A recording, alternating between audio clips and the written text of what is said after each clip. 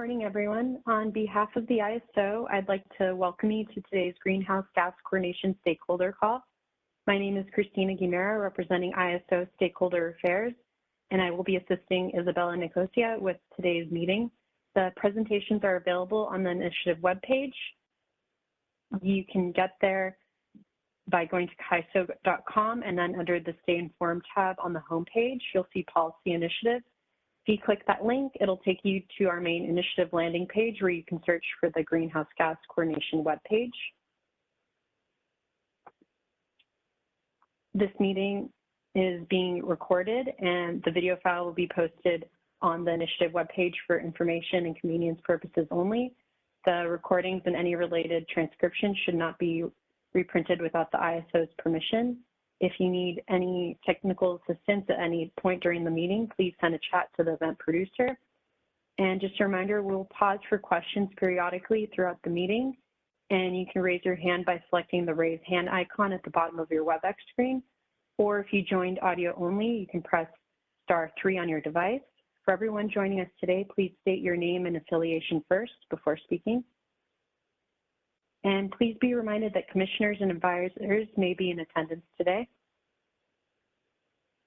And next, I'll pass it over to Isabella to go over the agenda. Great, thanks, Christina, and welcome everyone to today's working group.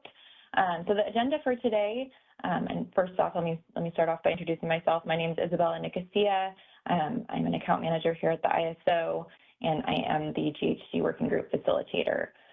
So the agenda for today, we're just going to go over the agenda, and then I'll turn things over to Commissioner Letha Tawney from the Oregon Public Utility Commission. She'll be joining us today to provide Oregon's perspective on emission tracking and accounting. And then once hearing from Commissioner Tawney, we'll hear from Doug Howe from the State Climate Action MOU Group. He'll be discussing some examples and mechanics of the emission-constrained dispatch approach that we discussed a couple working groups ago. And then we'll take a break and come back, and I'll cover some of the feedback we received from last month's working group. And then after lunch, we'll hear from Sylvie Spewak and George Angelides from the ISO on GHG price formation, and then George has some examples to walk through regarding the EDM GHG regulation model. And then we'll wrap up today's working group session with a presentation from Anya Gilbert from the ISO on the GHG counterfactual and cover next steps. So Christina, if we can go to the next slide, this just shows where we are currently at in the working group progress. So we're here under the assessment stage, just assessing some of the problem statements that we've discussed so far. So with that, I'm going to turn things over to Commissioner Tawney, and we'll get started on the Oregon perspective on emissions tracking and accounting.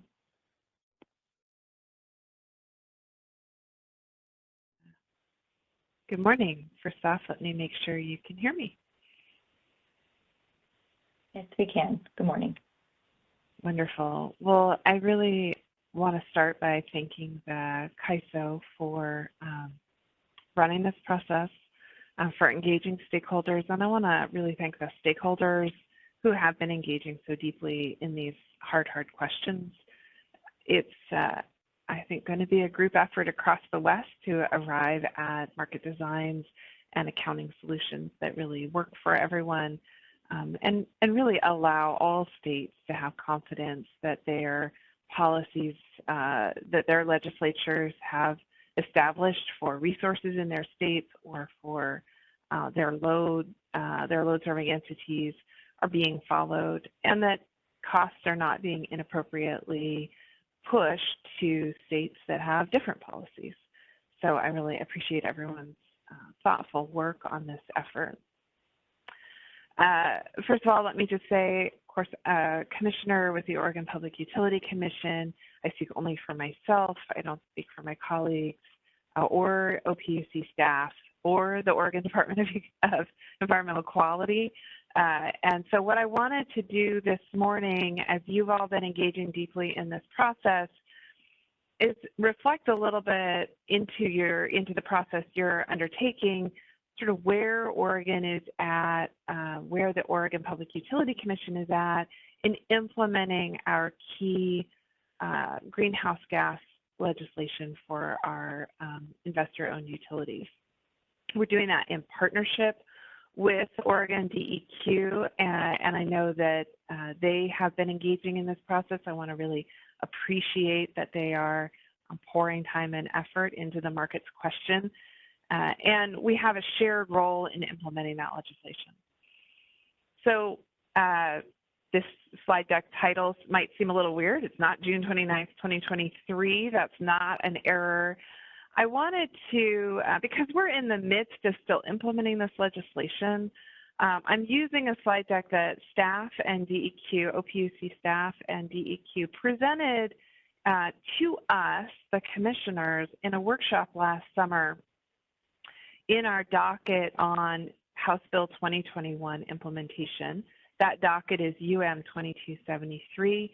You can find it on the Oregon PUC website in our eDockets portal. And I wanted to use this presentation because it's got some key slides that I think are useful in this conversation. It's in a public forum. It's been vetted. I want to note that we made some initial policy decisions coming out of that docket in order, I think 24002, right at the beginning of the year. We made some determinations about how we as the commission are going to treat compliance with HB 2021. Further decisions are still being worked, and appeals are in process. So, you know, these things are in constant flux and flow. But I thought this public presentation might be a good foundation for folks as you grapple with what does Oregon's law mean and how is Oregon striving to implement it in a consistent way and in a really thoughtful way to deliver what the legislature was intending with the law. So I want to recognize there's a bunch of extraneous slides in this slide deck, but it seemed like a good place to start since it was public and it was part of our decision making. And so for that reason, we're going to do some jumping around in the slide deck, which I really apologize to the meeting organizers for. So let's go forward one slide. I want to start with just walking through what the law means. And so let's jump forward a couple more slides to one more and one more. Okay. Let's jump into what the law means. So first off, HB 2021, which went into ORS 469A.410, I'm just going to call it HB 2021 for simplicity, requires the investor-owned utilities in Oregon to reduce emissions below designated targets. And we have to figure out whether they're hitting that target. Oregon DEQ figures out what that baseline number was. And the emissions are measured based on existing rules from Oregon DEQ. So Oregon DEQ has had an approach to emissions reporting that is very generation-based, very much smokestack-centered for more than a decade. And they built those rules up thinking about how CARB was doing rules and really taking their air regulator role and having a reporting methodology for what emissions were associated with electricity. That emissions process reporting process has coexisted with our RPS for all of that time. And so we think of the RPS as very load-based accounting. We think of, or when I observe Oregon DEQ's reporting, it is very generator-based, although HB 2021 doesn't use those words. Note that HB 2021 doesn't explicitly says in the legislative language, it can't be construed to establish a standard that requires the provider, the electricity provider, to track electrons customer. So we're not trying to do that. Okay, let's go forward one more slide. So the utilities provide their reports to DEQ. DEQ reports its finding to us using their methods, and then we decide whether between now and 2030, the utilities are making continual progress towards the goal, and then in 2030, have they hit 80% below the baseline? Really ambitious goal, I have to say. Okay, let's go forward another slide. Here you have in HB 2021 that real focus on what's the generator of the electricity and the emissions associated with it. And I'll say in the process of our final decision around this RECS question, we have decided, in part because of this clause, RECs are not required to demonstrate compliance. I know there's a lot of divergent views on that decision, but we really, as we read the statute, determined the legislature was not asking us to take RECs into account, but take that generator perspective on accounting. And let's jump forward. We're into some of the details. Okay, I want to jump to one more slide forward. Complexity is continued. So staff highlighted when they did their workshop for us, one of the things that HB 2021 explicitly says is align accounting methodologies with markets where possible. So really find a sweet spot, the way I would paraphrase this, find a sweet spot where you're getting the best out of what security constrained economic dispatch could generate, right? HB 2021 was written in the context of the EIM having delivered real benefits for Oregon customers, and also, you know, keep fidelity to what the legislature is asking for in terms of overall emissions reductions for Oregon IOUs. So there's this sense that HB 2021 is looking forward. EDAM was certainly in process in 2021, and the legislature was consciously saying, try to make this all gel if you possibly can. And so we've tried to take that really seriously in our process, in our internal process, trying to interpret the statute and think about what compliance looks like, making room for a world in which you have a day-ahead market and all dispatch is coming, all final dispatch decisions are coming out of the algorithm in, now we know from what our utilities have described, Folsom. When we took our decision in January of 2024, right, it could have been Arkansas or Folsom. Now we presume that's going to be Folsom. So, all right. I'm just trying to be very crisp here. So this is the, okay. So I know the CAISO will post these slides for you for folks who want to dig into it. There's a lot of great background on the DEQ rules that'll be useful in this process. All about unspecified and specified and so on, as well as several links. If we could jump to slide 24, I'm going to highlight for you guys, there's a page of links for those of you who want to, right there. Okay, these are all, at least in the version that's in our docket, these are still hyperlinks, and they'll take you to a great deal of resource around how DEQ works its methodology. The previous slides that we just skimmed through give you a lot of detail on what that looks like. For the purposes of this conversation, I just want to emphasize it's very much generation-based and then scoped to retail load in Oregon. I know that, again, that creates a sense that it's a load-based standard, and I understand the frustration in our decision in January, but here we are, trying to make a law fit into the larger world. Okay.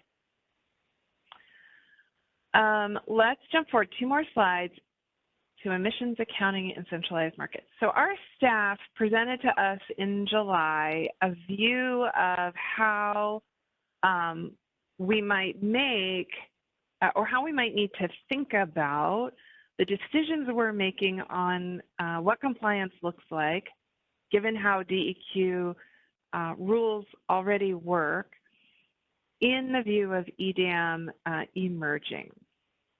And so because the law tells us we need to thread this needle, we spent a lot of time thinking about and educating our stakeholders on how security-constrained economic dispatch might integrate with this goal from the legislature of getting to zero emissions associated with retail electricity load in Oregon from the IOUs by 2040, which is ambitious. I'll say again, ambitious. We articulated, our staff articulated for our stakeholders why we might want economic dispatch. And I'll just say from my perspective as a policymaker, the idea of looking to the market to take all the machines in the West, or as many machines as want to be in the footprint of a particular market, and utilize those machines as efficiently as possible on a day-ahead and real-time basis is kind of all I'm asking a market to do. I'm not asking a market to make a bunch of capacity choices way ahead. I'm not asking a market to solve a missing money problem for investment with its market clearing price. I'm really thinking of this from a vertically integrated market perspective, use the resources that my vertically integrated IOUs have invested in, the contracts they've signed, the transmission they've built, as efficiently as possible. And that's, I think, a little different than what some people are asking a market in the East to do. I'm really asking the markets in the West, just take all the resources that we have procured or contracted for, including our transmission, use it as efficiently as possible. That's a first step. When we get further along, unpancaking transmission and all the rest of it is great. Right now, today, what I'm looking for is use the resources we've already spent money on or the resources we're going to build as efficiently as possible. Security-constrained economic dispatch lets us do that up until we get so constrained around it that we lose all that value. And so, I'm trying to find the sweet spot in my policy decisions between the constraints the legislature wants on the emissions associated with Oregon load and what security-constrained economic dispatch can deliver for us. So let's go forward one more step. In the context of that decision-making, I'm thinking a lot about how I am sitting as one state or two balancing areas in the construct of a larger West, which has balancing areas that have either voluntary targets or no targets, which is their state prerogative and needs to be respected, and capped states, or priced states. I sit between California and Washington, who are pricing emissions, and so inherently drawing significant clean energy to them and leaving a dirtier mix sort of behind. And so how do I sit in a market footprint and use that security-constrained economic dispatch efficiently while sitting next to states that are pricing emissions? Nobody's ever done that. That's a challenge that I think is before you as a working group, is how do we make this really work to deliver as much benefit of security-constrained economic dispatch as possible for everybody, while also recognizing I have to have zero emissions by 2040. Not low, but zero. Aside from a reliability off-ramp, I really have to have zero by 2040. And not necessarily on like an annual toting up, that's not how the DEQ rules work. The DEQ rules aren't an annual REX kind of accounting. They are a generation-based, what came out of the smokestack kind of accounting. And so that is really different for what zero means. Okay, one more slide, getting into the meat of it. I appreciate your patience with this approach of using a slide deck that's not purpose-built. So our staff reviewed with us that today, Oregon utilities dispatch their resources from their own control center. This is a bit of a smidge, right? This is a fudge. They do their day-ahead setup today. They have their own control center, and truly, for the most part today, they're actually taking dispatch decisions from the CAISO for every machine that they operate. But those dispatch decisions largely take the day-ahead setup and do a 15 and 5-minute optimization. If we're honest, every dispatch decision for 80% of the West is coming out of Folsom today already. But the BA's control center does the day-ahead setup, sends that schedule to the CAISO, and largely controls what resources run when. And it's just that 5 and 15-minute optimization that the algorithm in Folsom is really doing and changing on. When we go to EDAM, that's totally different. That's totally different. In EDAM, the balancing authority says, here's my load, here's all my machines, here's all my transmission, here's all the pricing. You, algorithm, figure out what the optimal resource day-ahead setup is for the whole footprint. And then you tell me whether I need to warm up my gas plant or I don't need to warm it up, or whether I'm going to be able to rely on the batteries in California tomorrow or not. And also then keep optimizing right up to the 5 and 15 minutes.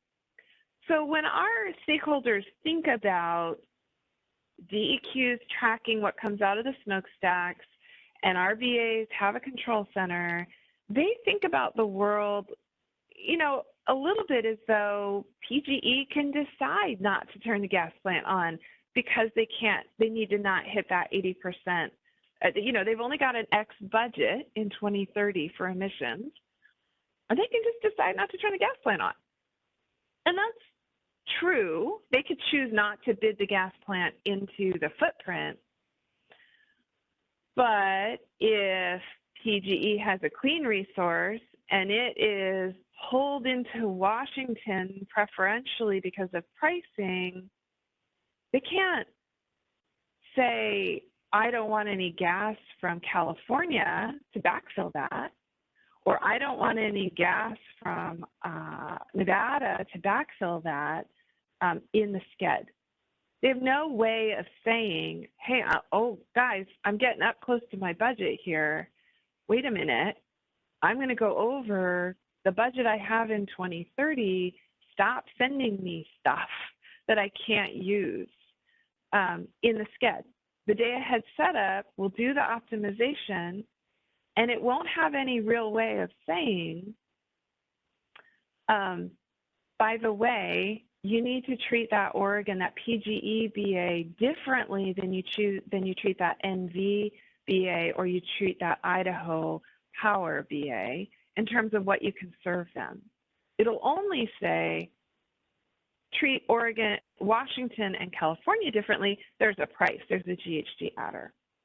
And this is a challenge, right? When they hand over that control, our stakeholders are accustomed to assuming they can decide which machines run, and they can turn on, they can you know, hold at bay any imports that don't fit our GHG rules. When we go to the optimization, we lose that opportunity. Let's go forward one more. So this slide just articulates what I just said. And I think there's an assumption, because of how the world has worked, that zero marginal cost renewables are going to sort of win that dispatch conversation 9 times out of 10. And so we're not going to get served gas from somewhere else. And I think the challenge we have is that in addition to sort of this real paradigm shift in how day-ahead setup happens and optimization happens, and what boundaries a BA is going to really be able to set on what gets served to them, I think the other challenge is when we get to those higher constraints, those smaller GHG budgets for the year, it is not a given that a zero emission resource is going to be a zero marginal cost resource or even a low cost resource. Think about if we're relying on, we're trying to get clean hydrogen optimized in the market versus natural gas.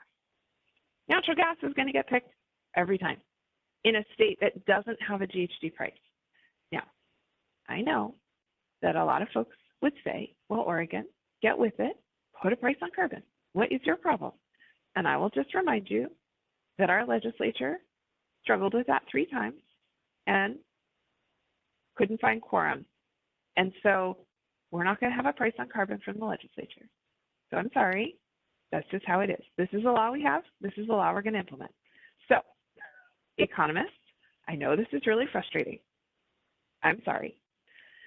Now we have sort of this challenge around what happens when you have something that isn't zero marginal cost. You could place it in the market as a price taker. Let's go forward one more slide. You could always place it as a price taker, for sure. Self-schedule it, absolutely. At some point when we get to 2040, you can envision a world where RBAs are essentially having to self-schedule everything. And then we've lost all the value of the SCED. And we've not lived up to the law. And so we're trying to walk this tightrope of, I want the optimization. I want the optimization both for everyone else's customers. I want the optimization for Oregon customers. I want the optimization so that we can make the most of the variable renewables.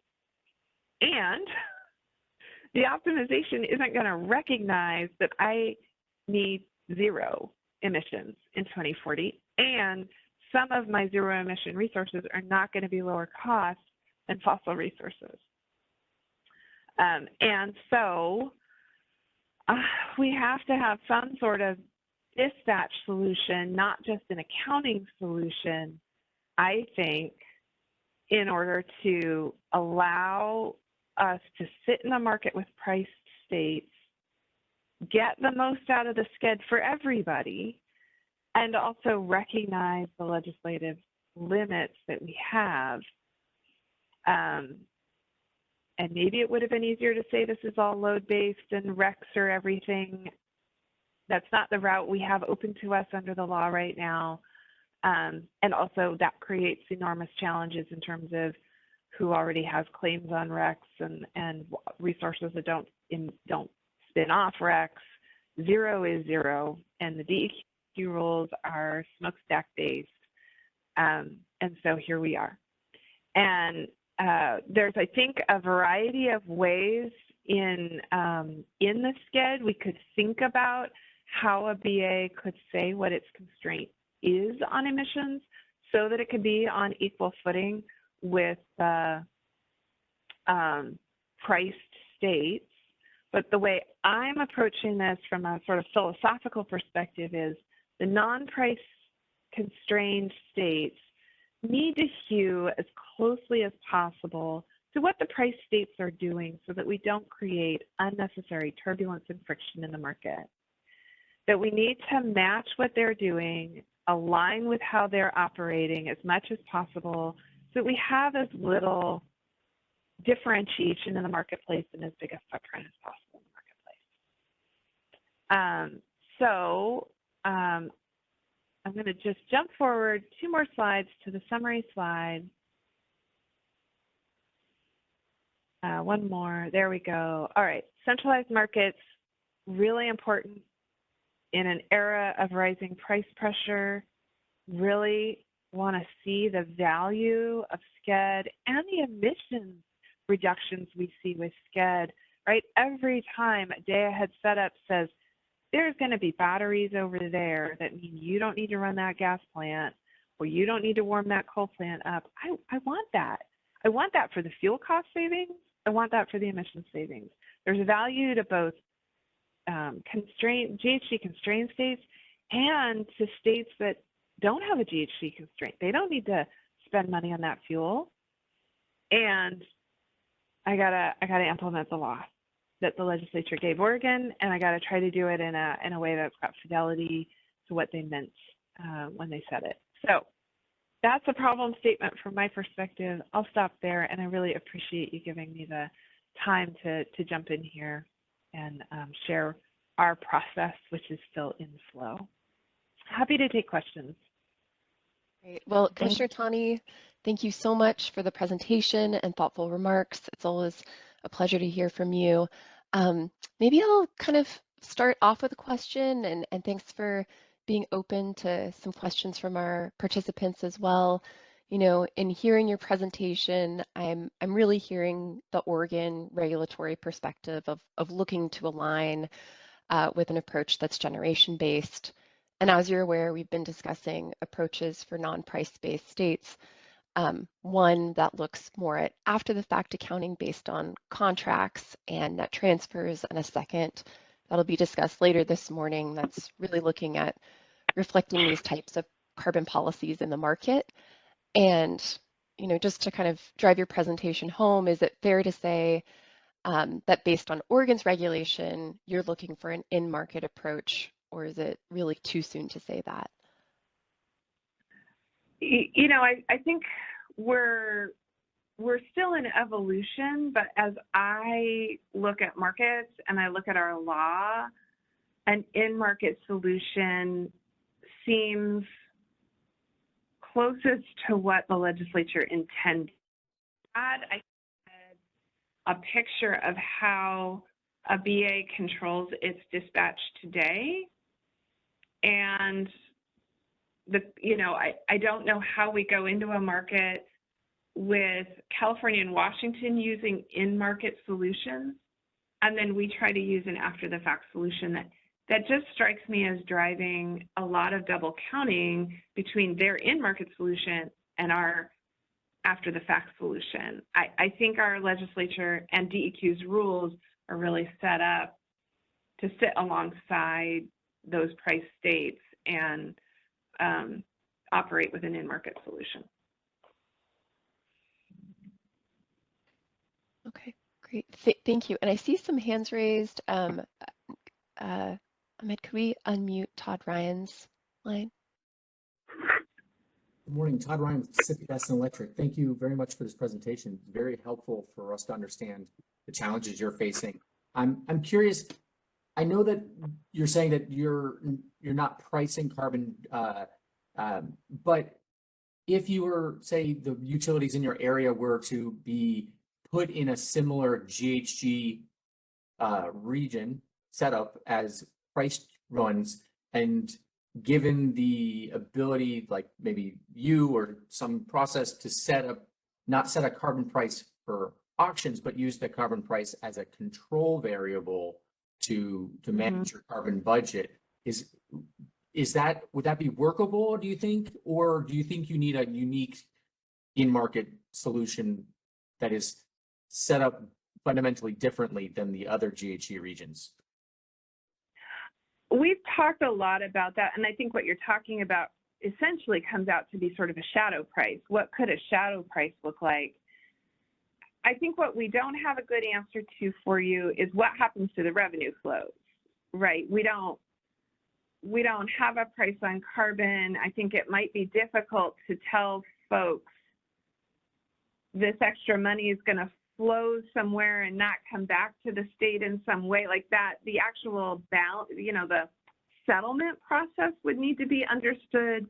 But I think in working with Doug Howe, thinking about a shadow price to drive the dispatch kind of ends up where we're at. Some sort of constraint, kind of like transmission creates a constraint that shows up as a congestion price, as opposed to I think what's tricky is we can't sort of necessarily administratively set that price. I think there's some questions about whether FERC would let us administratively set that price as opposed to let the constraint discover the price, if that makes sense.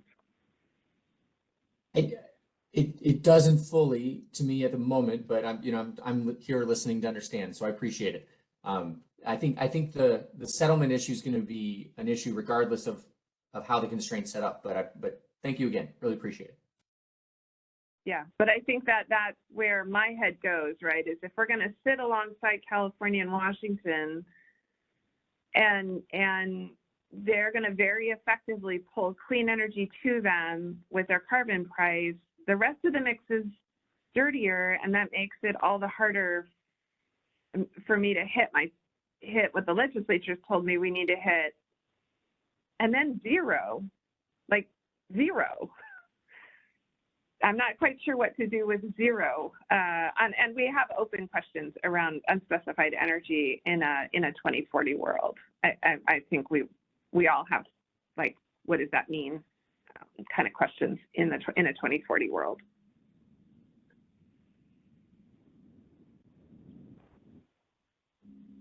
We have another question from Mary Winke.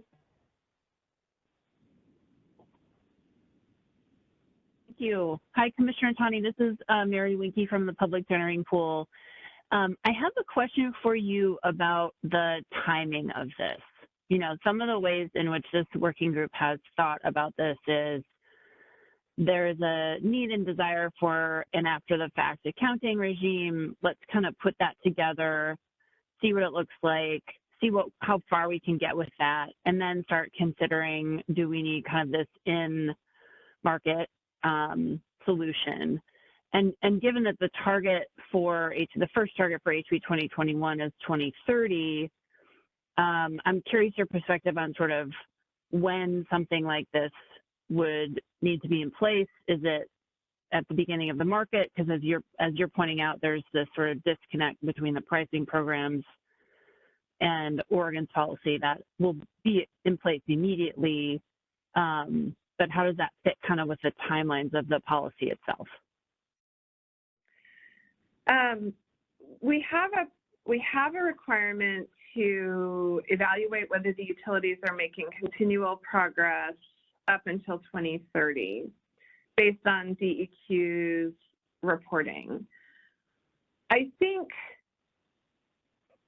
there's likely a lot of space to think about that in a fulsome manner as opposed to a highly pedantic manner, right? The law doesn't say it has to be linear. The law doesn't have to say it has to be, the law doesn't say much about what continual progress looks like. So I feel like we have a lot of room to think holistically, and right, entering a market is a key part of making this legislation work at all.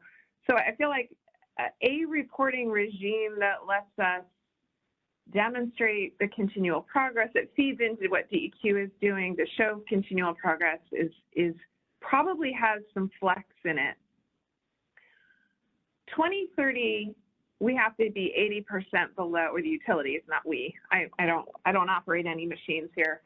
The state, the IOUs have to be 80% below the baseline. That, from what we've seen in the clean energy plans, that is highly constraining over the way they operate today. And I suspect, based on that, an in-market solution has to be in place for the 2030 year, you know, by 12/31/29. Because I think it will be difficult to hit the numbers without it. And my caution would be any reporting regime that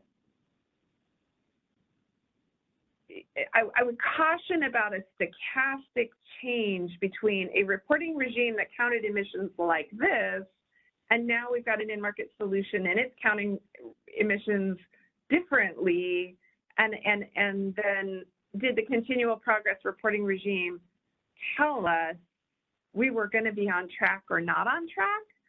And And so I think the two have to be linked up, or the reporting regime has to look forward and be telling us something meaningful about whether we're going to be able to do what's required in 2030, or that transition moment between 2029 and 2030 is going to be really messy.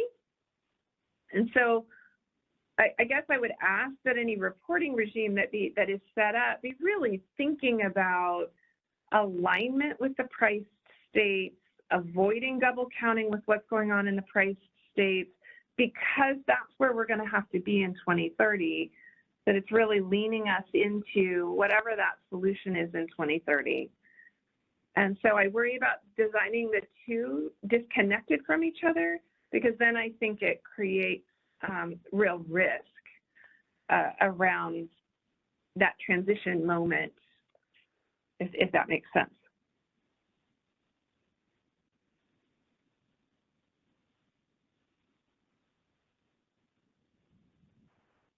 We have another hand from Callie Wells. Hi, this is Callie Wells with WPTF. First of all, I really appreciate your presentation and taking the time to join this working group today.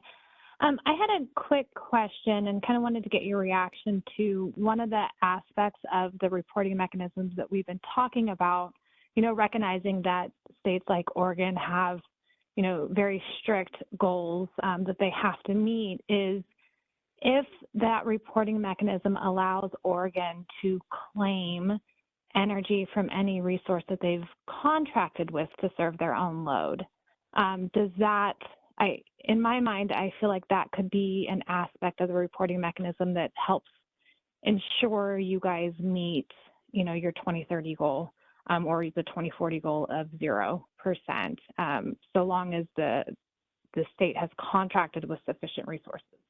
I was curious what your reaction is to that, and whether or not that would be something that gives you guys a little bit more confidence in maybe going down a reporting mechanism route.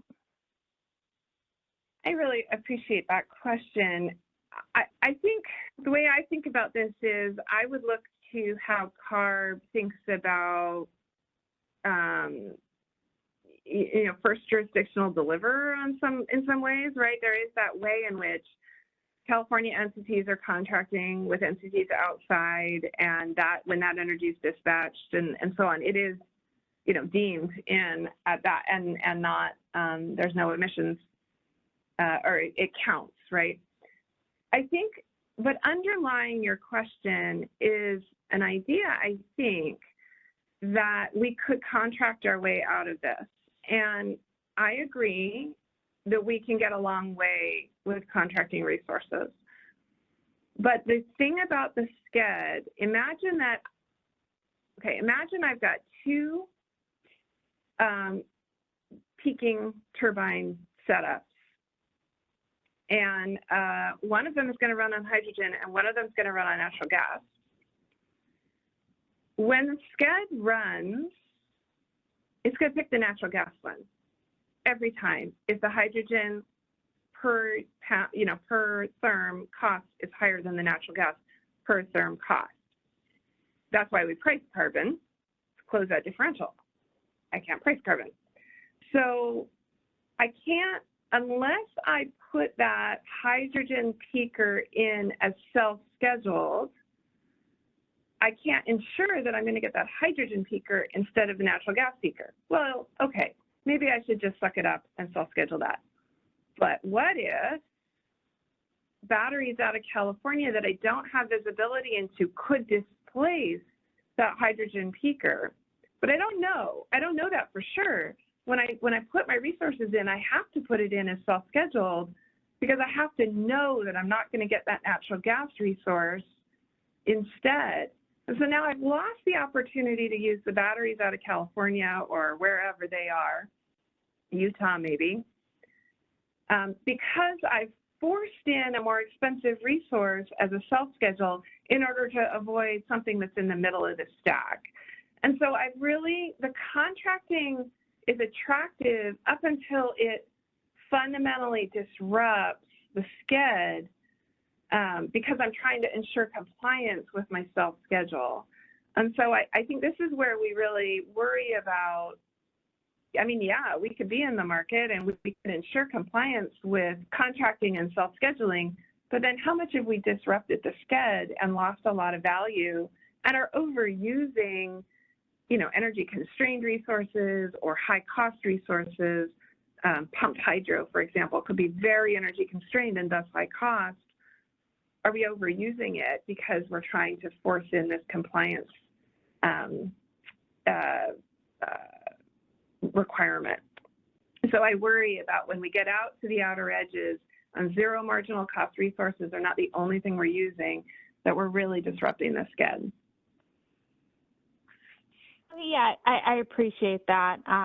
And obviously we don't want anything that kind of disrupts the sched from reaching that, you know, the optimal dispatch. I think when we were thinking through the reporting route, that was kind of one of the benefits, is because it doesn't interfere with the optimization itself, but still provides that ability to claim the energy from those clean resources. So I appreciate your reaction to that, and definitely the edge cases are things that we need to think about.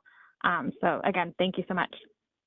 Yeah, I think the problem is, what if that clean resource doesn't get dispatched enough over the year to cover me, right? If it doesn't get dispatched enough to cover me, then there's nothing for me to claim on the other side, on the outside, you know, afterwards, and so then where am I?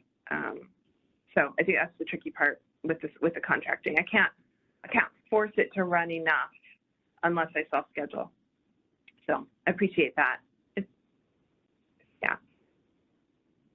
Anya, I know you're tracking your time as you need for your agenda, so you just let me know what works best for your agenda. Yeah, we're doing great on time. I realize we have gone far over the time that we requested for you and want to have some time for Doug Howe as well. I do, you know, still see those hands from Kelly and Mary, but maybe they're old hands. And maybe just to check on that, it looks like they were old hands. So Commissioner Tawney, thank you so much for this thoughtful presentation and kind of the dialogue with market participants on Oregon's program and thoughts about reporting and what might be needed in the market in the future. So thank you again and have a great rest of the day. Thank you for taking the issue up. I really appreciate it. And I really want to appreciate all the hard work Doug Howe's been putting into thinking through how we might have an in-market solution that aligns with the price states and doesn't shift costs to the non-price states inappropriately. So I want to appreciate all of his good thinking on that. So thank you for taking up our problem. We're excited to see the benefits of the SCED and appreciate the CAISO staff really engaging the question with us. Absolutely. Thank you so much, Commissioner Tawney. All right, well, that leads us into our presentation from Doug Howe from the State Climate Action MOU Group. He'll be discussing the mechanics and examples of the emission-constrained dispatch approach that we discussed a couple working groups ago. So at this time, I will turn things over to Doug. Okay, just doing a sound check. Am I being heard? Yes, we can hear you. Okay, great, thanks. Well, good morning, and thank you again for the time to come here and discuss this particular in-market approach.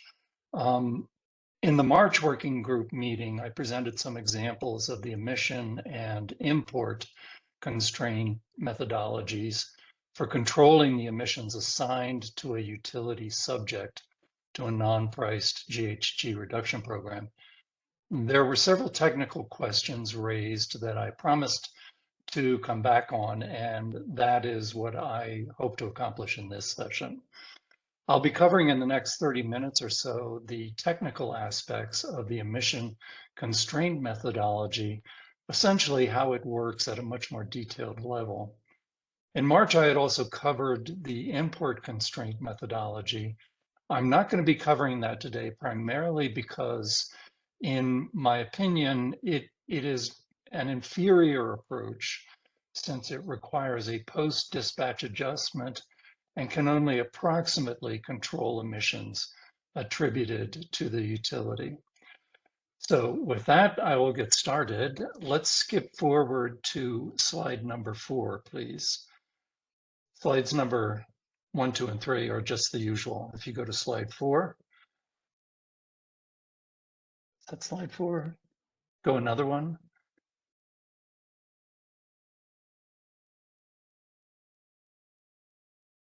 And another one. There, that's it. Back one.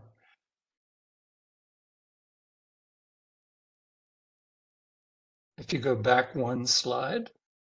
Oh, nope, back one. There we go.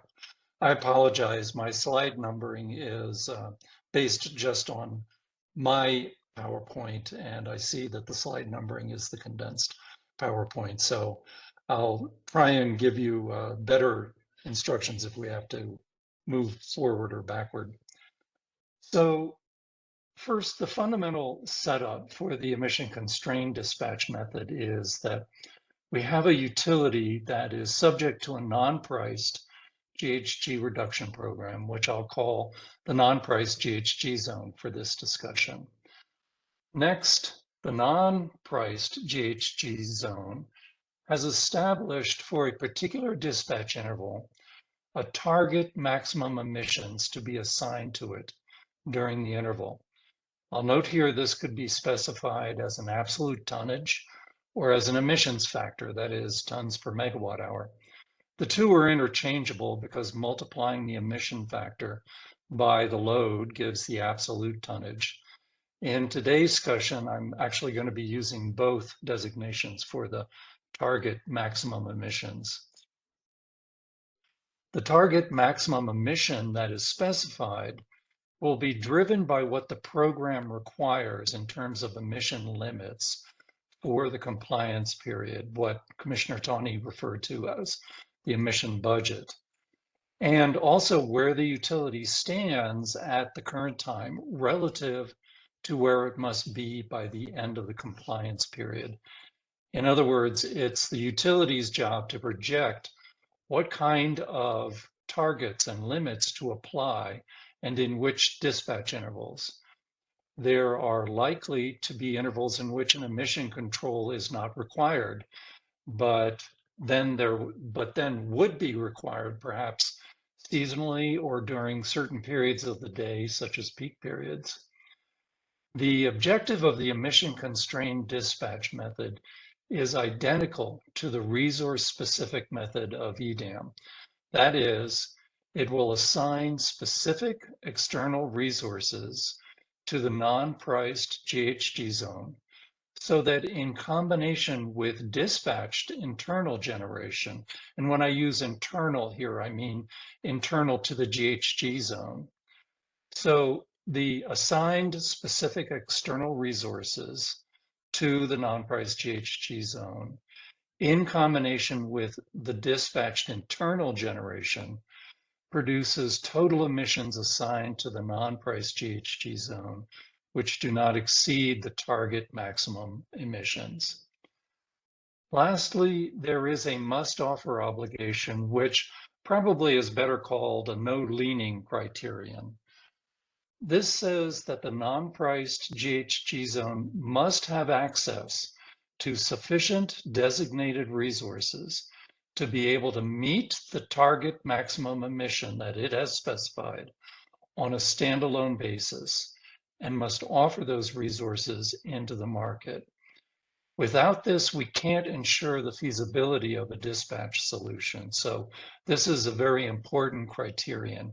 And I think it goes to the point Callie was discussing, that the subject utility is going to have access to those contracted or designated resource to be able to meet the target maximum emission that has been established for it as though it were on a standalone basis. If we go to the next slide, please. I'll work through the details of an example. The setup is two balancing area authorities. The left-hand side, BAA, is the non-priced GHG zone. with a load of 350. It has 3 generators, and their characteristics and offers are shown in the table there in green. On the right-hand side BAA, we have a load of 750 and 5 generators as shown in the table in blue. For our discussion, the amount of transfer capacity between the two is effectively unlimited. Go to the next slide, please. So the first step is to make sure that the non-price GHG zone is not leaning. The non-price GHG zone has set a target maximum emission of 133 tons, which is equivalent, using 350 megawatt hour load, it's equivalent to an emissions factor of 0.38 tons per megawatt hour.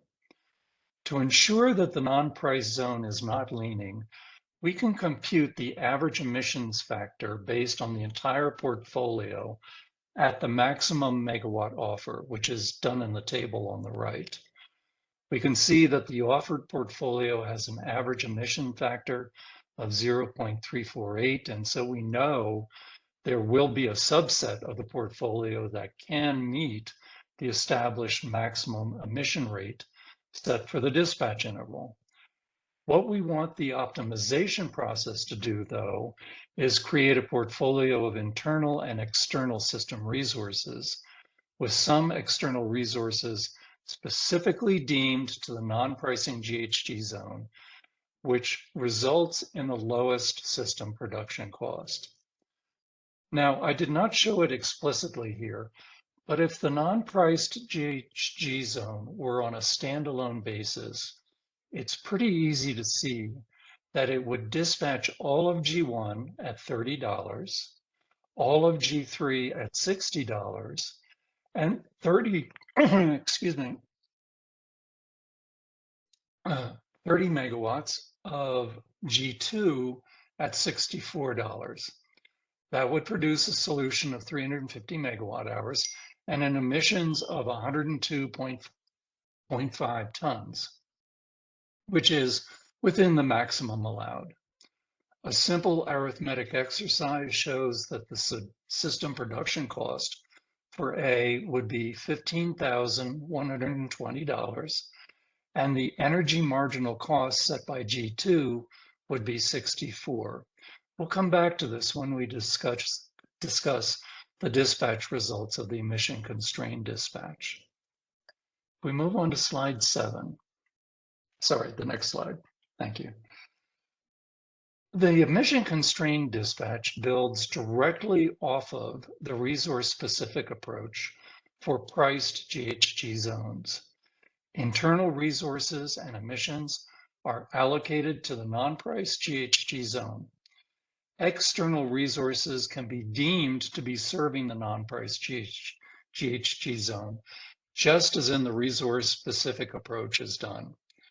Emissions associated with deemed external resources are assigned to the non-priced GHG zone. Finally, the total of internal emissions and deemed emissions cannot exceed the target maximum emissions set for the interval. Next slide, please. The objective function, which is what we're trying to minimize, looks almost identical to the resource-specific version of the objective function. The only difference is in that middle term there that has the summation over A sub I. In the resource-specific version, the deemed generation, which is designated by the variables A sub I, would be multiplied by their respective GHG adders. In the emission constrained version, we don't have a GHG adder because we don't have a GHG allowance price. So what we do is multiply it by a nominal value, in this case, 1/10 cent, which will force the optimization to optimize those decision variables. In all other respects, the objective function is really the same as it is in EDAM's resource-specific version. We move on to slide 9. Sorry, next slide. The constraints that we're going to employ in the emission-constrained dispatch are the same as the resource-specific approach, but with a single additional constraint added. First, all internal dispatch generation will be assigned to the non-priced GHG zone. Second, the deemed generation from an external generator cannot exceed its total dispatch. Third, dispatch deemed to the non-priced GHG zone cannot exceed the net transfers from the external BAAs to the non-priced GHG zone. Fourth, the sum of the internal generation and the deemed generation must be at least as great as the load of the non-priced GHG zone. I will note that it is the shadow price of this constraint which creates the GHG marginal price in both EDAM's resource-specific approach and in this, the emission-constrained dispatch approach. Fifth, we employ the power balance constraints for all BAAs. This says that for all BAAs in the market, the internal generation plus imports to the BAA minus exports from the BAA must equal the BAA's load. And lastly, we come to the one difference between resource-specific approach and emission-constrained dispatch approach, and that is the emission constraint itself. This says that the total of internal emissions and deemed emissions must not exceed the target maximum emissions specified for the interval. If this constraint does not bind, then the GHG marginal cost will turn out to be zero. We go to the next slide, please. So let's turn to the actual dispatch results we get from this example when we run the emission-constrained optimization. We see that generator G1 was fully dispatched, and then portions of external generators G5, 6, and 7 were deemed to be serving A. Our total emissions is tabulated in the right-hand column, the final column, and we see that it came out exactly at the maximum specified, which means that the emission constraint was indeed binding in this example. Let me pause here for a moment to point out what's actually happening here. Back in slide 6, we calculated that the non-priced GHG zone was not leaning and could produce a dispatch solution on a standalone basis that would not exceed the targeted maximum emissions of 133. That standalone solution produced a system production cost for the non-priced GHG zone of $15,120 and an energy marginal price of $64. If we go through the same simple arithmetic calculation here, we will see that the production cost for the non-priced GHG zone, which is the actual system cost of the internal generation and the deemed generation, that was $12,776, or about $2,300 less than the standalone solution's production cost. So what we've done is run the emission constraint dispatch, allow it to optimize over a much larger set of generators, and it produced a solution which met our emissions constraint, but at a lower cost than would have been the case if the non-priced GHG zone had been on a standalone basis. So what is happening to the marginal costs? If we go to the next slide. And Doug, it looks like we do have a hand raised. Did you want to hold those until the end, or did you want to take that now? No, we can take questions now. Okay. Callie, go ahead. Yeah, hi, it's Callie Wills with WPTF. A couple quick clarifying questions on your proposal before we get into the details of these numbers. So on the deeming of taking a resource that's external to the non-pricing area and deeming it to serve load in the non-pricing area, do you envision that this proposal includes that resource to actively be willing to be deemed to that non-pricing area, just like today, you know, resources outside of a GHG region have to be willing to be deemed? So I think, Callie, that's a really good question. And I would call that a policy question rather than a technical issue. I've assumed here that, you know, they have not, that there hasn't been an opt-in, opt-out as there is in the resource specific approach. If I'm, you know, offering an opinion, rather than talking about technically what's required, then my opinion would be that there would probably be an opt-in, opt-out, just as there is in the resource specific approach. Okay, no, I appreciate that one. And then my other clarifying question is maybe the answer is along the same lines, is whether or not this proposal includes kind of a baseline or counterfactual approach that the GHG pricing design has today to kind of limit the deeming to amount above this counterfactual dispatch level. So I'm going to guess maybe the answer is the same. It's a policy question. It's a policy question. Yeah, you're absolutely right. It can certainly be done that way. And in the interest of, aligning this approach as much as possible with the resource specific approach, it would probably be a good thing to do. I simply haven't incorporated that in the work so far, but it wouldn't be difficult to do so. Okay, great. Thanks so much. Okay, so here we are at the financial settlement, and just like the resource specific method for the price states, the financial settlement here works the same way. If you look at the topmost box, you'll see the energy marginal costs, which are mislabeled as the LMP. So please mentally insert energy marginal cost where you see LMP there. The energy marginal cost for the non-price GHG zone is $41.13.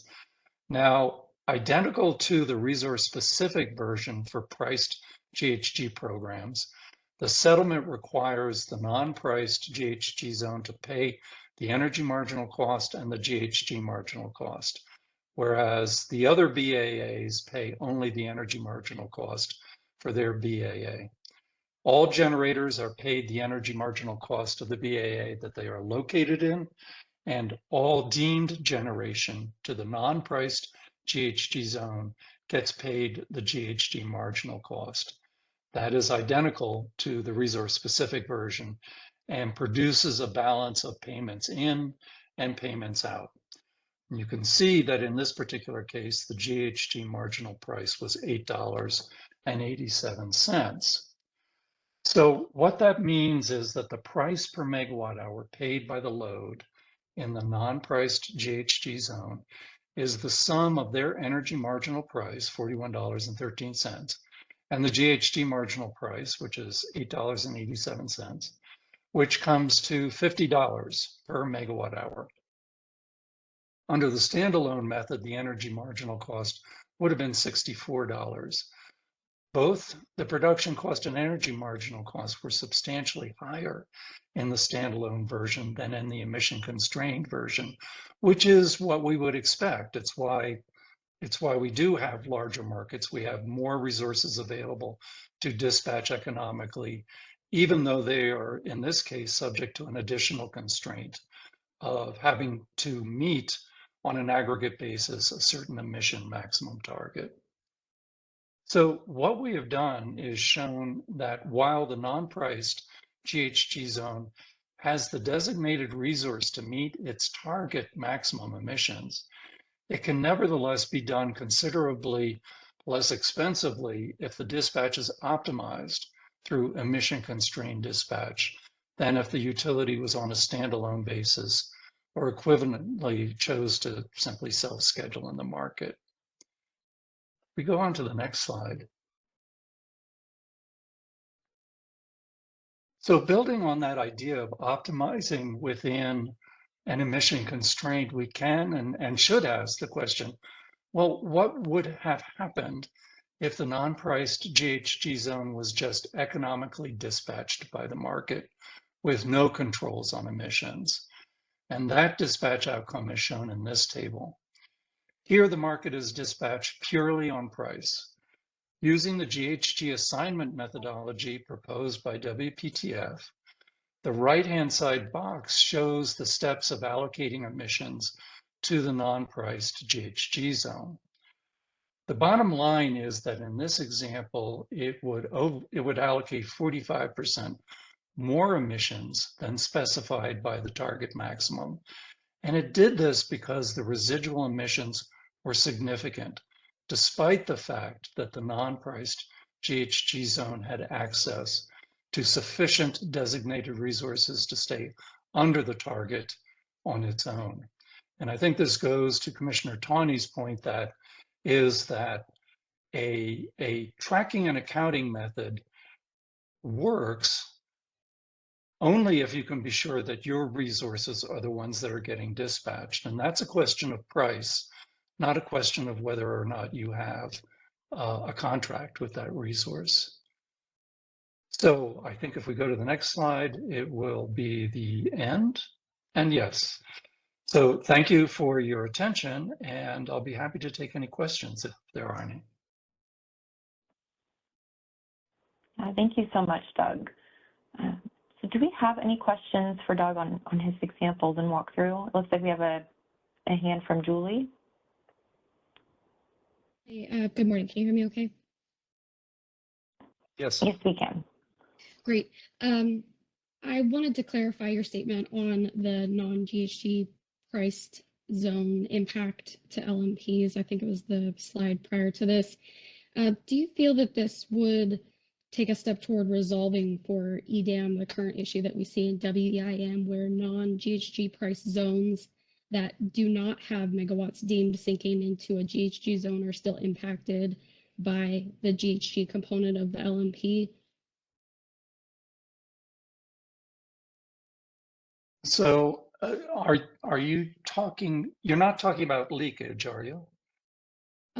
I don't know what label to call it specifically. I'm still relatively new to the WEIM landscape, but we do have solar resources, for example, that because some other WEIM entity is like as a whole importing into the state of California, that we are assessed a GHG component, which actually artificially lowers our LMP at a solar resource that doesn't, I mean, obviously have any GHG.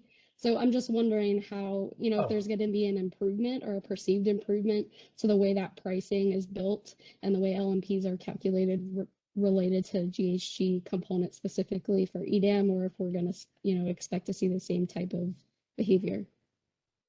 So the short answer is you'll see the same type of behavior. But the reason is because it's based on marginal pricing. And marginal pricing, by its very definition, awards to any dispatched resource the marginal price, irrespective of what their actual operating characteristics are. So yes, you know, as we will see with Washington, as we do see with California, the GHG marginal price is awarded to any resource which is deemed to the non-priced GHG zone. Even if that resource has no emissions, it gets that GHG marginal price. And the reason is, I think the way you can think about it is that it recognizes an opportunity cost for that particular resource, that it is providing, whether it's California, Washington, or a non-priced GHG zone, it is helping to provide the ability of that zone to meet its requirements under the law. And there's an opportunity cost for that. And that's reflected in the GHG marginal price. That's just kind of my, you know, getting up on the bandstand and ranting a way of thinking about that. Thanks for your perspective. We have another hand from Alyssa Casewater.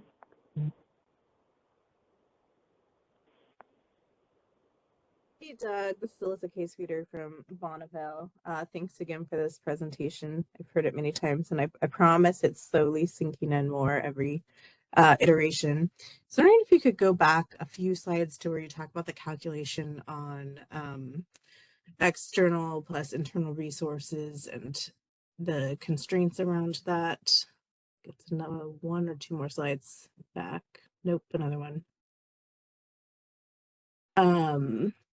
Yes, so I think I'm generally wondering how you think about figuring out what is internal generation to the GHG pricing area versus external, which is a little bit different than with a pricing program because it is the entirety of the state generally. So is it a market participant level, BAA level, identification of what's internal versus external? I'm just curious when I think about a state like Oregon, where not all of the retail utilities in the state are subject to the program. Yeah. Hi, Elise, and thanks for the question. It's a good question. The non-price GHG reduction programs are, I think, as Commissioner Tawney pointed out a few times, that they're, curiously generation-based, but they are applied to a particular load-serving entity. Now, in most cases that we see in the states that are affected, the load-serving entity is also a BAA. So I think that the short answer is that this applies to a BAA.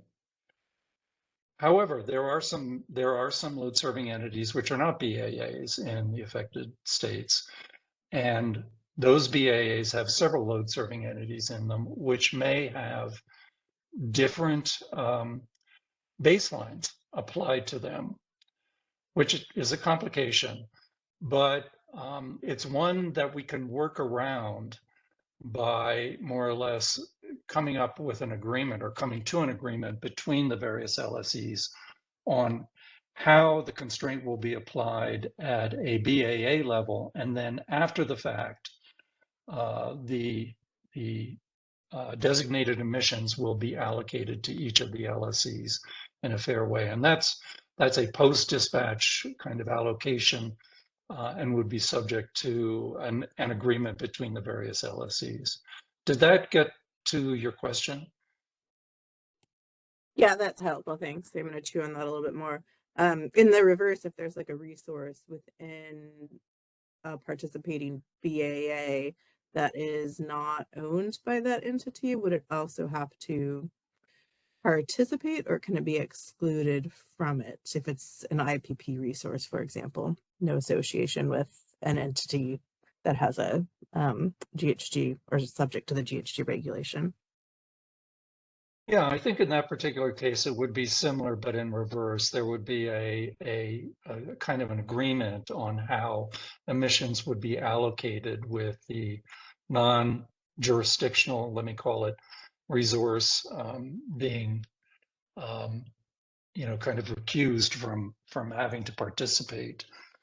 The way EDAM, and I think the reason it kind of has to be done that way is because the way EDAM is constructed at this point, power balancing is done at the BAA level, not at the LSE level, at least as I understand it. And yet these programs are done at the LSE level. So when there's not a one-to-one alignment between the BAA, its resources, and the LSE, then you have to have some kind of agreement on how, on a post-dispatch basis, you're going to split up the allocated emissions.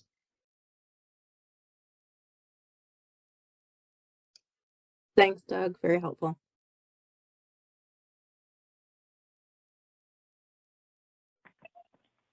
Okay, do we have any other questions in queue? I do see a question in the chat from Bonnie Blair asking if the illustrated approach can be applied to resources with respect to several BAAs subject to different GHG targets or limitations. Yes, we did run some, early on, we ran some simulations where we put in, joint owned or multi-jurisdictional resources, joint owned resources and multi-jurisdictional resources. And it's certainly possible to do it. Again, part of it is kind of, at least in the case of multi-jurisdictional resources, it's kind of subject to an agreement between the different jurisdictions on how they will, how they agree that emissions will be allocated between the two.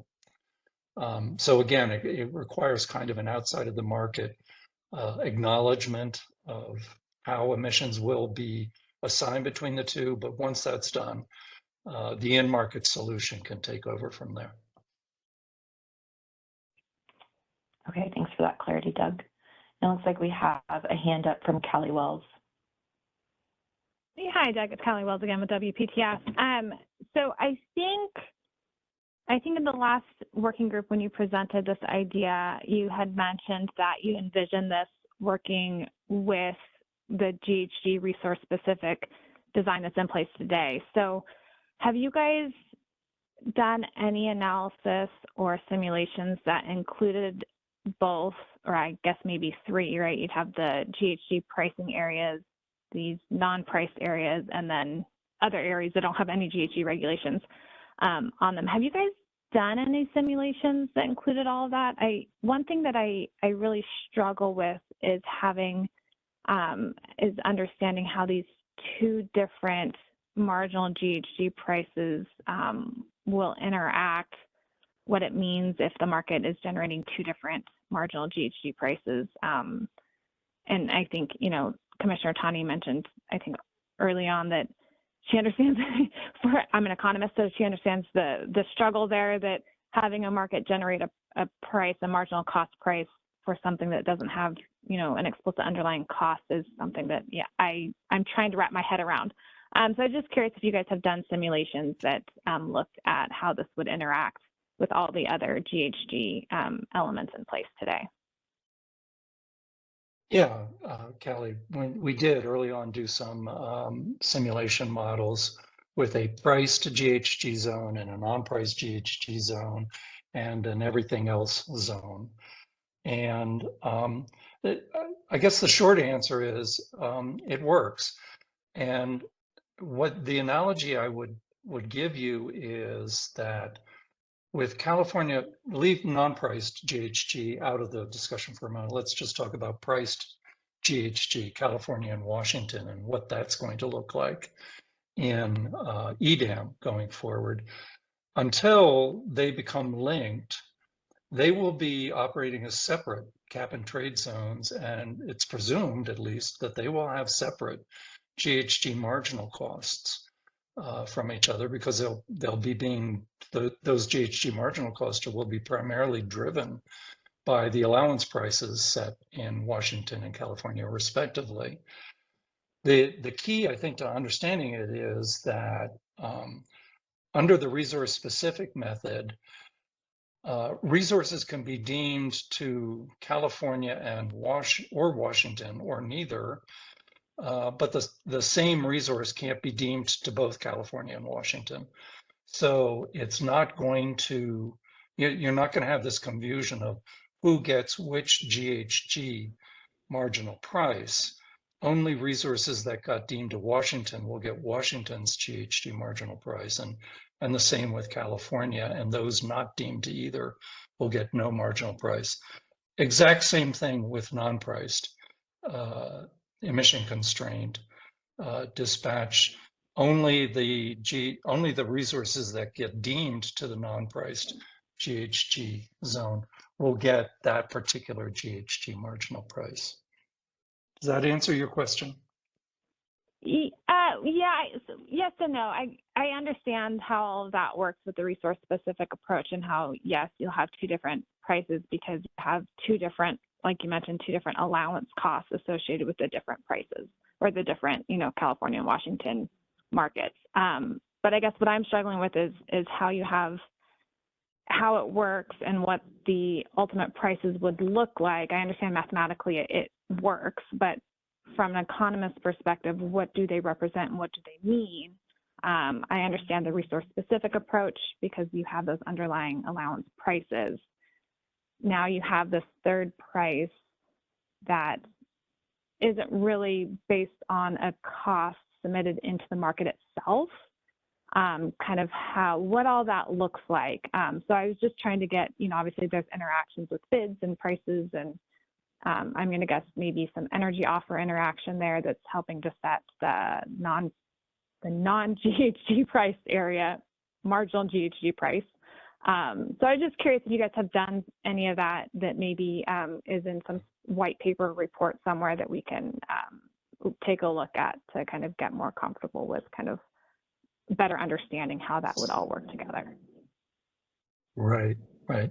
So yeah, the GHG marginal price and the non-priced GHG version, that's a tongue twister, I'll agree. I know, sorry. The GHG marginal price in the non-price version, it arises from this, what I would call a load sufficiency constraint. And maybe if, can we go back maybe 4 slides? There, that's it. Yep, that's it. Okay. If you look down at the 4th constraint, the load of A must not exceed, the load of the non-price GHG zone must not exceed the sum of internal and deemed energy to it. It is the shadow price of that specific constraint which creates the GHG marginal price. It does so in the priced version, and the same constraint in the non-price version creates the marginal price there. And it's only non-zero in the event that trying to deem enough generation into the non-price GHG zone causes the emission constraint, this constraint, to bind.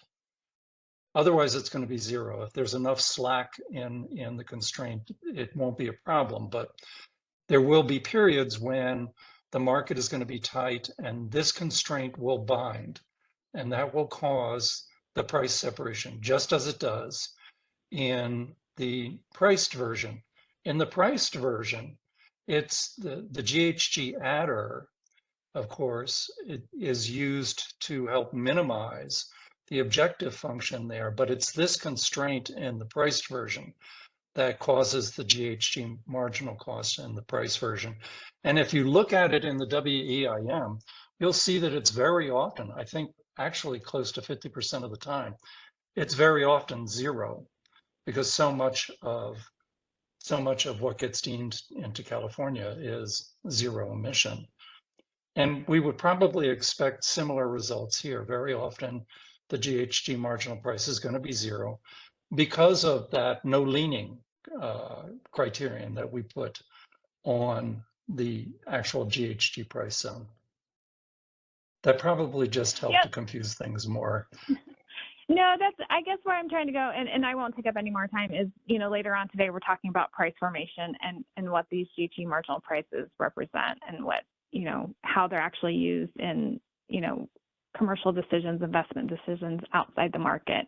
So I was just trying to figure out and wrap my mind around how and what this type of marginal price would represent and how it would potentially impact those decisions. Just because, our conversation later today is talking about price formation, and that's a very important aspect of a nodal market. So I appreciate that, and maybe we can connect offline to see if we can talk a little bit more into the details, but I don't mean to take up any more time here. Thank you. Sure, that would be great. We have another hand in queue from Lindsay Schleckaway.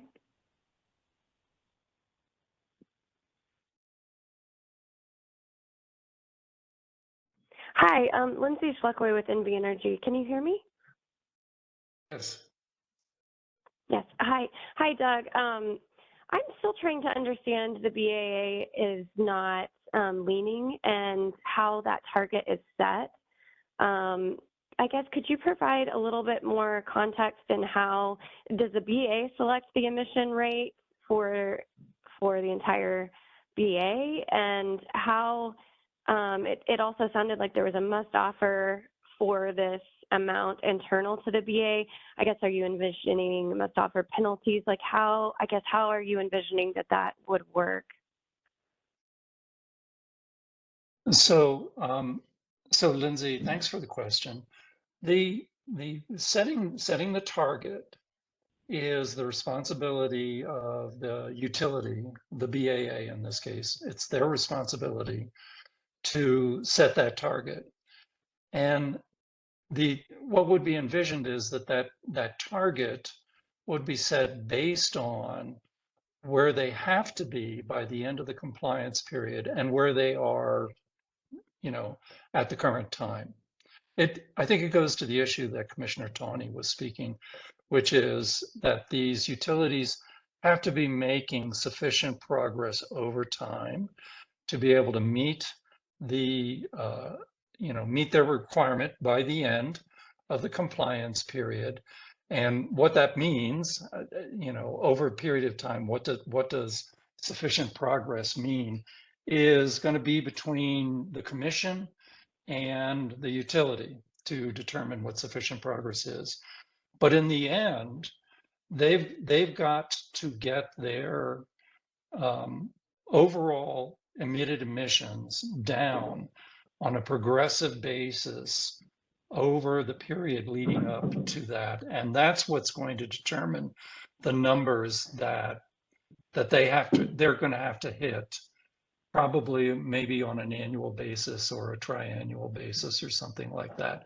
And that will drive these emission factors that they're seeing.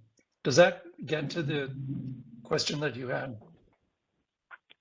Yes, I think that's helpful. I was just trying to determine if it was set based on the requirements, I guess, that are imposed, that are the state requirements, or if it's more of a theoretical calculated number. And I wasn't sure if setting this would, I'm still digesting everything, and so I'm just not sure if setting this would give the BA any sort of power within the market. And so I was just trying to think through all of that, and then kind of how the must offer, you were thinking how that would work. So I think your question is, the really relevant one there is, how much freedom does the utility have in being able to set this number? And Yes. That's a policy issue. But I think the correct answer is there has to be guidelines around it, because this number could certainly be abused. It could be used to drive prices higher or lower, or almost anywhere you wanted. So there would have to be guardrails around this. And what would be envisioned is that the guardrails would be established in conjunction with the relevant air or utility regulator, or both. And it would, within those guardrails, the BAA would have the opportunity to set the right number, but they couldn't go outside of the guardrails except perhaps in exceptional circumstances. Okay, thank you. This is very helpful. Thanks.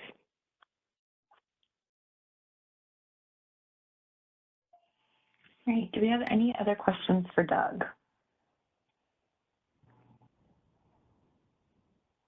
All right, well, we are right on the agenda. Thank you so much, Doug, for your presentation. And before we break, I just want to, acknowledge that when we first started the working group, our focus was really addressing principles, problem statements, and prioritization. And as we've gone through, we've found that it is helpful to get into these preliminary solutioning discussions. And so we are interested in and encourage the working group's feedback on, if this solution should move forward to policy development, just so that we can begin to flesh out some of those policy questions that Doug flagged. So some food for thought today, and we're interested to hearing your feedback and written comments. So with that, that brings us to our break. Let's go ahead and take a 14-minute break and meet back here at 11 a.m. Pacific time.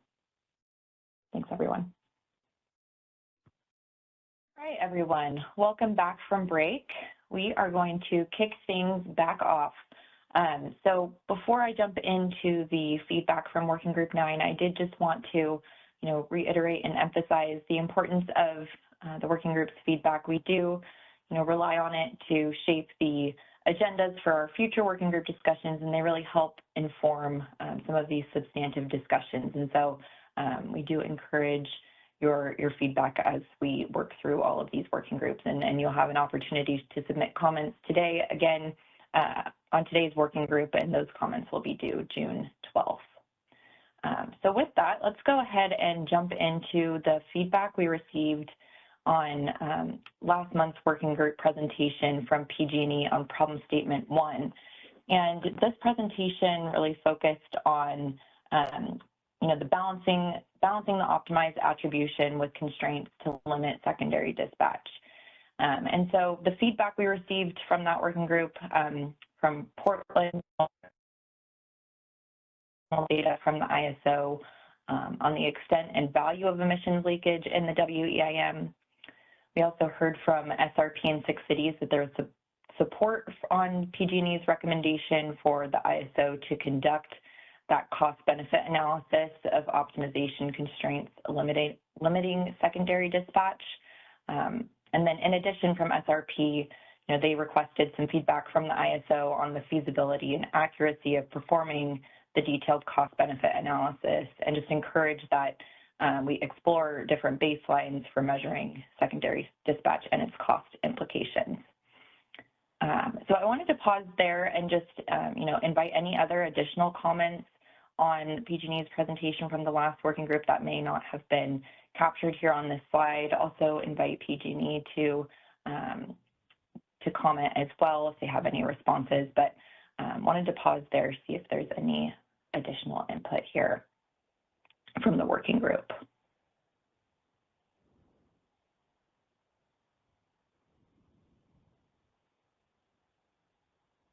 Okay, all right, well then we'll move to the next slide. Okay, so this slide here summarizes the feedback that we received through comments on WPTF's presentation on problem statement 4, which focused on that GHG price formation, which we will also be discussing further today, this afternoon, that will hopefully inform some of these comments that we received. So from PacifiCorp, they were just seeking some clarity on what advantages would be gained through the enhanced transparency of splitting out that marginal GHG component. And then SRP supported further discussions on the interpretation of the marginal GHG component and then options to enhance transparency. So again, I'll pause here to see if there's any additional feedback that maybe the slide hadn't captured, or if there's any additional comments from WPTF. And again, we'll discuss this topic further this afternoon.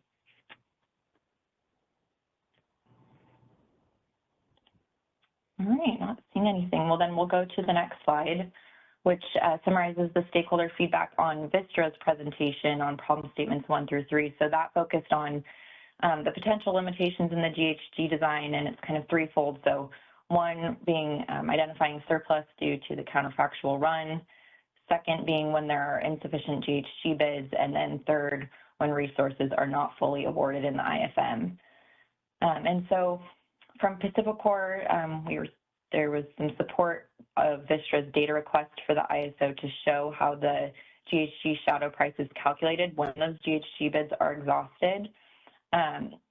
Portland, they stressed the importance of not disadvantaging market participants in those non-priced GHG cap states.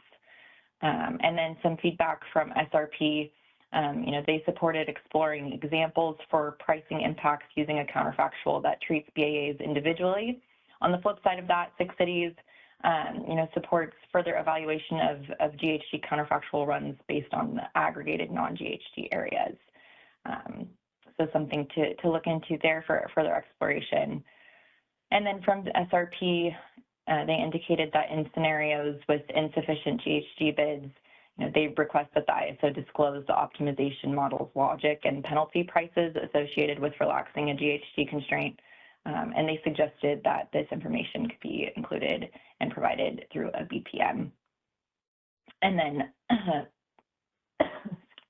excuse me, they supported additional discussions on solutions for resources not fully awarded in IFM. So I'll pause here again and see if there are any additional comments on this presentation. And I don't think we have Vistra on the line today. I didn't see Kathleen, but again, I'll pause here.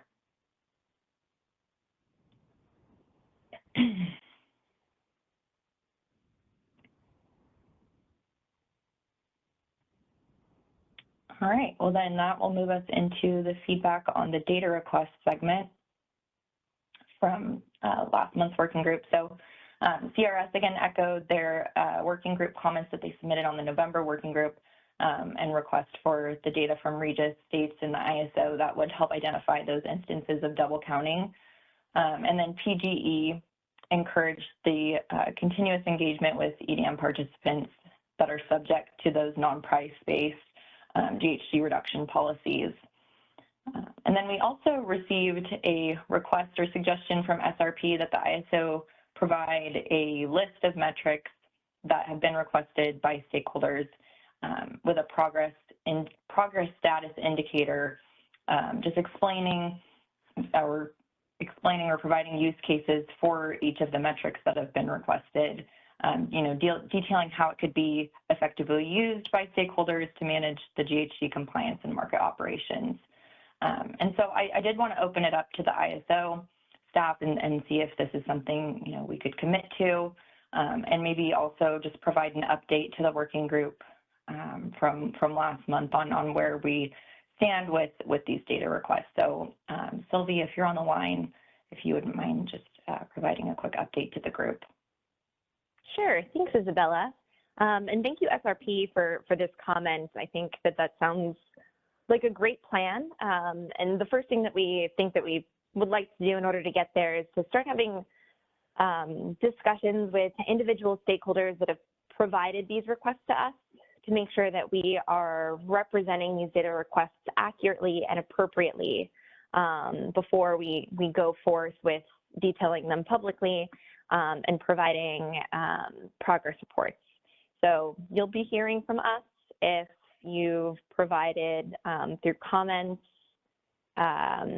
requested metrics, and we look forward to working with you to make sure they're captured correctly and start making progress on those. Great, thanks, Sylvie. All right, any other feedback from the working group on this topic?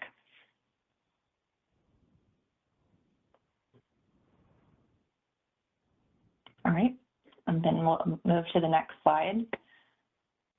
So lots of feedback on WPTF's presentation and examples of the after-the-fact accounting approach. So from all the entities that submitted comments, there was support for further consideration of the approach. CRS, supports including the residual mix of adjusted for null power, and indicated that they'd prefer removing the null power generation rather than assigning emissions to it. And again, emphasize the need for coordination with Regis to avoid double counting through this approach. A couple comments on the treatment of storage. So CRS supports treating storage committed to specific load as load, and then assigning generation attributes to storage if there's a contract and including associated recs to avoid double counting. And then SRP, requested a comprehensive review of the methodology for storage, just so we can avoid conflicts with CARB's methodology and potential double counting. CRS also, or I'm sorry, not CRS, PacifiCorp just voiced that difficulties do exist for multi-jurisdictional entities or utilities with an hourly accounting framework due to their multi-state operations, and requested that we have additional discussion on how excess solar would be treated. And then they also did suggest avoiding multiple emission factors unless required by by regulators. And then SRP, they suggested that emissions from self-scheduled resources be attributed directly to the corresponding LSE. And they do support the dual residual emissions rate calculations with one adjusted for null power. And then lastly, they requested flexibility in determining whether the RECs should accompany energy transactions to California LSEs due to the varying environmental policies in the West. So lots of feedback there. Again, I'll pause here to open it up to any of the commenters to see if they want to expand on any of their comments. You know, ensure I've captured these comments accurately. Also see if WPTF has any additional comments to make here before we move on.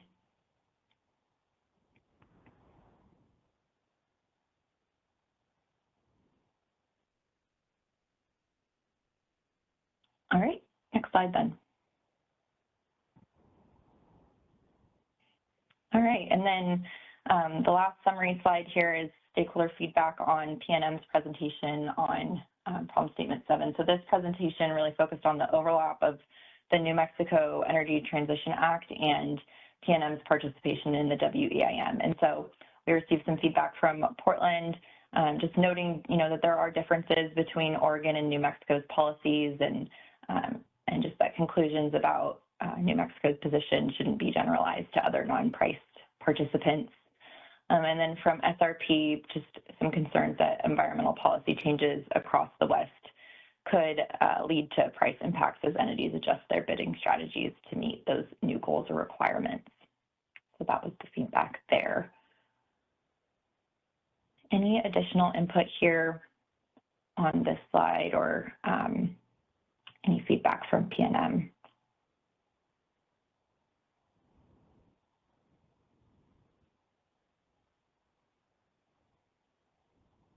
All right, next slide.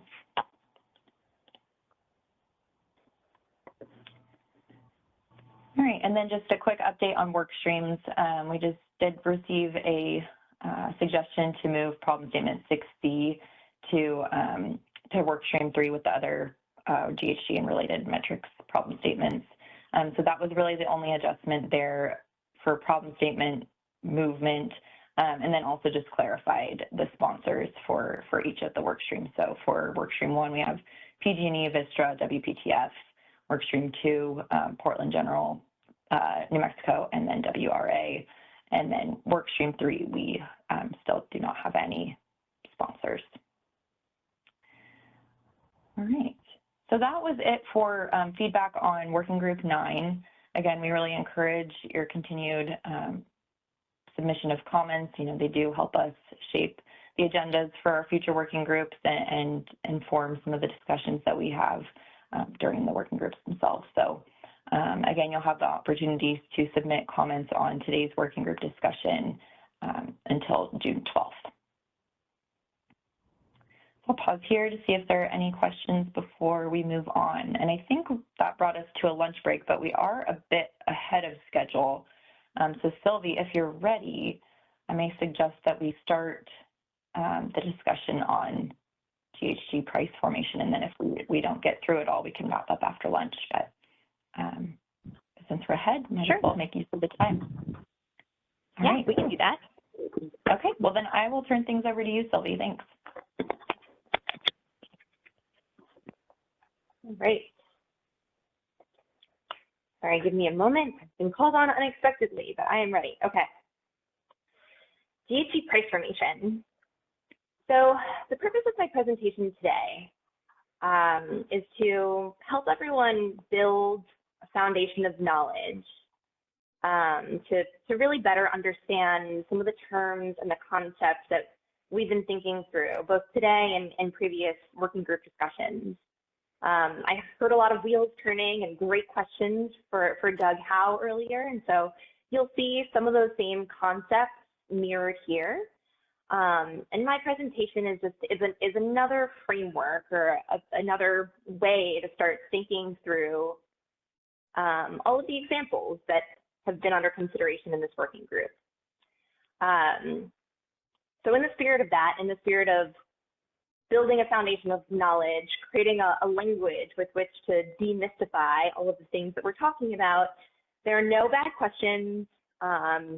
Please feel free to give whatever feedback that comes to you in terms of how we can better express these ideas, how we're illustrating them. This is really a tool for you and a resource for you to help think critically and creatively through all of the stuff that we're talking about today. So I'm gonna start basic. It gets complex very quickly, but my goal today is to be able to cover these three concepts. First, we've got GHG bid adders. Many of you are familiar with these. It is a separate bid adder on resources outside of a GHG regulation area. And the separable GHG bid adders allow the market to dispatch at least cost consistent with different jurisdictional preferences. Least cost dispatch in California might look very different from least cost dispatch in a different state without a price on GHG.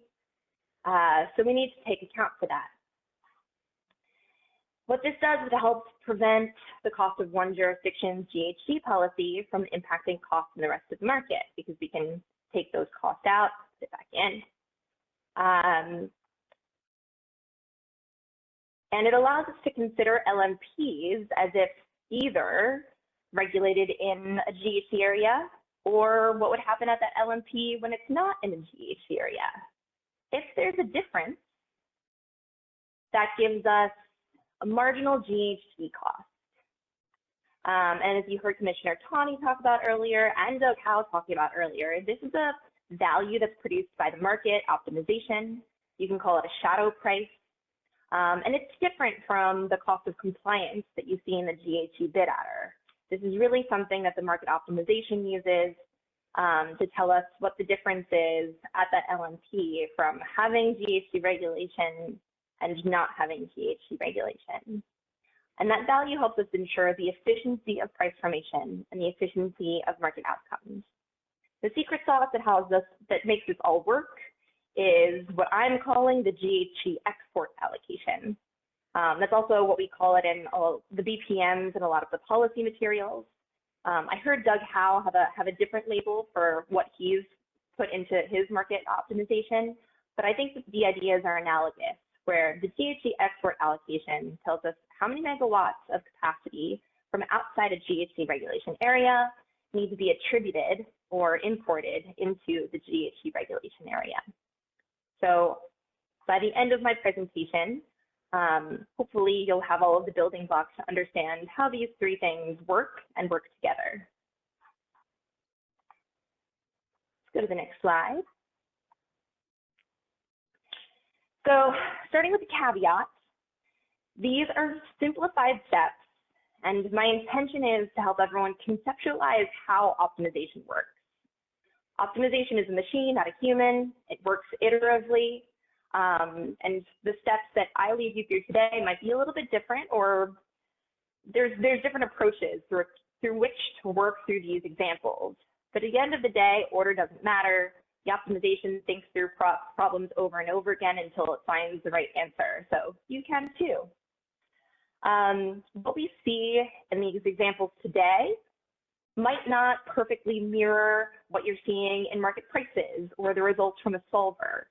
And that is likely due to just a difference in complexity. We're going to look at a very simple model, 2 LMPs, 3 resources, 1 constraint.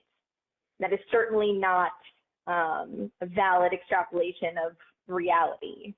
So as George will follow up with, as you add complexity, you might see different results, and it requires a little bit more thought to bridge the gap between these conceptual ideas and what we see in the market. Ultimately, I will either record or come back to at a later working group with how the examples we go through today can help you understand the examples that are currently illustrated in the business practice manuals for the energy imbalance market. We've also heard stakeholders say they'd like examples of other things, of what happens with 2 GHG areas. So we can build from there, but as a first step, we're going to help everyone understand just the BPM examples for now. And I also wanted to link to the Learning Center, which has more resources on market pricing, optimization, and LMP component parts. They have a different way to tell the story, and it's great, so you're welcome to follow that link and learn more. All right, simple optimization. The objective of an optimization is to find a solution that minimizes costs and maximizes benefits. We typically just hear this cost minimization function.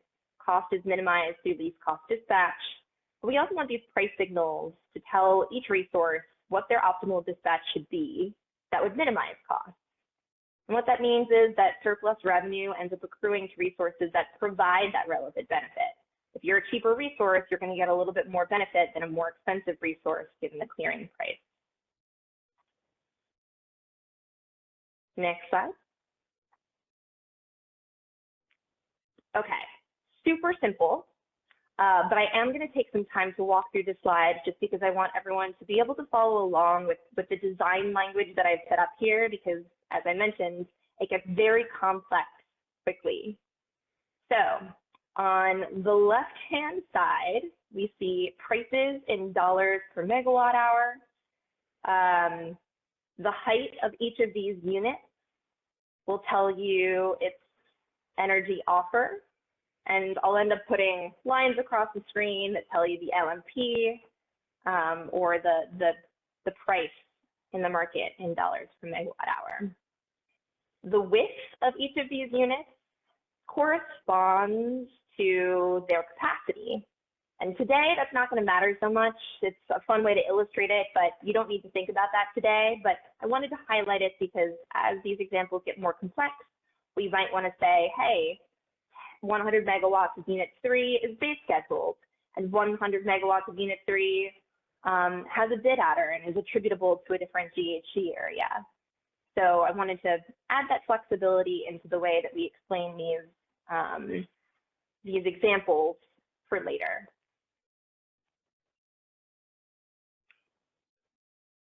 So back to the original question, how do we dispatch these resources to meet 250 megawatts of load?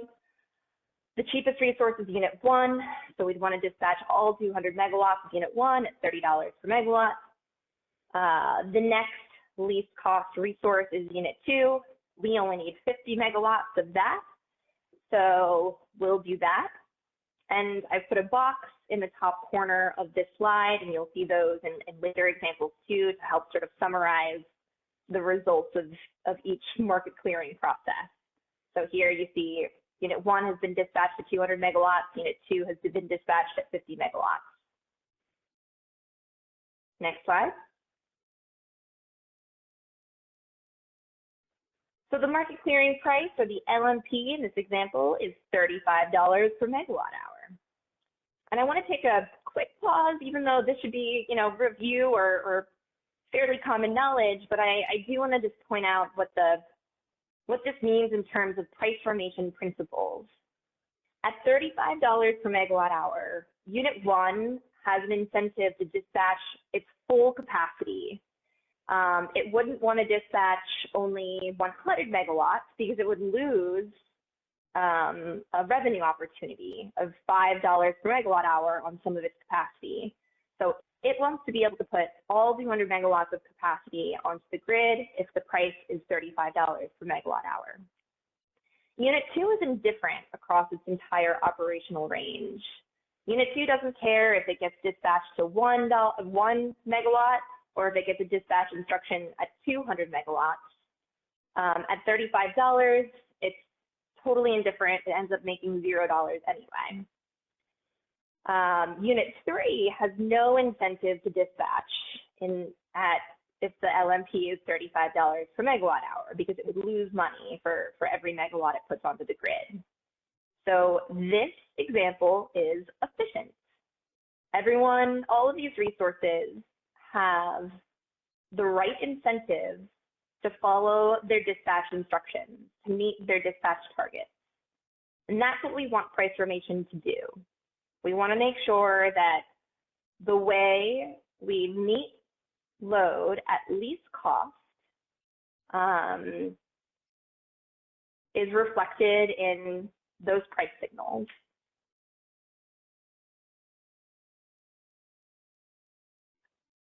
All right. We're going to level up and start talking about physical transmission constraints.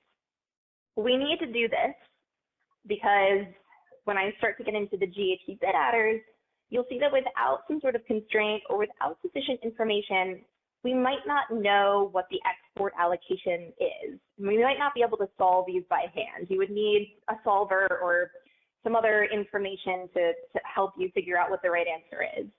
So I wanted to make sure that all of these examples have a right answer that you could figure out by noodling through it yourself, which means we need a physical transmission constraint. So in this scenario, we've got two balancing areas. Balancing area 1 is on the left side of your screen. It has one resource, unit 1, which is a 300 megawatt resource. Its energy offer is $50 per megawatt. And load in balancing area 1 is at the bottom. It says that load in balancing area 1 is 200 megawatts. Balancing area 2 is on the right side. It's got two resources. Unit 2 is a 200 megawatt resource at $35 per megawatt hour. Unit 3 is a 200 megawatt resource at $30. And the load over there is 50 megawatts. In all of these examples, each balancing area or later jurisdiction, GHG or non-GHG, will have sufficient capacity to cover their load. In other words, they've passed the RFC. We don't need to worry about leading or other issues that Doug might have brought up earlier, just to keep it simple. The last thing to note here is that there is a 100 megawatt transfer constraint, meaning that we try to dispatch at least cost, but we need to get more than 100 megawatts from balancing area 2 to balancing area 1, that constraint is going to bind. So let's try and solve this quickly. How do we meet 250 megawatts of load in the whole market at least cost? Well, we'd start with unit 3, that's the cheapest. Then we'd want to dispatch 50 megawatts of unit 2. That was how we solved this problem earlier. But we end up hitting this transfer constraint because we want to get 200 megawatts from balancing area 2 to balancing area 1. We don't have the capacity to do that. So that constraint binds, and we have to dispatch 100 megawatts of unit 1 at $50 a megawatt hour. Let's go to the next slide. I'm not going to walk through every detail of this, but I'll have summary slides like this in the examples as they get more complex, so that you can check for yourself that the way we are dispatching to minimize costs is in fact the way to minimize costs in all of these examples, that there's no other way to achieve a least cost solution. So in this case, what I'm showing you is that we've dispatched unit 1, which is that $50 per megawatt hour resource at 100 megawatts, and unit 3 at 150 megawatts. The cost of serving load from unit 1 goes entirely to L1, but unit 3 is dispatched in part for L1 and in part for L2. The total cost, and then you have total cost of the system, you can add it all up. And what we want to show is that the cost of dispatching each of these resources is being covered appropriately by the demand that it's intended to serve.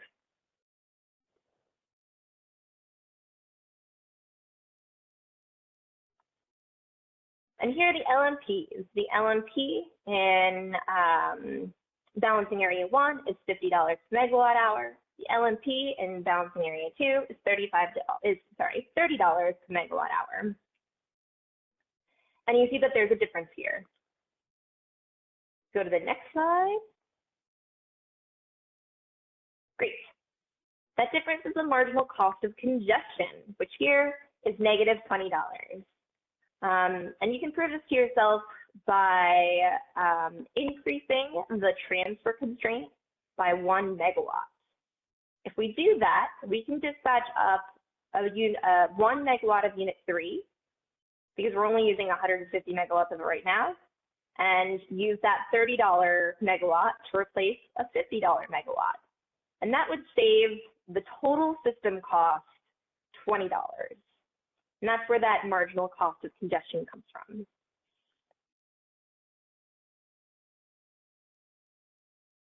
Let's go to the next slide. Great.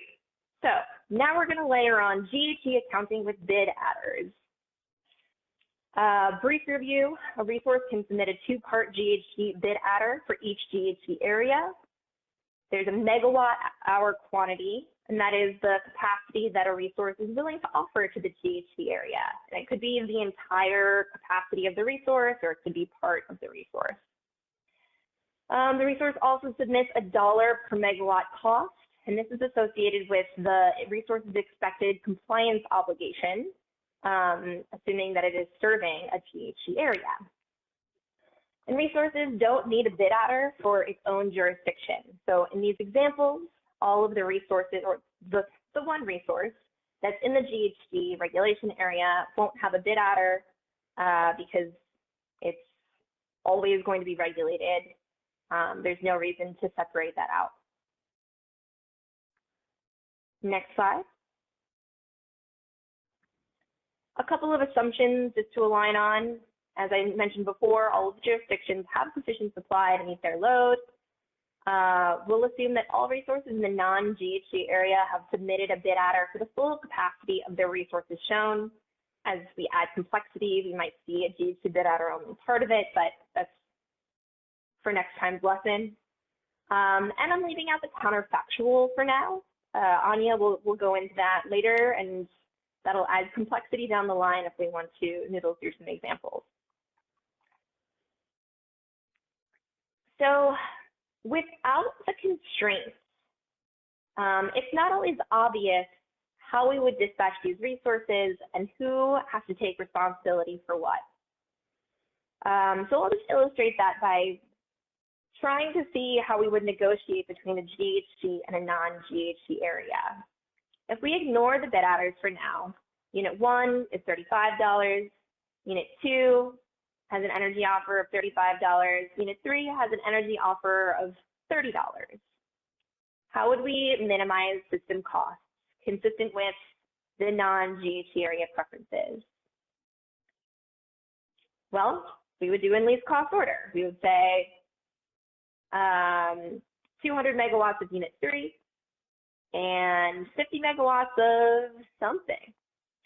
So we would dispatch all of Unit 3, but we'd be indifferent between either Units 1 or 2. Let's go to the next slide. So now let's do the same exercise again, but add bid adders. We're going to try and optimize for the whole market at the same time, so we need 250 megawatts. With these bid adders, we would actually be indifferent between 200 megawatts of either, or 250 megawatts of Unit 1, or some combination of Units 1 or 2, but we wouldn't touch Unit 3. But as you can see, there's lots of different solutions in this scenario. I don't know if we want 250 megawatts of Unit 1. I don't know if we want 100 megawatts of Unit 1, 150 megawatts of Unit 2. It's not obvious without more information. Next slide. Great. So it might make it easier if we say, well, there's a GHG area and a non-GHG area. And we know that there is 200 megawatts of demand from the GHG regulation area and 50 megawatts of demand from the non-GHG area. But we still don't have sufficient information to tell us what the answer is here. Because in theory, the GHG area can serve all 200 megawatts of load with 200 megawatts of Unit 1. But we'd be just as well off taking 100 megawatts of Unit 2 and 100 megawatts of Unit 1. We know what the non-GHG area is best served by, and that would be Unit 3. Without the GHG bid adder, Unit 3 is $30, and that's the cheapest. So I'm sort of going to skip to the punchline here and say there is an export allocation of 100 megawatts. Before I tell you how we got there, let's just take that as a given. Just I pulled out of a hat, we've got 100 megawatts of an export allocation. So where does this GHG, the marginal cost of GHG, come from? Well, can we go back one slide? Great. So the marginal cost of GHG is going to be in part a consequence of having an export allocation, and in part a consequence of there being a difference between what dispatch looks like in the non-GH area if it needs to export something to the GH area and if it doesn't. So we're going to hold constant the fact that we need 150 megawatts from the non-GH area. And you can, like, if you want to make it easier, cover the left part of your screen. We're going to ignore completely the GH area. We're just going to look at units 2 and 3, and we know that we need 150 megawatts between units 2 and 3. If there was no export allocation, we would still need 150 megawatts. But we would probably take it all from unit 3. With the export allocation, we would want 100 megawatts from unit 2 and 50 megawatts from unit, and 50 megawatts from unit 3. To figure out what the marginal GHG cost is, we can reduce that export allocation by 1. So let's pretend that instead of 100 megawatts coming from the non-GHG area going to the GHG area, we're only sending 99 megawatts from the non-GHG area to the GHG area. In that case, we can replace 1 megawatt of unit 2, which is $35, with 1 megawatt of unit 3, which for the non-GHG area is $30. And that saves us a total system cost of $5. And this is why the marginal GHG cost, or the shadow cost here, doesn't necessarily reflect the bid adder on the marginal unit. It's really what the difference is at that LMP if you need to export to the GH area versus not export to the GH area. And in this case, we want to make sure that the GH area takes responsibility for the fact that it would cost an extra $5 at that LMP in order to export to the GH area. Let me pause there.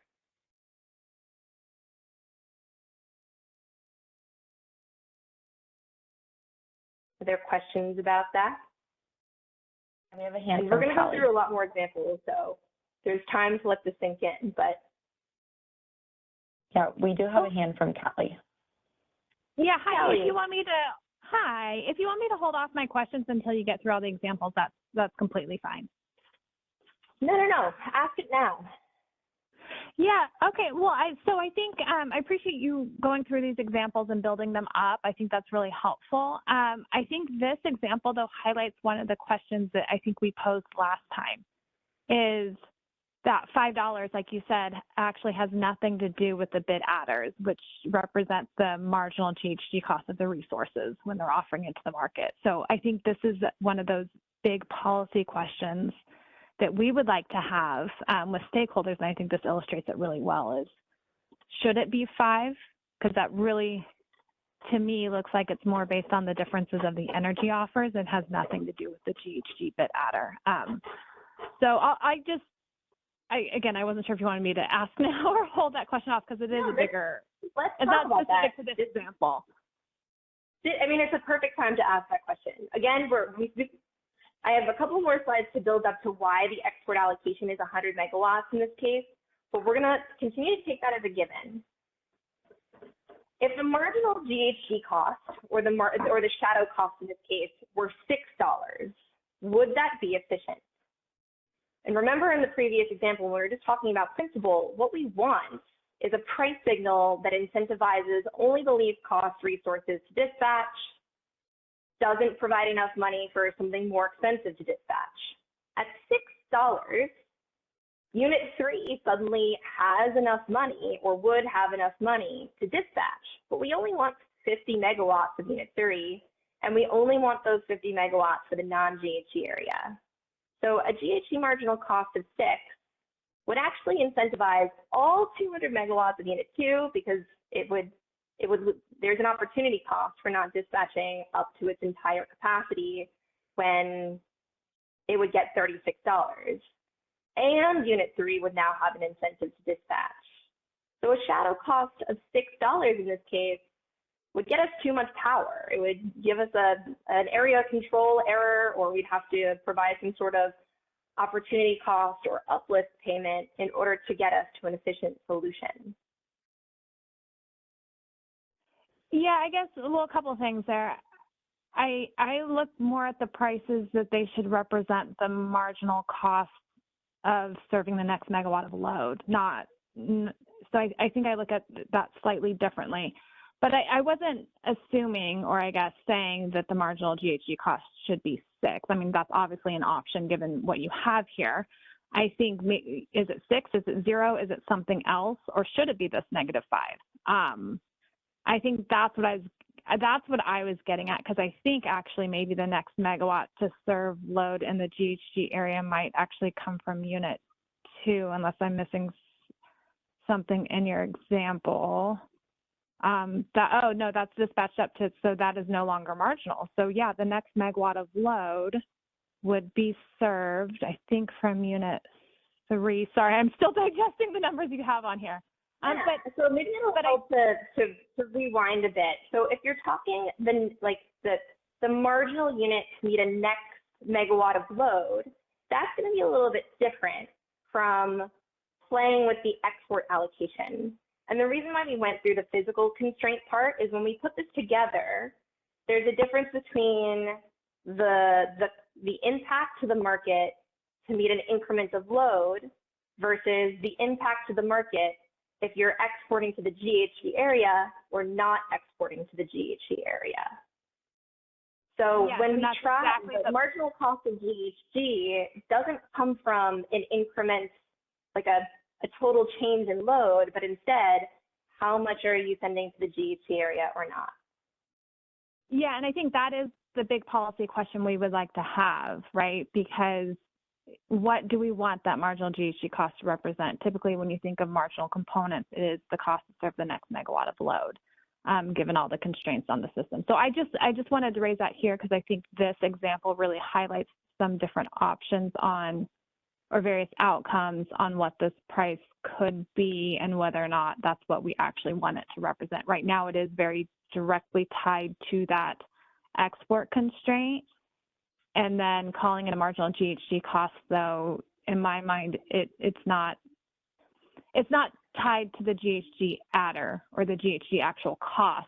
So it's really understanding what it represents and what we want it to represent in the market. But I just wanted to raise that here, so maybe as we go through these, we can start having that discussion kind of more broadly. And I think maybe some of the examples that George is going to go through will also help with that. But all right, thank you.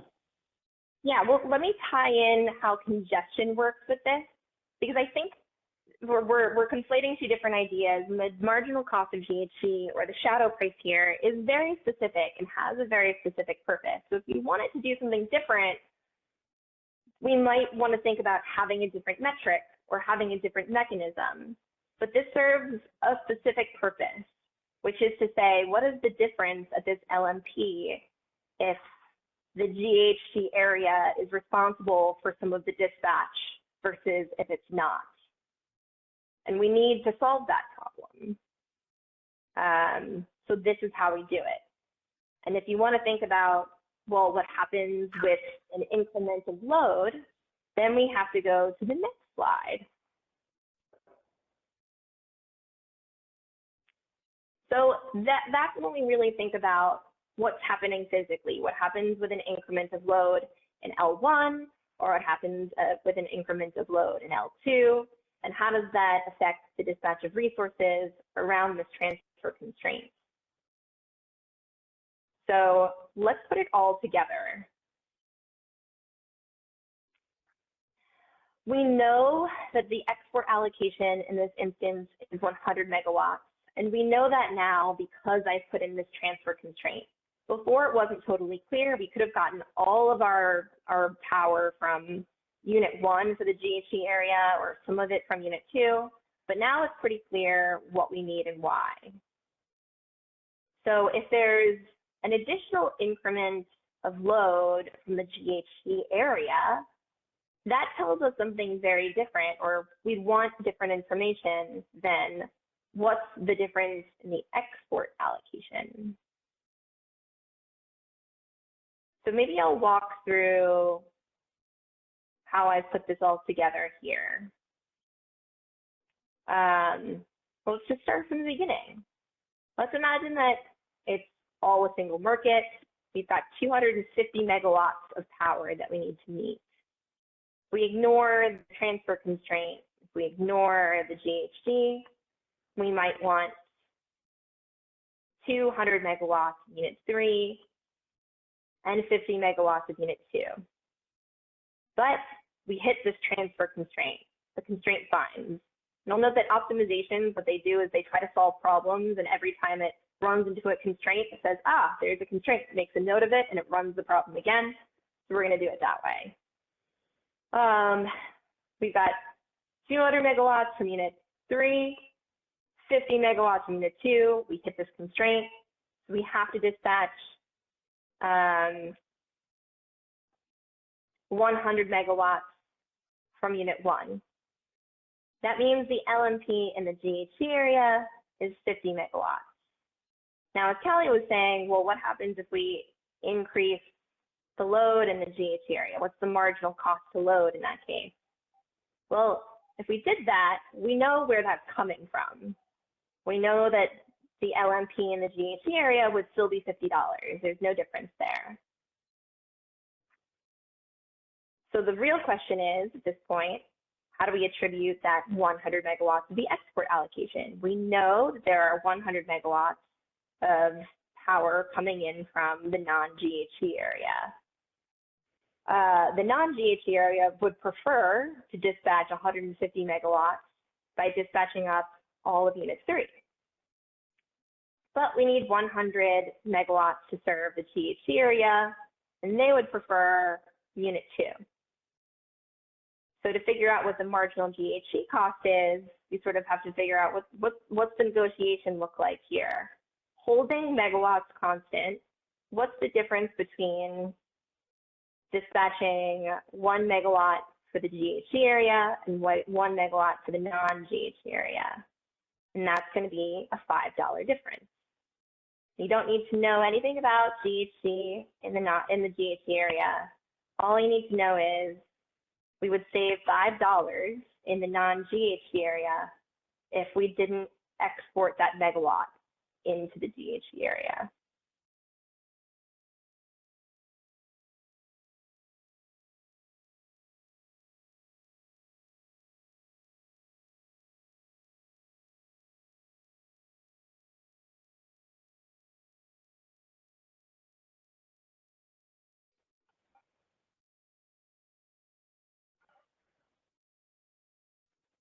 Questions, comments, concerns?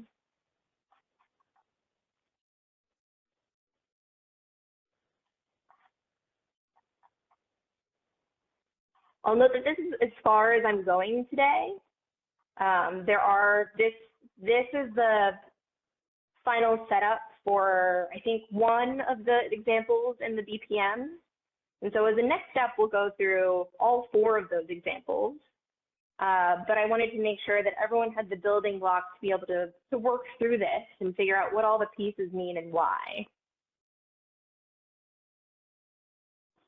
Sylvie, this is George Angelidis. Can I comment on the previous slide? I think it's easier to have a discussion there. One more before. You had the $6 greenhouse gas cost for Unit 3. Can you go back to one more slide? Yeah, here there was a discussion here on what is the meaning of what we call marginal greenhouse gas cost. And I think it was clarified both by you and by Doug earlier.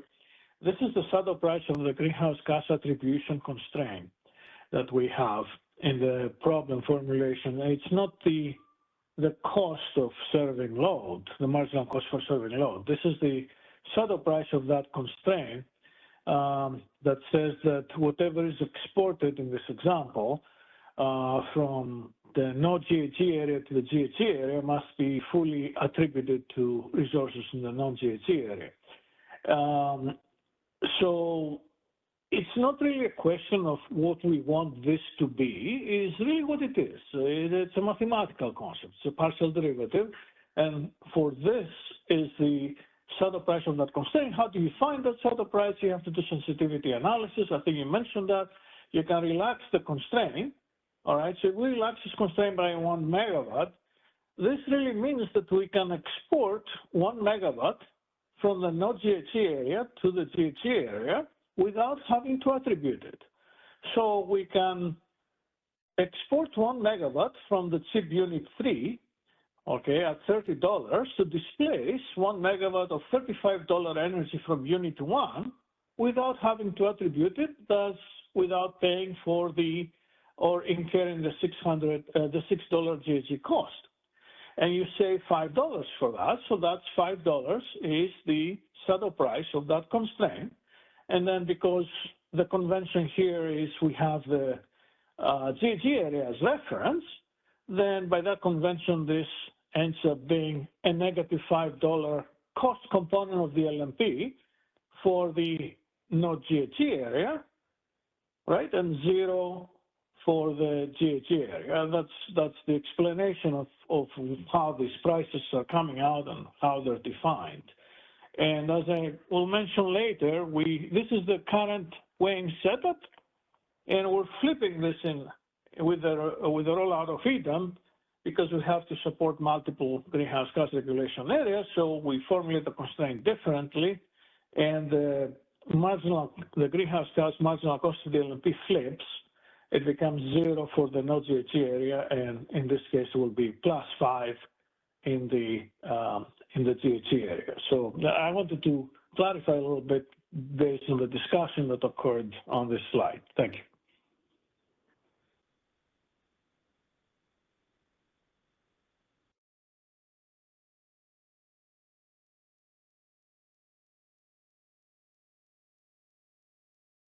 I'll let everyone think through this a little bit. Actually, can you go back to 2 slides ago? 1 more back, or 2 more back? 1 more. There we go. So I'll let people noodle through this and maybe come back later with questions, but you can really think about like different combinations on this slide of how you might serve the GHG and non-GHG area, given that we don't necessarily know the constraint here. And one of the key takeaways from this presentation is, when is the shadow cost going to not be 0? Callie said, should it be 0? Should it be 6? We don't know. Well, in this case, or in the next slide, once we add the physical constraints, we do know. It would be 0 if we weren't sending anything from the non-GHG area to the GHG area. And we know that because the marginal GHG cost, or the shadow cost in this case, is, as I said, the difference in that LMP, should it be considered regulated or not regulated. So you need to have that export allocation in order to have a positive GHG cost. But it's not the only thing. There also needs to be this negotiation aspect where there's a difference in preference between the GHG and the non-GHG area. So not only do we need to know that we're sending power from one place to another, we also need to know that there's a difference in preferences. It's totally possible for there to be a marginal GHG cost or a shadow cost of 0 if the dispatch would be the same no matter what. If the GHG area and the non-GHG area totally agree, that might end up with a GHG marginal cost of 0. And again, it doesn't necessarily have to do with what you're seeing on these bid adders, it has to do with that difference in preferences and making sure that the price signals in each of the BAs are efficient and everyone is taking responsibility for exactly what they should be.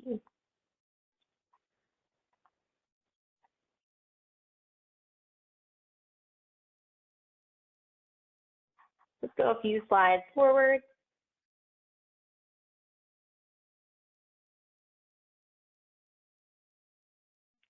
So as George mentioned, this is going to change a little bit with EDAM.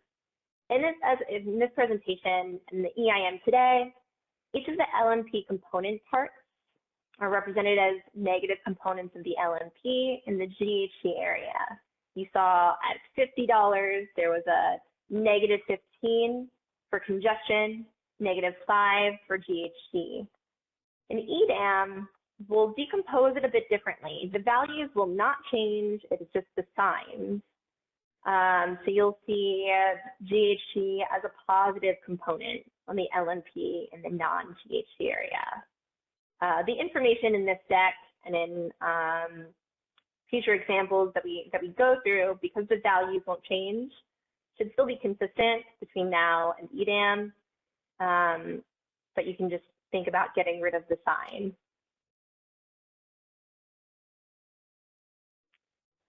Finally, some takeaways. The marginal GHG cost that we're talking about here, or that difference between the GHG area and the non-GHG area preferences, is going to be non-zero when transfers into the GHG area increase the total cost to load compared to a transfer absent GHG policy. So if we use that megawatt to serve GHG load versus using that megawatt to serve non-GHG load. If there's a difference, we're going to get a non-zero marginal GHG cost. It's going to be zero when that GHG policy doesn't make a difference. And as we showed, when you just consider a physical constraint but no GHG bid adders, in that case you just get congestion. So it's still possible to have transfers without this GHG marginal cost. The GHG marginal cost is non-zero when you have both of those things combined. The market would dispatch different resources for the GHG and non-GHG areas, and the GHG area has to be net importing. And this is why we might see zero GHG marginal costs under certain situations, but it actually makes sense when you think about the fact that each of these component parts need to line up.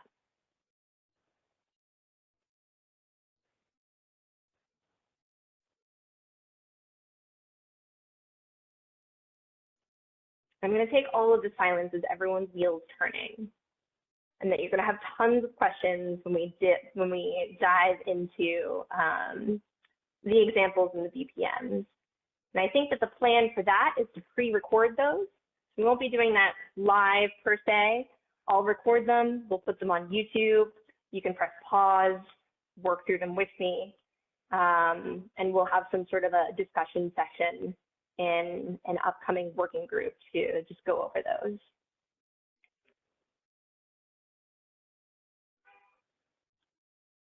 Thank you, Sylvie. Are there any questions from the group on Sylvie's presentation before we break for lunch? It looks like we have a hand from Callie. Hey, Sylvia, it's Callie Wells with WPTF again. I just want to confirm, I appreciate the back and forth with you and George. Just want to confirm my understanding of what you guys said. So the GHG bid adders that represent the GHG cost of those resources don't actually impact the marginal GHG price. They are used to, I think you used the term, allow the market to make negotiations between which resources are used. But at the end, it sounded like the actual GHG marginal price set by the market has nothing to do with those GHG bid adders that are submitted. Nothing to do with probably a misleading conclusion. Well, so sorry. So when George explained it, he said it's the difference in cost by allowing 1 more megawatt of energy from the non-GHG area to flow to the GHG area, which is the difference in the energy offers between those two resources. Let me repeat what I said, all right? It is the saddle price of the greenhouse gas allocation constraint, right? And that saddle price, all right, could be equal to a greenhouse gas bid cost if that is marginal. But it may not. In the case that Sylvie had this example, the greenhouse gas bid was $6, but the saddle price was $5. That means the resource was not marginal for providing exports into the greenhouse gas area because $6 was not in the money. So in this case, the saddle price will be less, and that's what you have here. But if you change the problem a little bit, and you have, for example, I think this is, let me see, is this the case where you have actually exports? You have 100 megawatt exports here. If you change the problem so that you make the greenhouse gas bid from a greenhouse, from an area outside the greenhouse gas marginal, then you would have the marginal price and the saddle price of the allocation constraint match that price. So it really depends on the solution, Kelly. Okay, so so are we going to get to examples where the GHG bid adder actually does set the GHG marginal cost? Because it just seems odd to me that in examples that we're going through the I mean, like you said, it's the difference in cost between allowing 1 more megawatt of energy from the non-GHG area to get to the GHG area. And in this example, the GHG cost has nothing to do with that $6 or the $0, which is fine. I understand mathematically I understand that mathematically how we get the $5. So I guess my question is, are we going to walk through examples where the GHG bid adder does actually set the price? And so we can get an idea of those situations versus how often this happens? Because it. I wouldn't say you'll see several examples. Go ahead, Sylvie. Yeah, and I wouldn't say that the GHG bid adder from the marginal unit sets the price per se. It helps us uncover the marginal GHG cost. But if the marginal GHG cost is happens to be equal to the bid adder on a marginal unit, it's more a consequence as opposed to an equal sign. Does that make sense? Like the marginal GHG cost is a function of a couple of things. Yeah, so what you just said there is, in some cases, if the marginal GHG cost happens to also be the same as a bid adder, then they're the same, you said not equal to. So that's what I'm trying to tease out in all of this is how often does that marginal GHG cost actually reflect a GHG bid adder that's been submitted to the market versus not. So it sounds like George will walk us through some examples, which, I'm happy to hear and go through those as well. But I think not having that direct link is what I'm walking through. And it sounds like in some cases they are the same, in other cases they're not.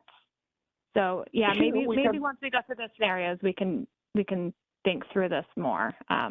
But I just want to make sure I understood that explanation, and I get it. So thank you.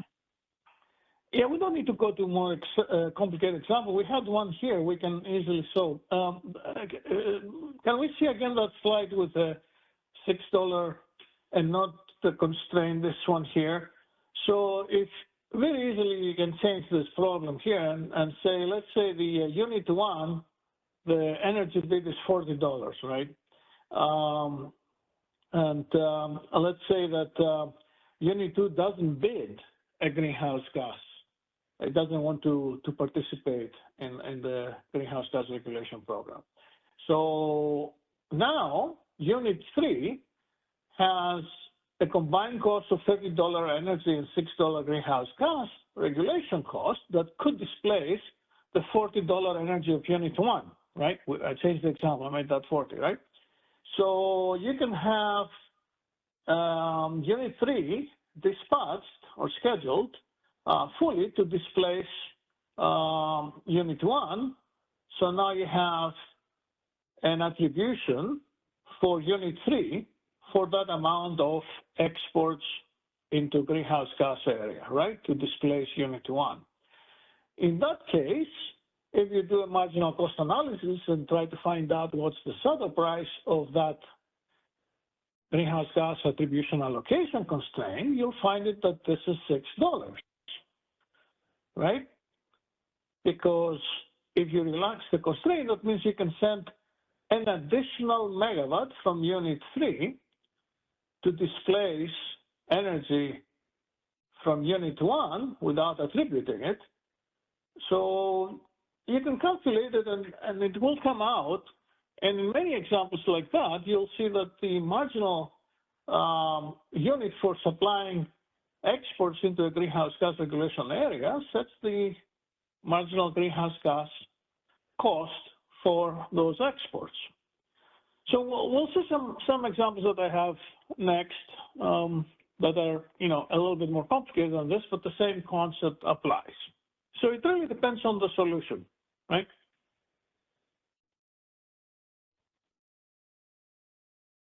Sorry, I was on mute there. Yeah, no, I appreciate that. And we'll go through those examples, but again, highlighting this situation where it does not always reflect the GHG bid adders, that the marginal GHG cost is not always set based on the GHG bid adders. So just highlighting that for continued discussions. Thank you. Yeah, do you mind if I ask why you're asking the question? Like, is there an expectation that the shadow cost is supposed to equal something specific? Because what I'm seeing here is that we have everything we need to know. There's a clear price signal. It's efficient for both the GHG and the non-GHG area. We also can transparently see what all the costs are. Like, I can see that Unit 3 has a compliance cost of $6, so I don't necessarily need the market to tell me anything else there. Yeah, I mean, there's a very, very fundamental reason that these underlying LMP components need to represent the actual marginal cost of the units being used to serve load. You can see that $6, but from a market participant on the outside, we can't see that $6. And entities rely on the decomposition of those LMPs and the various components when making all kinds of business decisions and long-term investments. So transparency and price formation is a huge fundamental aspect of any market. And so it's really making sure a couple things. One, that the price formation is accurate, and two, that it represents that there's an understanding and transparency into what it actually represents. And if it's being used for compliance, you would expect that that marginal GHG cost component represents the marginal cost of GHG compliance. But I mean, there's very fundamental reason why we want the underlying components, not just the overall LMP, like we get that, but also really, really communicate with you guys that the underlying components are actually utilized in making long-term investment decisions, which then again circle back into the overall market efficiencies that we see. So I will stop taking up the airtime, but because we're into lunch break, so I'll look forward to the examples later. Thanks. I was about to say, it would be great to hear more about what the needs are that you're describing. The shadow cost of GHG in this case was not designed for or really intended to serve those purposes, but instead to create efficient market outcomes in each real-time market interval that we run the market.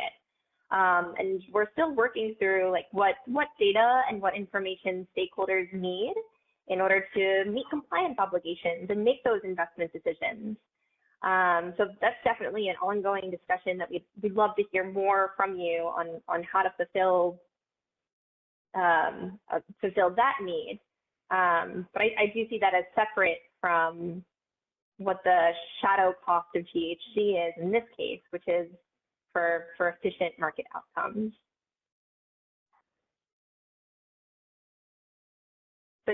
submit some comments and tell us more about what those decisions are that for which more data or more transparency would be helpful. Yeah, it was included in our presentation that we did at the last working group, but I'm happy to flesh those out a little bit more as well.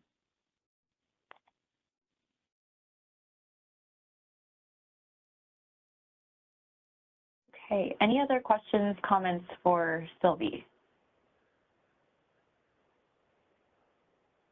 All right, well, I realize we are between you and lunch, so let's go ahead and break for lunch and come back here at 1:15 p.m. Pacific time.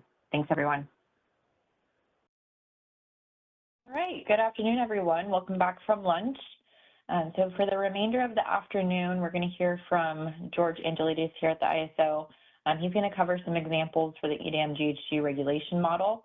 And then after George's presentation, Anya will go over GHG counterfactual, and then we'll wrap up today and cover next steps. So with that, we will turn things here over to George. Okay, Isabella. Good afternoon, everyone. Can you hear me well?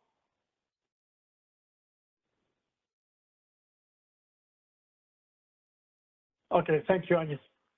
All right, so I'm going to go through a few examples that shows how the greenhouse gas model will work with EDAM and in the WAME after we roll out EDAM.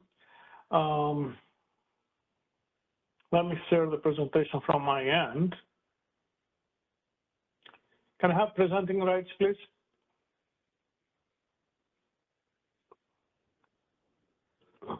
Thank you.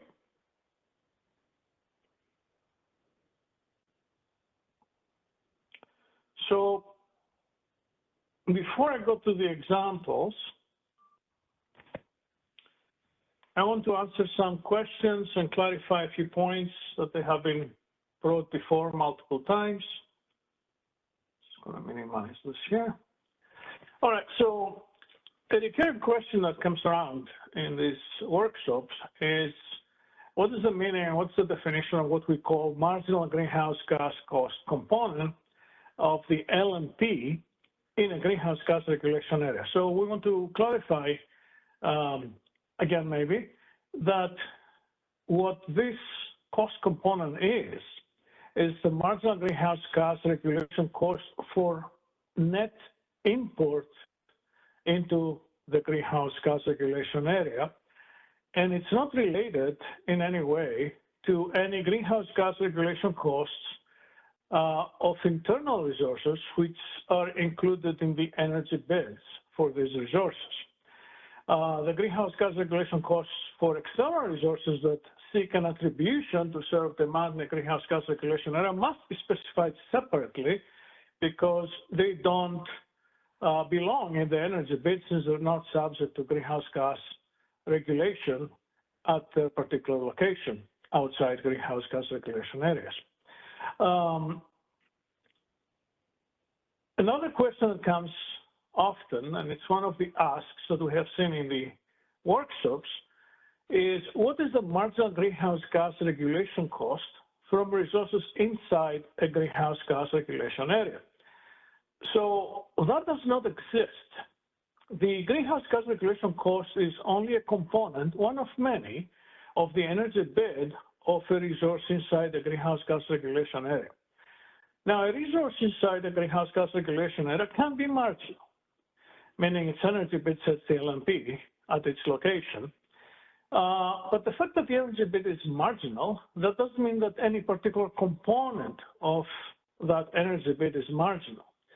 And one way to easily see that is that you can have other resources that are inframarginal. This term means that their energy bid is less than the marginal energy bid, so they're fully scheduled, right, because they're on the money.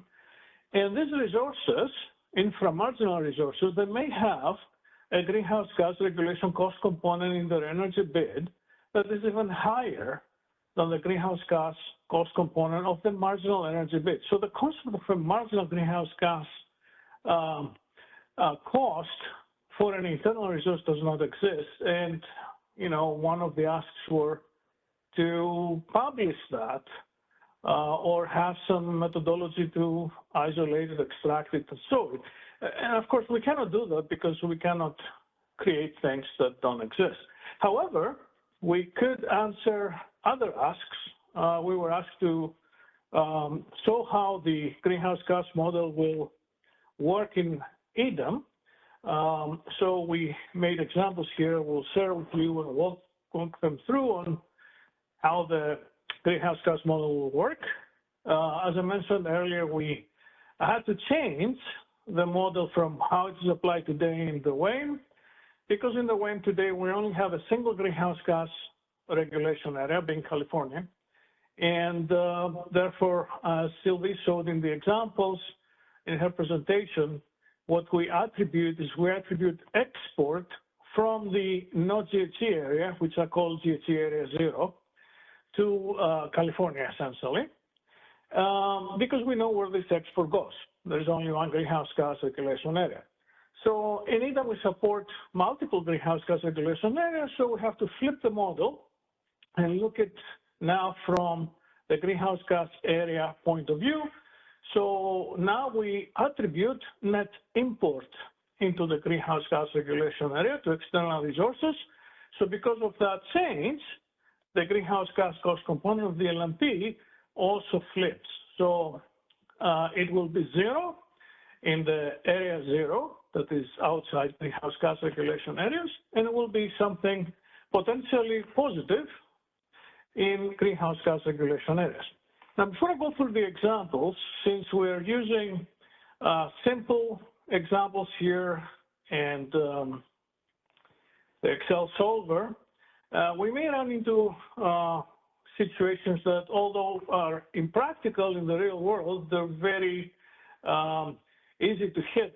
In simple examples, we all like to use round numbers, and we don't have representation of losses, right? So here's a very simple case where you have two generators, 100 megawatt generators, one at $10, another at $20, and you have a 100 megawatt load.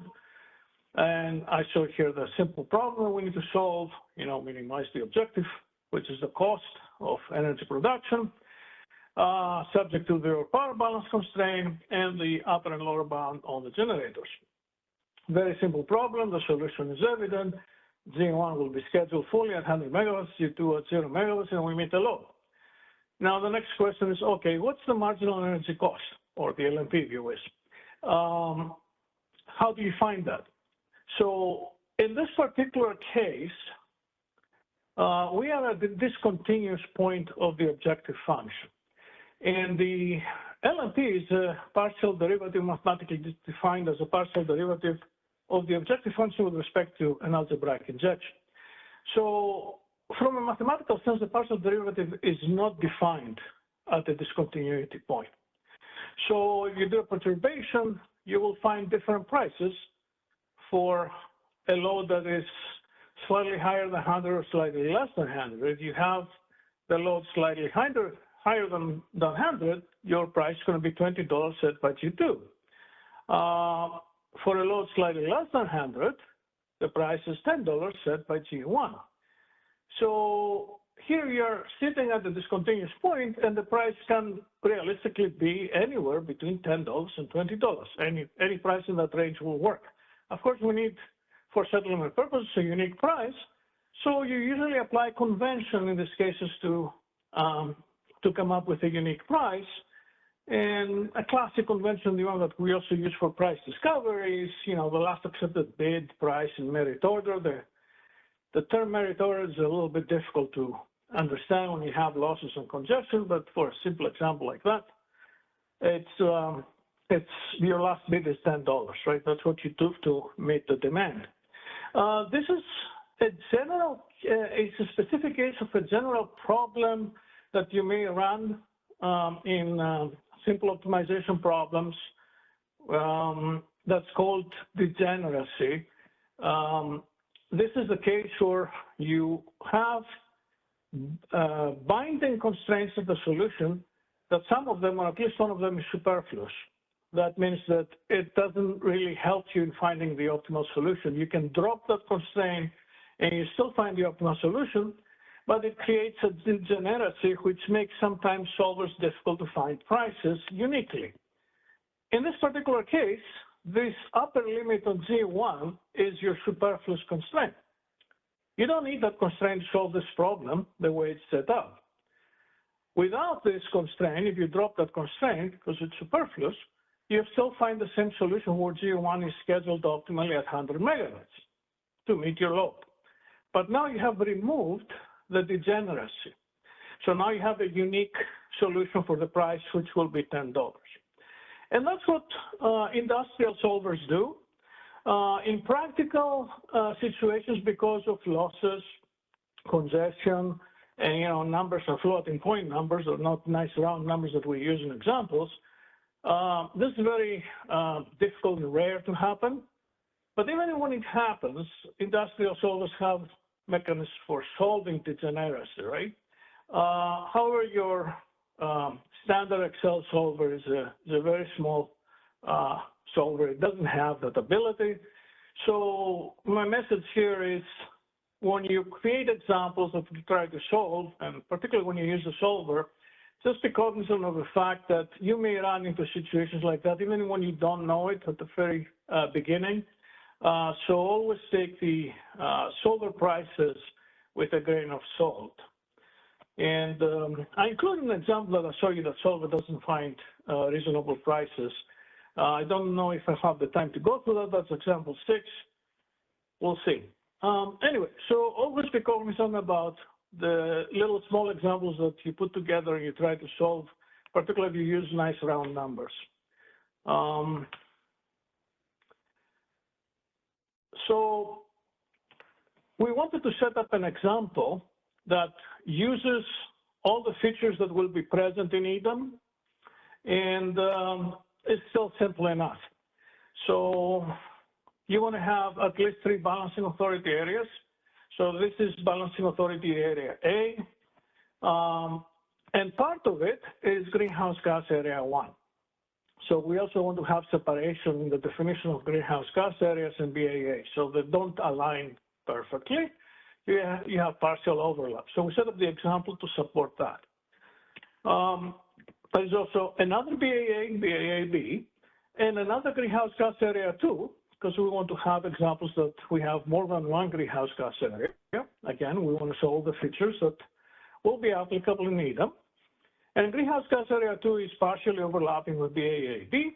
And finally, you have BAAC, all right, which is doesn't overlap with any greenhouse gas area. And we define as greenhouse gas area 0 the area that is outside of greenhouse gas areas. So that's the area where you don't have greenhouse gas regulation, all right? You can have transfers, BAA to BAA transfers. We saw this in blue here. And you also have transfers, greenhouse gas transfers from area 0 to area 1. We saw this as red. And from area 0 to area 2, we saw this as green. To keep the example simple, I didn't support here cross greenhouse gas area attribution. So all the attributions are from area 0 to either area 1 or area 2. I don't have support in this example for G1, for example, to have an attribution for area 2, right? So that will be unnecessarily complicated, although our model for EDAM supports that. The simplest way to see this is consider 2 parallel planes, if I can use this visual analogy. In one plane, you have the BAAs.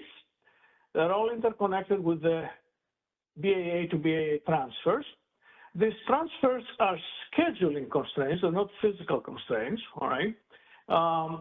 They are representing the limit. The scheduling limit is how much transfer capacity is released to the market. Okay, so it's a transmission right. And then on the other plane, the parallel plane, you have the greenhouse gas areas, area 0, area 1, and area 2. with their own greenhouse gas transfers, that red and green you see in the figure. And those planes may interact to a certain level or maybe having minimal interaction. We'll see some examples on this. I just want to mention here that although the BAA to BAA transfers, the blue, they do have scheduling limits, the greenhouse gas transfers, they don't. All right, there's no direct constraint that would limit a greenhouse gas transfer, right? But they could be limited indirectly by other constraints that are in the problem.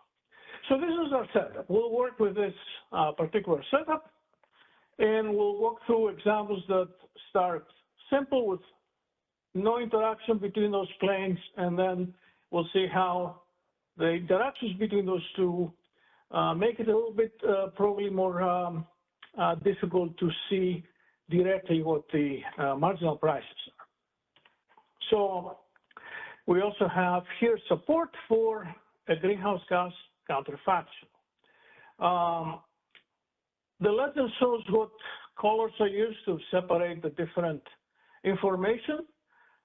These are the bits, all right? So, and in the solution, I'm using the same colors. I'm using brown for the greenhouse gas reference, which is not here yet. And, you know, red values are the bits in the solution for the greenhouse gas transfer in area 1. Green are the bids, the greenhouse gas bids for area 2. And black is, you know, your normal energy bids, right? And purple will be the solution. So with this bids that you see here on the figure, you assume I assume here that G5 does not participate in the greenhouse gas regulation program, so there's no GHG bids for that. G6 participates for all the capacity, but it's a non-emitting resource, so the greenhouse gas is 0. G7 has $1 for area 1, $5 greenhouse gas bid for area 2. Assume that the carbon cost for area 2 is higher than area 1, so that's reflected in the bids. G8 has a bid for $2 for area 1, $7 for area 8. And of course, you also have the more expensive resources, G3 and G4, with greenhouse gas bids for area 1 and area 2. The way I set up the bids here, intentionally I made the generators G1 and G2 more expensive because we want to show in this example transfers, greenhouse gas transfers into these areas. So the solution, first let's see the greenhouse gas reference, okay, the counterfactual. So your cheaper generators, of course, are in BAAC. So you have 100 megawatt load. In the counterfactual, we don't allow transfers into the greenhouse gas areas. So obviously G1 and G2 will have to be scheduled 150 and 250 to meet their particular loads in these areas because the counterfactual does not allow a greenhouse gas transfers in these areas, right?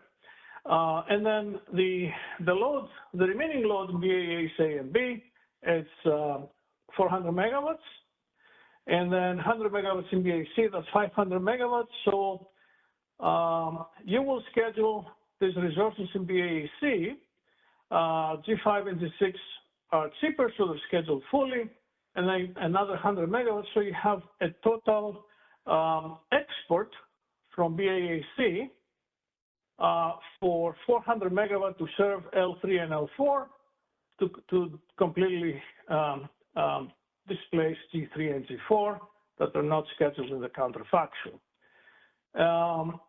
And this export of 400 megawatts splits 250 from A to C and 150 from B to C. As I said, these are scheduling constructs. So although 400 megawatts is indeed the export from BAC, that doesn't mean that the flow on the actual lines is really 250 and 150. The schedule splits 250 and 150, but the actual flows, you have to solve the power flow to find them. It depends on the electrical properties of the network, all right? So this is, remember always, transfers are scheduling concepts subject to scheduling constraints that are not actual physical constraints. All right, let's see now the solution. which is the purple numbers, okay? So G5 and G6, they don't have any room for attribution because they're fully scheduled at the counterfactual, as you see, 200. So there's no attribution here.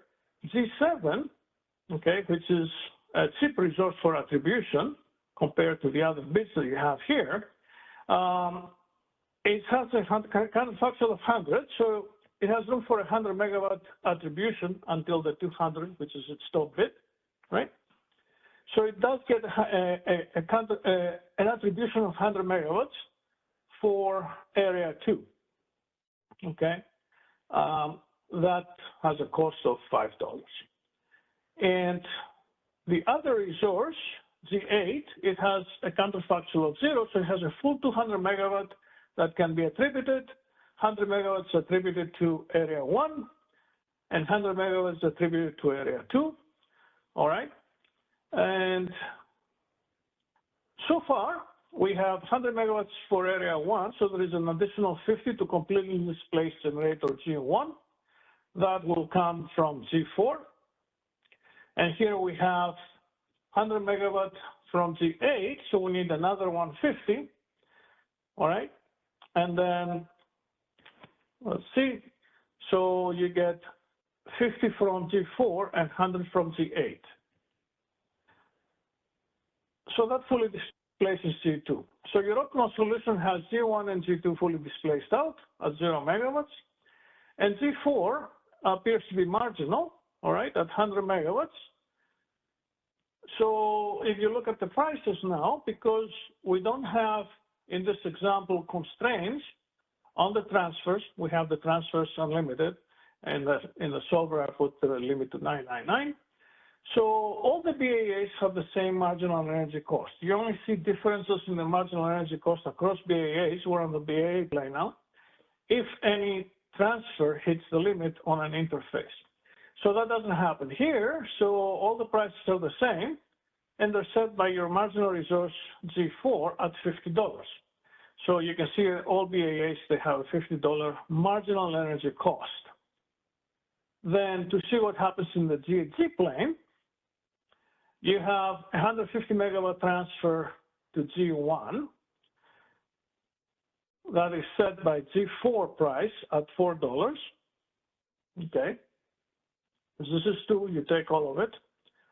And then you have $250 megawatts of GHG transfer in area 2 that completely displaces G2, that serves out 2.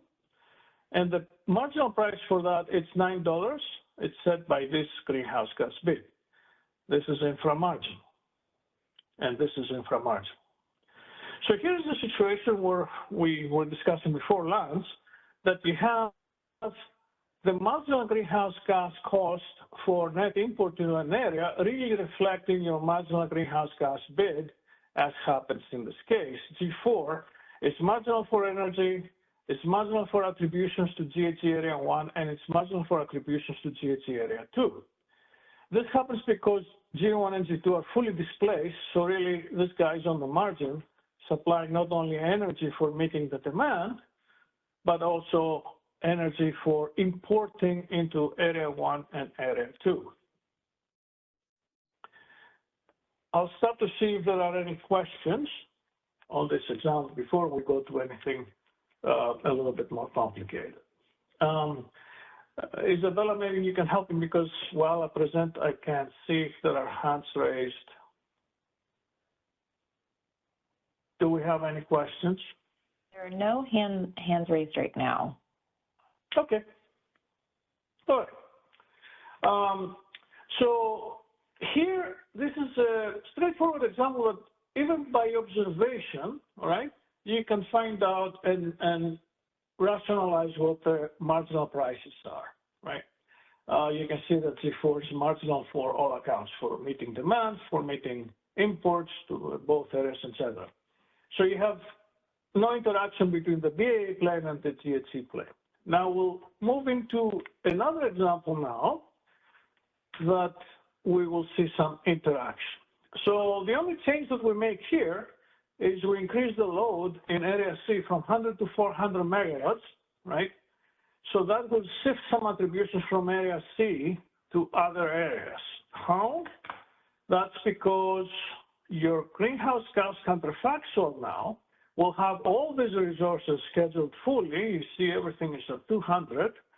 So there's no room left for any attributions. Remember, we have a constraint that we only attribute the difference between your upper economic limit and your counterfactual schedule.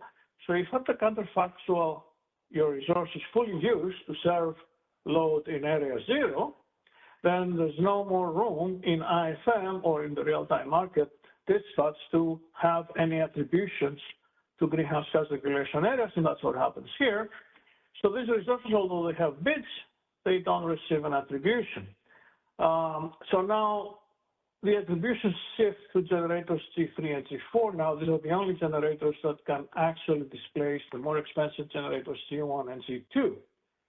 They're still outside those areas. Although they could be in the same BAA, G3 can still attribute for greenhouse gas area 1, right? This is the complexity that we're going to see in EDA, because the GHG area is not defined to be aligned with a BAA boundary. So in the optimal solution, all right, these are all fully loaded at 800 megawatts, all right? So you have a 400 megawatt export here. That splits, again, in schedules to 300 and 100. You come over here, you meet some of the load with that. The rest needs to be produced by G3 and G4. G4 is a little cheaper, so it's going to be scheduled fully at 300 megawatts. And G3 is going to be marginal 100 megawatts, okay? And then for attributions, you still can completely displace G1 and G2 by having 150 megawatt attribution to area 1. That comes from G4, okay? And then 250 megawatt attribution to area 2. That comes from G4, 150, and the remaining 100 from G3. If we look at the prices, again, we expect the marginal energy cost for all BAAs to be the same because there are no transfer constraints, okay? Transfers are open. But since the marginal resource here is G3, you expect the price to be $60, but it's $59 because there is some interaction now between the planes. So what happens and you get $59?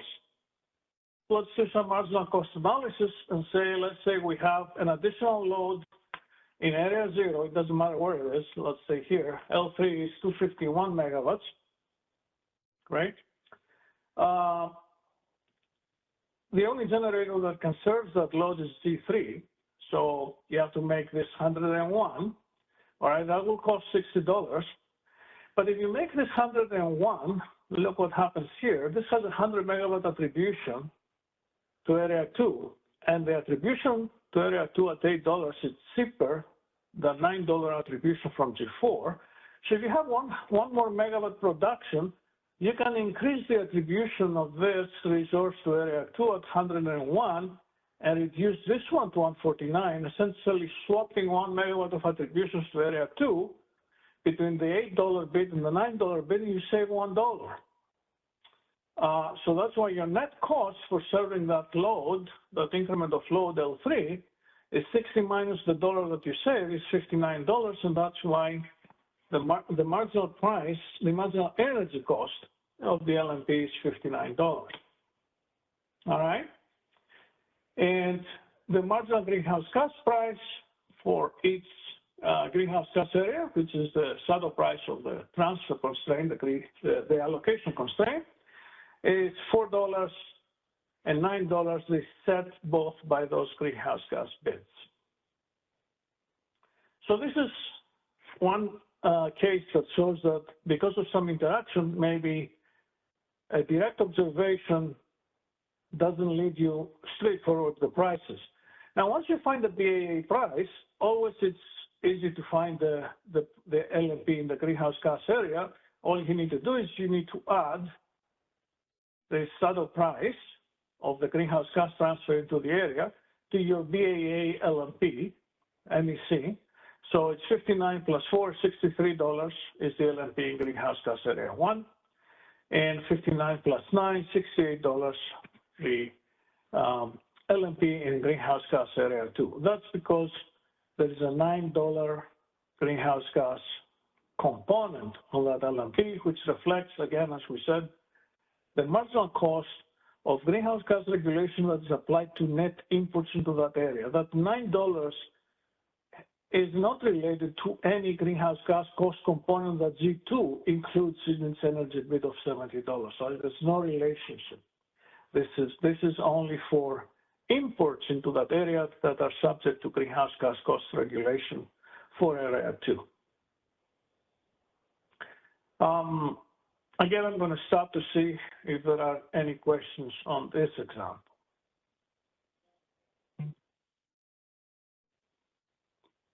Do we have any questions on this? I have a hand from Callie Wells.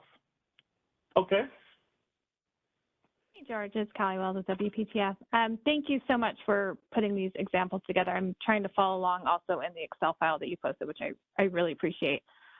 So again, here mathematically, I understand how you get to that 59 and the different GHG components. I think this is one of those policy questions that we want to ask because now there's an interaction with the SMEC.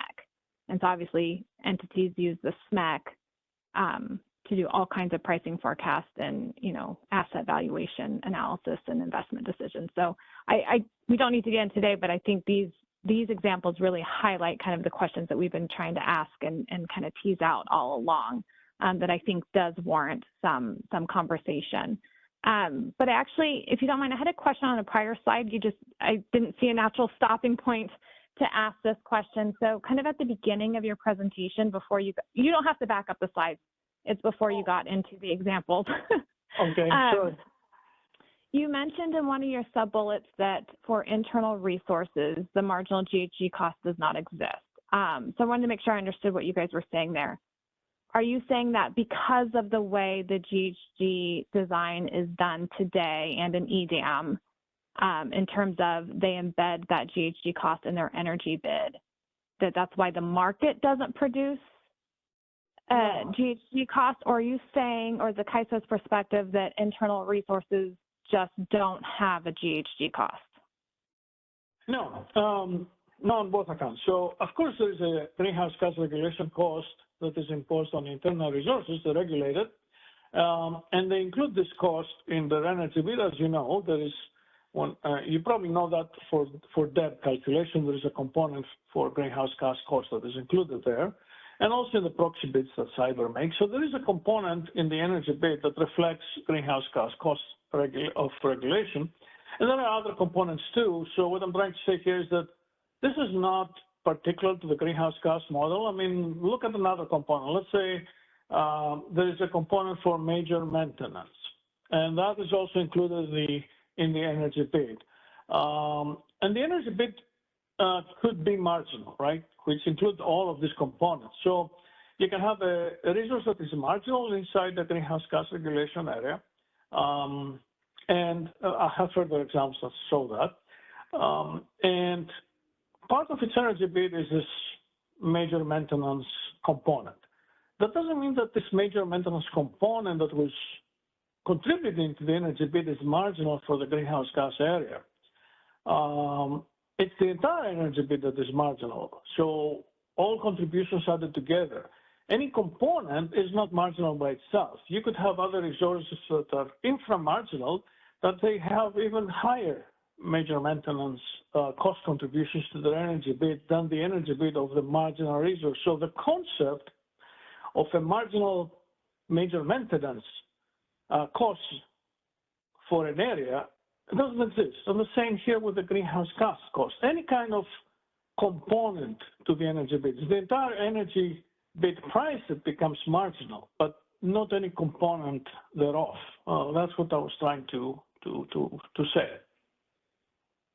Yeah, I obviously get that with the MMAs. I just wanted to make sure that you guys, it wasn't the perspective that internal resources don't have a GHG cost component, because obviously one of the things that we've been asking for is for the CAISO to evaluate kind of these scenarios where you do have all the resources, including the internal resources, separating out that component, because you do have a GHG component of the LMP, but only part of the resources of the entire fleet have that separated out. So that was kind of one of the things we had been asking for. So hopefully maybe in the next iteration of the model, you guys can maybe explore that a little bit more, because it is, you know, especially if we're looking forward to when Washington and California at some point have linked programs, then obviously there's going to be some bidding implications. And I think evaluating the impact of having those components separated out for all resources, and especially in terms of price formation, and we're having those conversations now, would be extremely helpful. We can explore that now. So let's say we have them separate, right? Let's say we have these internal resources bid the greenhouse gas cost separately, right? To clear the market, we still have to add it to the energy bid, because that's the total energy cost for supply from that resource for serving any kind of demand, right?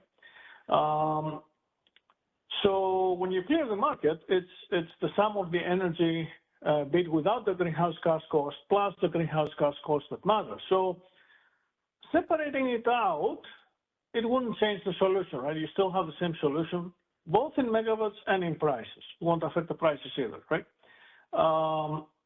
And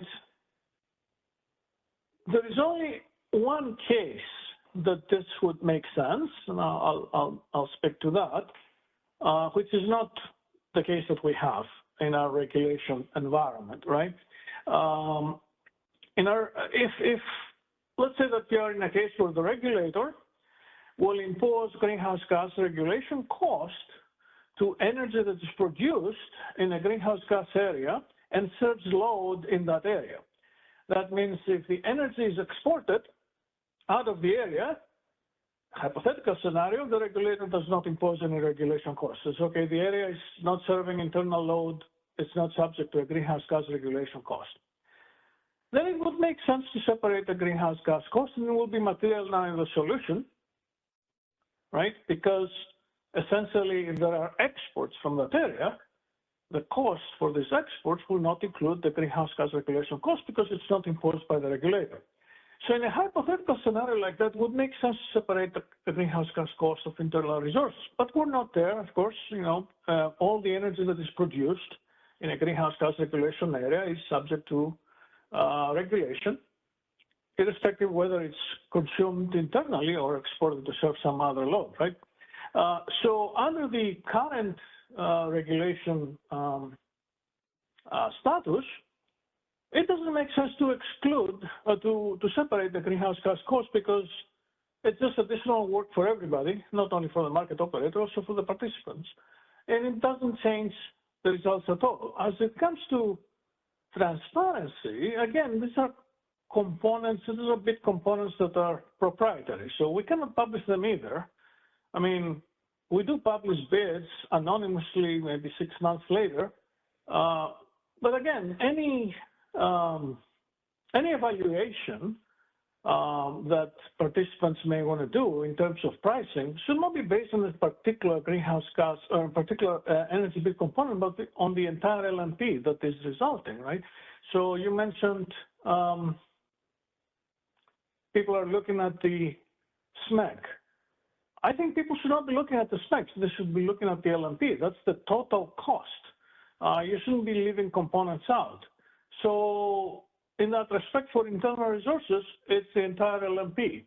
That includes the marginal energy component for the BA that you are, plus the greenhouse gas component for imports into an area if it is in a greenhouse gas regulation area. So for the particular regulating environment, we don't find any particular benefit for imposing additional work to the participants and, of course, the market operator to handle these bid components separately. That's where we always arrive at this realization whenever we look into this problem. So I hope this is satisfactory answer to you? A couple things to respond there too. So one, I think there is another extremely useful reason to separate out the energy bids, and that's if, you know, we're looking forward in a couple of years where California and Washington are potentially going to be linked programs. And if you have a resource inside one wanting to also be deemed to serve the other, and they are now linked and recognize each other's allowance costs or compliance instruments, one is going to have a higher price than the other, which means if you're embedding cost to serve load internally, but then separating out the cost to be deemed elsewhere, you're going to end up with a negative GHG bid, which intuitively does not make sense. So again, I think we've been asking for this, and I'm hoping that maybe in the next iteration, you guys can create a solver and expand it a little bit more to have all the resources separate out the energy and GHG bids so we can see what that looks like and understand the benefits. Obviously, we're not in that environment now, but that's the whole point of these working groups, is to start thinking ahead and getting the whole market in a situation so that when those programs are linked at some point, assuming that goes forward, that we're already capable of handling that instead of having to scramble and put something together. And then on the other aspect, I think there are a lot of extremely valid reasons why entities look at just the SMEC for price forecasting, for resource valuation. I'm happy again to talk offline as to why the individual components are also extremely important for investment decisions in the long run. But again, I really appreciate the examples. Hopefully we can kind of expand the model one more last time to include those separate bids would be extremely useful. Thanks. Thank you, Kylie. So we'll take it back. We'll talk about the first item that you mentioned that is maybe playing some role if you have cross greenhouse gas area bids for areas that they have a link. Again, it will come down to what I said earlier. If you have G2 exporting to serve load L1 in area 1, even if area 1 has a lower carbon price between the programs, he said all the greenhouse gas bid may be negative. So again, the fact that the area is that the energy is exported, if the regulator of area 2 still wants to regulate that because it's generated in area 2, essentially you'll make the greenhouse gas bid 0 and not negative, because you still has to pay the greenhouse gas, the carbon cost for area 2, even if it's going to area 1 with a lower carbon cost. So I think it becomes relevant again if exports are excluded from regulation for an area. But we'll take it back, and if it's educational and provides some value, we'll provide some examples that show how this can be used with some assumptions on the regulation for the two areas that are linked. The other issue, what was you had two things. You asked something else and I forgot. What was it? Oh, yes, the siting decision based on the SMEC. So I'm going to go through some more examples here that are a little bit more complicated that, you know, will become apparent that you should not be using the SMEC for this kind of decision. So let me move on. So we saw example 2, right? Let's move to example 3. Exit this guy here. Okay, so in example 3, now I'm going to start moving things around the bids. So I swapped the bids for G1 and G3. So now G1 is cheaper than G3. So I want to start having a solution where the marginal resource is moving inside the greenhouse gas regulation area. Okay. So if we do, obviously the counterfactual does not change because I just changed bids, right? All the megawatts are the same. So it's the same counterfactual. The brown numbers are the same as before, right? Still no transfer limits, right? So now the solution pivots, having G1 being marginal because it's cheaper than G3. So you see G3 is not scheduled here, being more expensive. And G1 is marginal, it's producing 100 megawatts. So you only need a 50 megawatt transfer into area 1, which will come from a cheaper resource that's G4.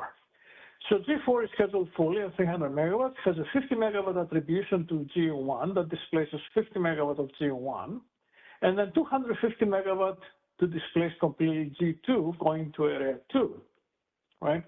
So now this resource is marginal in GHG area 1 and also marginal for BAAA, but if you look at what sets the price here, okay, you expect this resource to set the price at $60, the MEC, but the MEC is $56. So again, you have some interaction going on. So let's say you have a load here.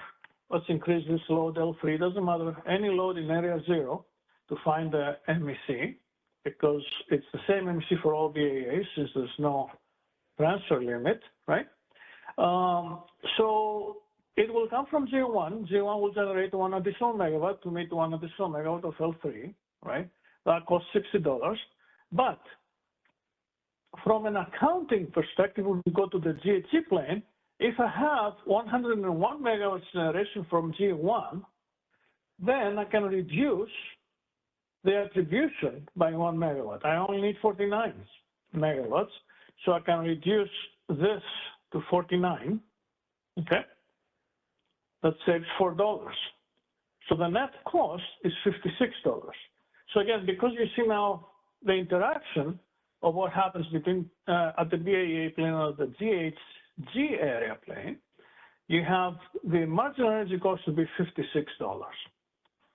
And then, of course, it's easy to find out the LMP in areas 1 and 2 by adding the marginal greenhouse gas cost for imports into these areas. And they're both $4 and $9 coming from the greenhouse gas bid of G4. Okay?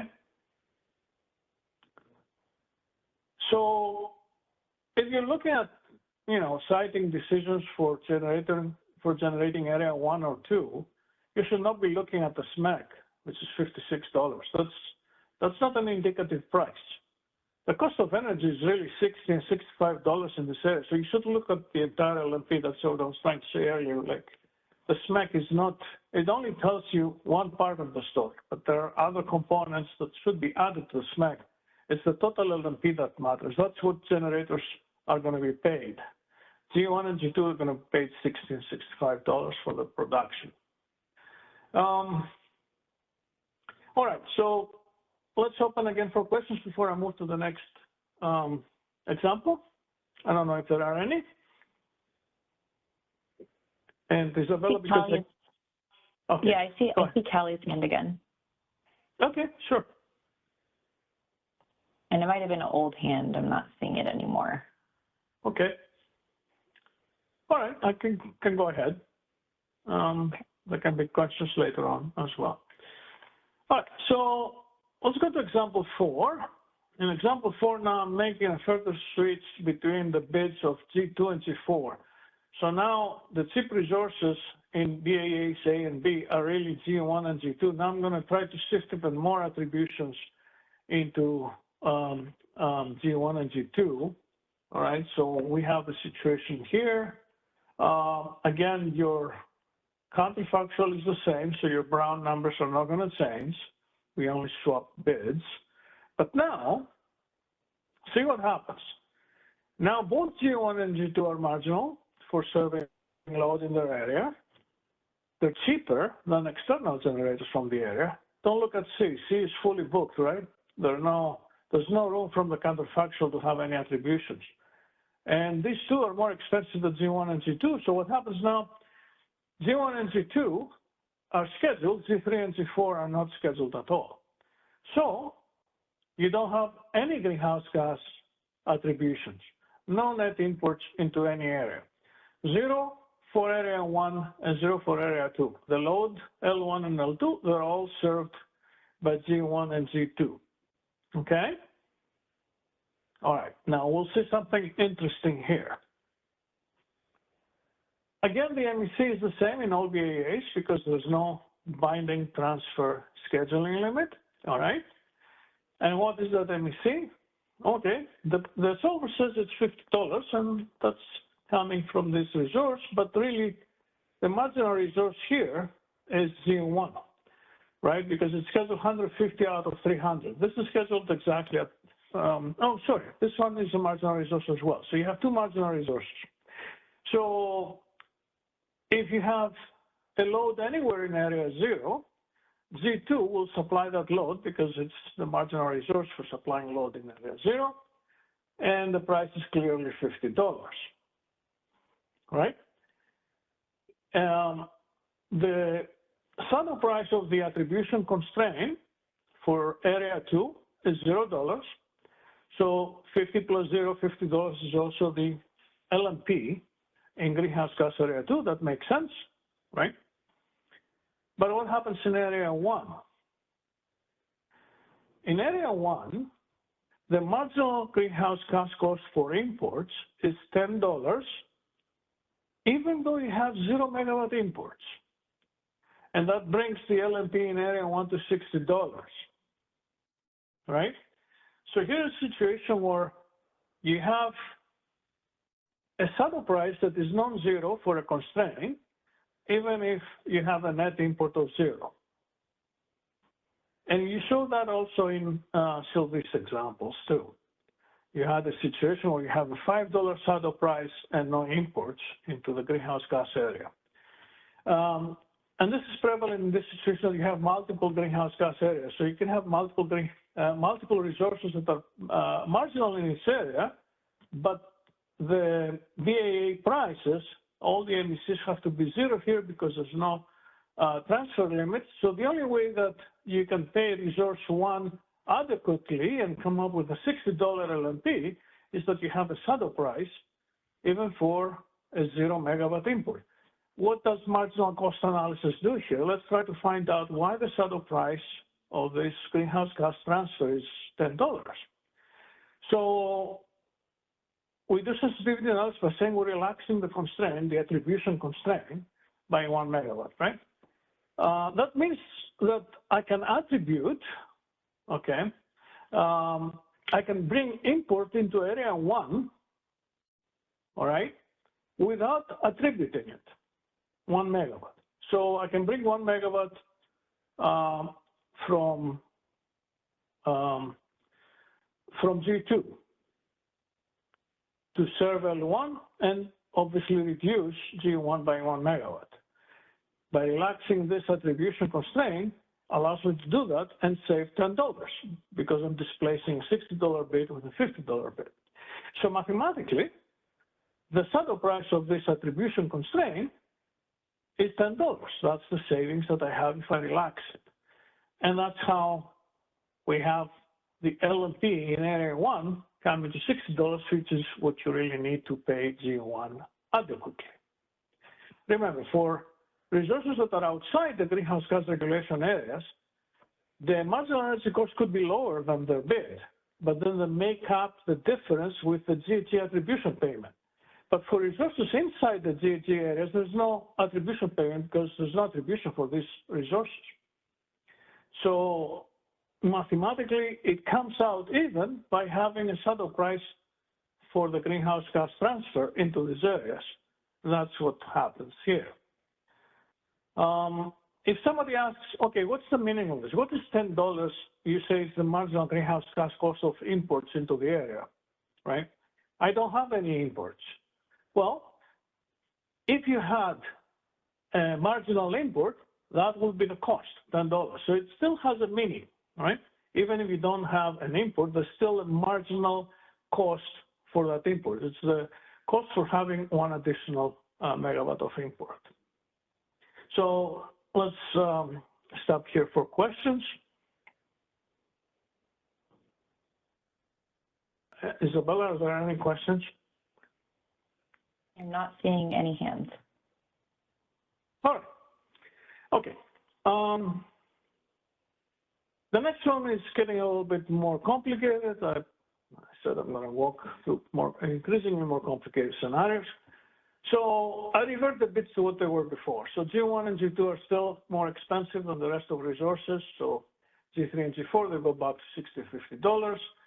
What the difference is here is I'm putting a scheduling limit on the transfers, right? So now we want to show how the planes interact when you actually have scheduling limits on the transfers, and I made it tight enough to matter. So now the BAA to BAA transfer can only be 50 megawatts, up to 50 megawatts, all right? So we have a more constrained solution, so we expect more interaction. The counterfactual is the values that we had before with these original bids and the 400 megawatt load.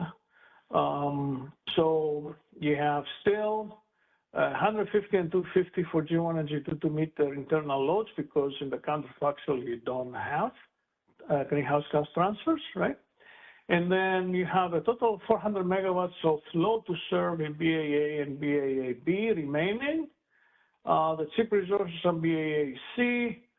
So you have 400 megawatt produced to serve locally 400 megawatts of load, and 400 megawatt normally you would have exporting, but now you can only export 100 megawatts because of these constraints, right? So you can only export 100. So if you economically load the resources in C, G5, G6, 400 megawatts to meet that load, and then G7 is marginal in C, 400 megawatts. You would like to produce more at these prices, but there's no transfer capability more than 100 megawatts that G7 is exporting to export anymore to displace G3 and G4. And actually, G3 is more expensive than G4, so you can see that the transfer pattern is you send 50 megawatts from from C to A, and then 50 megawatts will through from C to B and back to A. So A is the sink for the 100 megawatt of exports from C, because obviously you want to displace generator. G3 is more expensive than G4. So 100 megawatt comes in, right? And you have a 250 megawatt load, so you still need 150 megawatt. But you also want to displace the more expensive generators. So you have both G3 and G4 scheduled at maximum of 300 megawatts, and they have attributions now for area 1 and area 2 to displace generators G1 and G2. You displace first G1 because it's more expensive. You displace it completely with 150 megawatt attribution. 100 comes from G3, 50 from G4, okay? And then you need 150 megawatt for area 2, since 100 is produced locally. And that comes 50 from G3 and 100, this is the interesting part here, comes from G7. Why G7? G5 and G6 are fully loaded in the counterfactual, so there's no room for attributions. G5 is not even bidding. G7 has GHG bids. It has a 200 megawatt energy bid. 100 megawatt is its counterfactual. So there's room for 100 megawatt attribution. So the economic solution to have 100 megawatt attribution of G7 to area 2, and the balance is coming from G3, the other 50. Okay, now, again, keep in mind that you have two parallel planes. One is the plane of the BAAs with the transfers, the scheduling transfers, and the other is the plane of the GHG areas where you have attributions which are accounting concepts. They're not subject to any transmission constraints. There are no losses or transmission constraints in the GHG area plane. So if somebody asks the question, you have 100 megawatt generation on G7, that's part of your counterfactual, all right? And there is room for another 100 megawatt for attribution, and you go ahead and you give 100 megawatt attribution. This is the case where the attribution overlaps with the counterfactual. You see that often in WAME. In EDAM, it will be less probable to come to an outcome because your greenhouse gas counterfactual is really an optimal solution, right? But there are cases, like in this one, where it's possible that you can have an attribution that overlaps with your counterfactual, right? Which on some account could be attributed to secondary dispatch. Like for example, you could say that, you know, G4 is backfilling for that 100 megawatt attribution of G7. So you can have these outcomes as well. This is one example that shows how this can happen. Now let's see what happens with the prices, right? And here it's not so straightforward to come up with the marginal prices because your transfers are at the limit, all three of them, right? So that means that the marginal energy cost of each BAA is different. That's the effect when you have binding transfer scheduling units. It separates the prices between the BAAs. So you want to find out now the prices for these BAAs, you have to do marginal cost analysis. BAC is simple, right? C7 is marginal. So it says the BAA price of $30.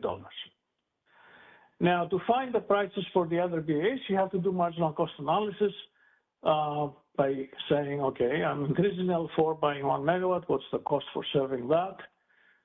We aren't going to go through this exercise here. We trust the solver. In this case, the results for that $61 is the MEC for BAAB and $76 for 4A.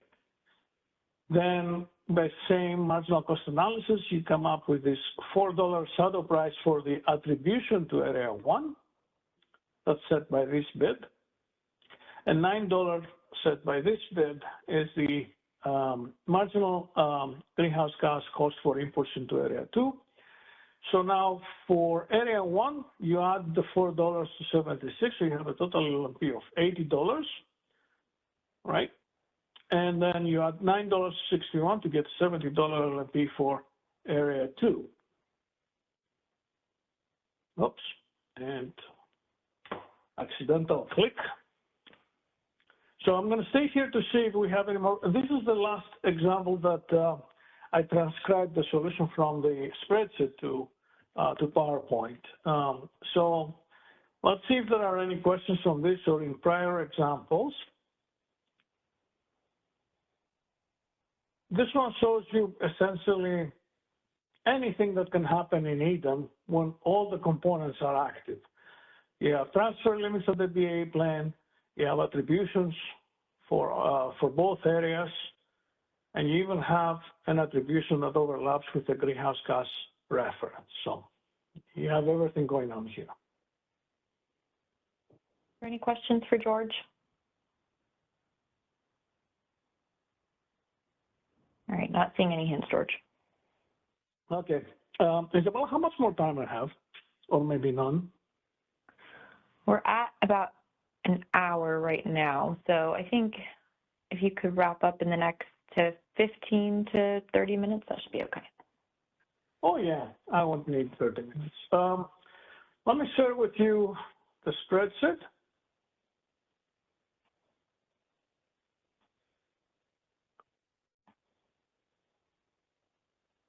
So this is a model, okay, that has the examples. You've seen these things before. I follow the same conventions. For every example, and I have here the 5 examples that you saw where I transcribed solutions from the spreadsheet. You always start with the greenhouse gas reference, okay, which is straightforward optimization. It doesn't have control variables or attributions or fixed at 0. If you want to play around with this, just make sure your greenhouse gas reference, these values, they take the values from the example you're solving, so the base and everything. And then here, or you bring back from the greenhouse gas reference after you solve the reference, you bring back the reference here because it's factoring into the constraints for the attributions. Once you do that, then it's simple. You can enable in the solver, you know how to do that. If you run the model, just make sure after you run it, you press solve. When you get the results, you click the sensitivity report to be produced. And once produced, you just make sure you get the results from the sensitivity report that was produced to give you the prices here. So it's the same results that you saw so far. So I'm not going to go through this, except show you perhaps example 6. So in example 6, I ran into a case that Solver did not give me reasonable prices.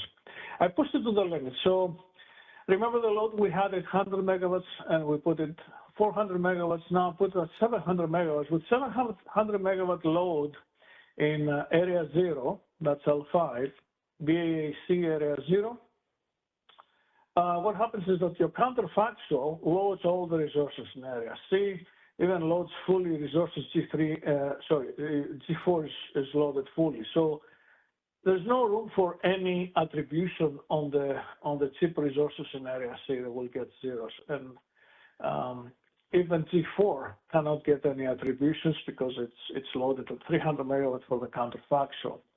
So I'm pushing the solution into G1 and G2 that here G2 is marginal and G3 is fully scheduled at 300 and gets a full attribution of 150 and 150 for the two areas. So that condition here seems to be a degenerate solution where you exactly attribute fully the entire 300 megawatts, and the solar does not give me good prices. You may run into cases like that, as I mentioned before. The Excel solver is not fully capable of resolving degenerate solutions. I think this is a degeneracy here that you run into this case. So it tells me the MEC is $60 and the attribution and the marginal attribution cost is $6 and $10, which that's not the case. So you want to recover from the situation. You run into any situation like that, you identify the problem. I know this G3 is the problem. You can perturb your problem, all right? And that's what I do here in 6+. Basically, I change the load to 700.001, whatever, it doesn't matter. As long as it's a little bit over 700, don't repeat the counterfactual. We'll leave the counterfactual where it is. If you perturb the solution to that, what happens is that it makes this resource now at 100.01. It results apparently the degeneracy. You get the prices that you expect. $62 being the MEC, and 4 and 8 being the marginal prices for the attributions. You can perturb it the other way too, by reducing the load by an epsilon. You're going to get different prices. So as I showed you in slide 2 today, you could be at the point of discontinuity, and it's not easy to find it in a more complicated problem. I showed you a simple problem, which was easy to find it. So here you can see that you get different prices if you perturb up and different prices if you perturb down. So you really need to have a convention and some idea of what you want to do. Perturbing it down, it makes this resource marginal. That's not what you want to do. This is not what the solution is going, because this is, you want this fully loaded. So your correct solution for prices is this guy. So you can play around with these things. Just again, a word of caution, when you're working with solver and examples with round numbers and everything to make the example simple, you may occasionally run into situations where the prices that you get from the solver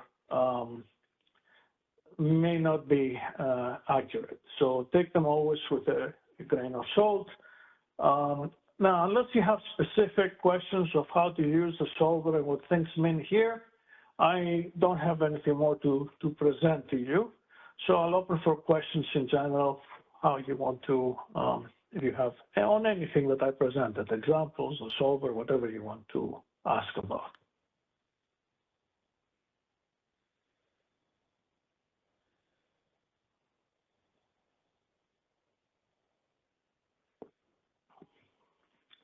Do we have any questions? No questions. Okay. I also added this settlement part in the solver, basically to show you, and you will see by yourself in all examples, you always have all resources being paid adequately. This is a nice feature that we have in our greenhouse gas model. Its marginal cost pricing results in payment adequate outcome for all resources and revenue adequacy for the market operator. The market operator is fully neutral.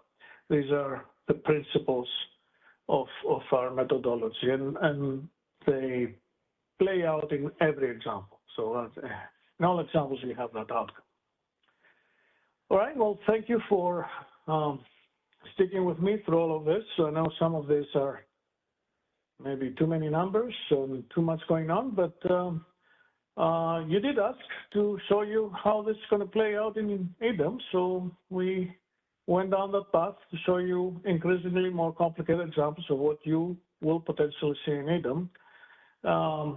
May take a while for you to go through this maybe one more time to sink in. And if you have any questions, you can always send them to us. We'll answer them.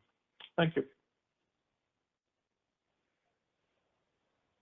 Thank you, George. And if we could pass presenting rights back to Christina, that would be great.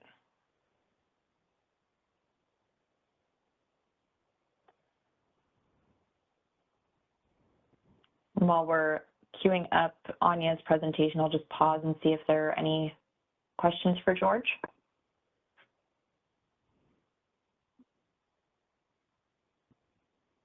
All right, not seeing anything. So that leads us into our last discussion topic for today. I think before we get started, though, we do have a short break. So let's go ahead and take a 10-minute break and meet back here at 2:35 p.m. Pacific time, and then we'll kick things off with Anya's presentation on the GHG counterfactual. Thanks, everyone. All right. From break, everyone. This leads us into our last topic of the day, which is GHG counterfactual. So I'm going to turn things over to Anya Gilbert, our lead policy developer here at the ISO. Okay, great. Well, thanks everyone, and thanks for sticking with us. I recognize today's agenda is pretty content heavy, and I'm looking forward to discussing the GHG counterfactual with you all. Let's go ahead and move to the next slide. So by the end of this overview on the GHG counterfactual, I hope you're able to walk away with an understanding of what the greenhouse gas counterfactual is and why it exists, the ability to explain how the counterfactual has been implemented for WEIM only entities versus EDM entities, and spoiler alert here, they're different depending on if a participant is participating only in the WEIM or in EDM. And I just want to note the improvements we've made in EDM really help mitigate secondary dispatch and ensure that what's attributed is economic. And third, I hope you walk away with the ability to explain why the BAA by BAA level counterfactual isn't as optimal as the counterfactual that looks at the full non-GHG regulation area. So each of the next 3 sections addresses these goals. Let's go ahead and move to the next slide. So first, what is the greenhouse gas counterfactual and why does it exist? And with these slides, I've kind of included the cliff notes with each of kind of the section headers. And so below is the answer before we get into the details. So the greenhouse gas counterfactual is what generation would serve the non-GHG area absent GHG policy. So for example, if your resource gets a counterfactual of 40 megawatts, it means that those 40 megawatts was intended to serve the non-GHG region without looking at GHG policy. And it also allows states that choose to do so calculate what could be considered secondary dispatch. So let's go ahead and move to the next slide. I want to back up for a moment and talk about how carbon policies interact with the market. So the market dispatch is a least cost security constrained dispatch. This is true for all ISOs and RTOs. We're looking to minimize total costs based on the costs that are reflected and the constraints in the system. And greenhouse gas accounting allows those greenhouse gas compliance costs to be reflected for those regulated resources without impacting the non-greenhouse gas regulation area. So when greenhouse gas costs are reflected in the market optimization, lower emitting resources are relatively economic to serve a region that has a price on carbon. And this makes sense. You've got low emitting resources that face fewer or lower costs to comply with the regulation, whereas a higher emitting resource faces greater costs to comply with that regulation. And this is the intended outcome of policies that place a price on carbon. However, in some instances, when those clean resources are attributed to a greenhouse gas region, higher emitting resources may be backfilling to serve native load in that non-GHG region, and we refer to that as secondary dispatch. So I'd like to kind of take a look at that visually in the next two slides. Let's move to the next slide. So here we have two balancing authority areas. They also coincide with the one on the left being a greenhouse gas region, and the one on the right is a non-greenhouse gas region. The greenhouse gas region on the left needs 200 megawatts to serve load, whereas the non-GHG region needs 150 megawatts to serve load. When resource 3, and I'll note that green denotes kind of a VER, a variable energy resource, like wind or solar, and yellow denotes a gas-fired resource. When resource 3 makes it itself available to get a GHG award or GHG attribution from the market, and if it's selected, it results in those megawatts serving the GHG region. However, let's move to the next slide. In order to fully serve load in the non-greenhouse gas region, it means inking up or increasing the output of resource 4, which from its greenhouse gas price, we can see is higher emitting than resource 3. And this is just a visual representation of secondary dispatch. Let's go ahead and move to the next slide. So secondary dispatch occurs if a higher emitting resource backfills to serve the non-GHG region when the optimization attributes a lower emitting resource to serve greenhouse gas area demand. And what the greenhouse gas counterfactual helps stakeholders understand is, well, what was intended to serve the non-GHG area if we don't consider greenhouse gas policy? And therefore, once we do consider greenhouse gas policy, what dispatch is likely incremental? Let's move to the next slide.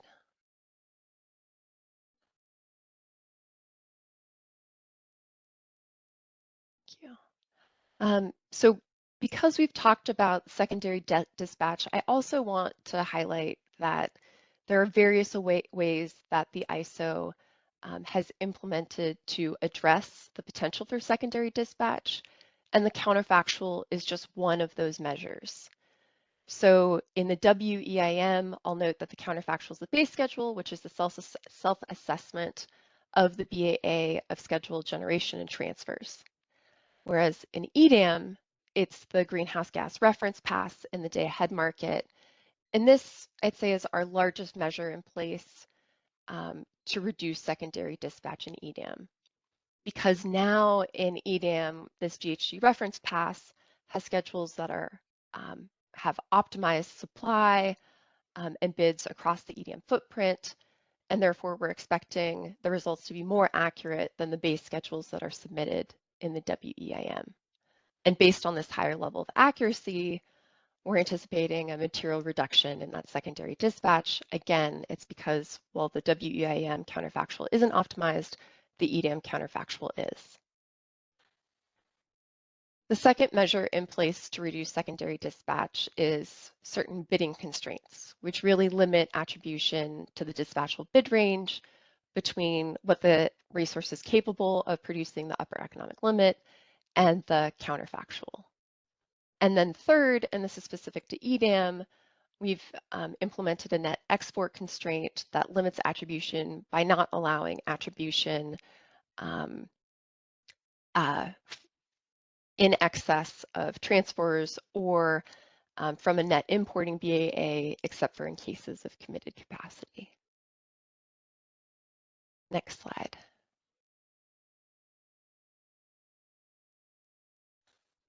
So since we're on the topic of secondary dispatch, I also want to talk about how some states like California have addressed accounting for potential secondary dispatch since it's not eliminated in market design. And in short, California takes the difference between the total California WEIM emissions and subtracts attributed emissions, and then after the fact assigns these outstanding emissions to electric distribution utilities on a pro rata basis by reducing their otherwise freely allocated allowances. Next slide.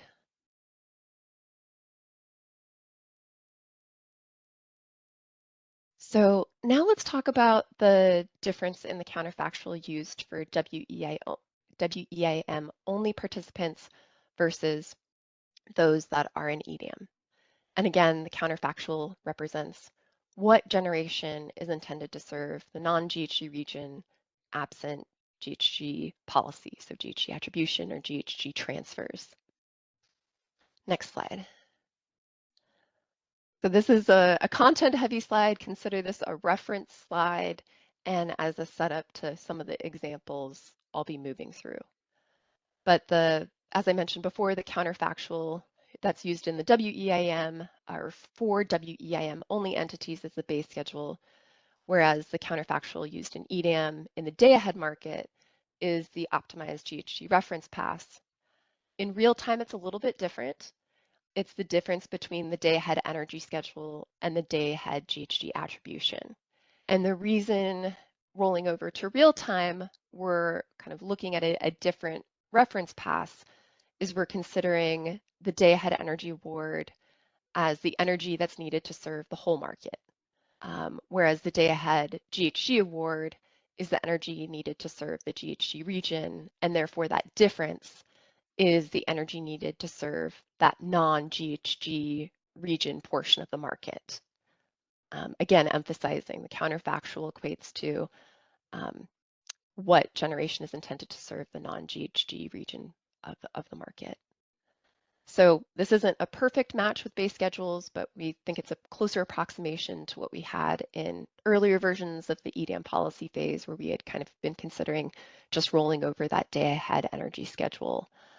We also think this approach aligns with the fact that the real-time market is performing its own optimization that determines final attribution. It's how the WEIM works today, and it allows resources with lower GHG bids that participate in the WEIM to then displace more expensive resources that participate in both EDAM and the WEIM. These other rows here are as reference, but also a setup for the examples ahead. So committed capacity is really the short or long-term contracts that an entity has. In the WEIM, these can be reflected in base transfers. In EDAM, they're actually removed from the day-ahead GHG reference pass so that they can be fully attributed if economic. And I'll note that we don't have this feature rolling into real time, but it's something that we could examine in policy discussions. As I mentioned earlier, we do have limits to attribution. In short, we make sure it doesn't exceed what was bid, it doesn't exceed the schedule it was awarded, and it doesn't exceed the difference between the upper economic limit, which is their kind of capability, and the counterfactual. In terms of what's actually eligible to be attributed or get that GHG award, it's really the difference between their upper economic limit and the counterfactual. And in the examples ahead, we're calculating what could be secondary dispatch. I think it'll be more intuitive going through the examples, but I've got the formulation here. So with that, let's go ahead and dig into some examples. This first one sets it up with the WEIM. Some of you may have seen this before in presentations from Abhishek from our market analysis group.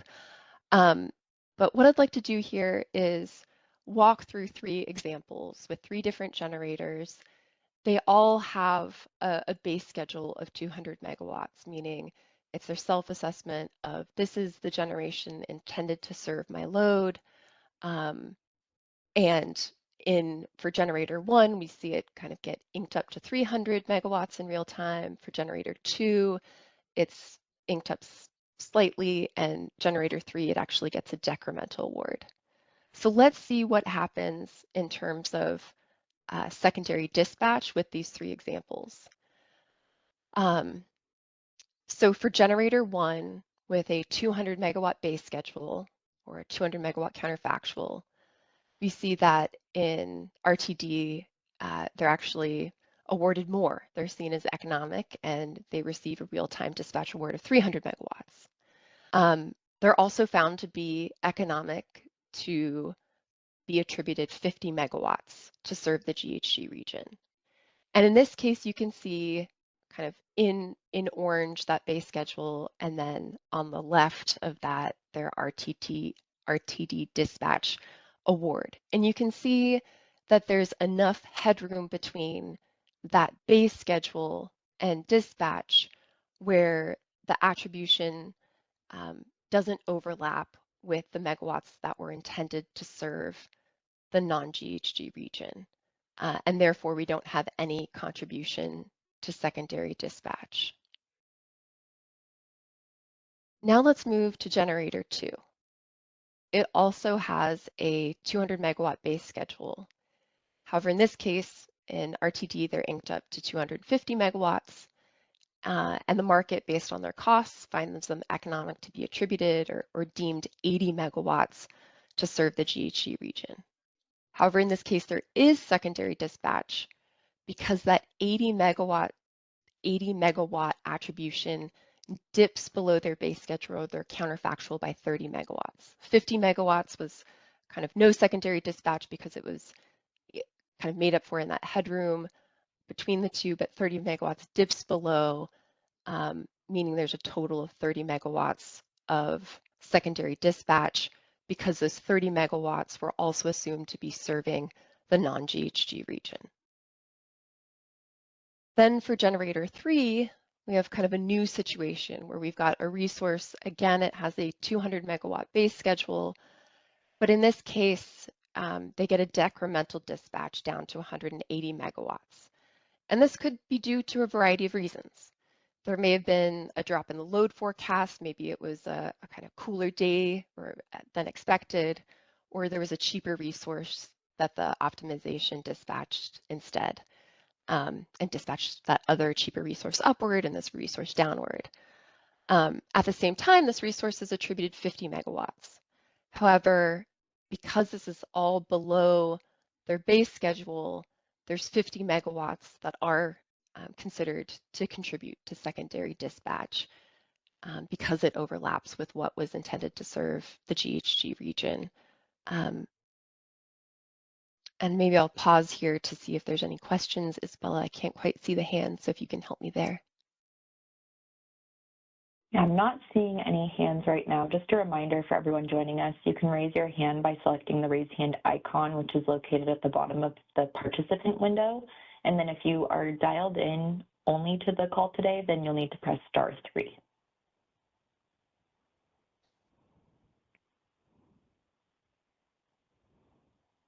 All right, still not seeing anything on yet.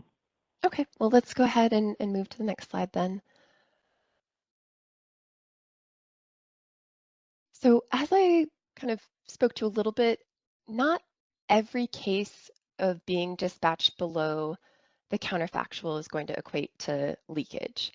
So a resource can be dispatched below their counterfactual for a variety of reasons, and I want to kind of explain some of those reasons. So you can have that, you can be dispatched below what that counterfactual is because of economic displacement, meaning another resource out there that bid was relatively less expensive. So the optimization is going to dispatch that other resource upwards and kind of the resource that you're looking at downwards. Another reason might be a decrease in the load forecast, like what we saw with generator 3 in the example above, where the load is lower than expected and therefore less load is required from the resource. It's really kind of issue 3 where leakage might occur, where you have another resource that is backfilling, where another resource is relatively more expensive, so it has a higher energy only bid price, but has a lower total bid price, meaning the energy and GHG bid price.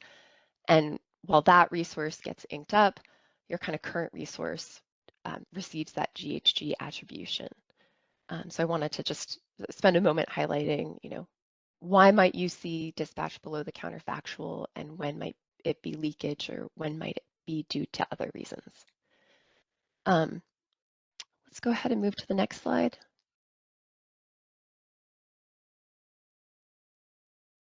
So next I'm going to review some counterfactual and secondary dispatch examples using EDAM. So we're no longer looking at base schedules as the counterfactual.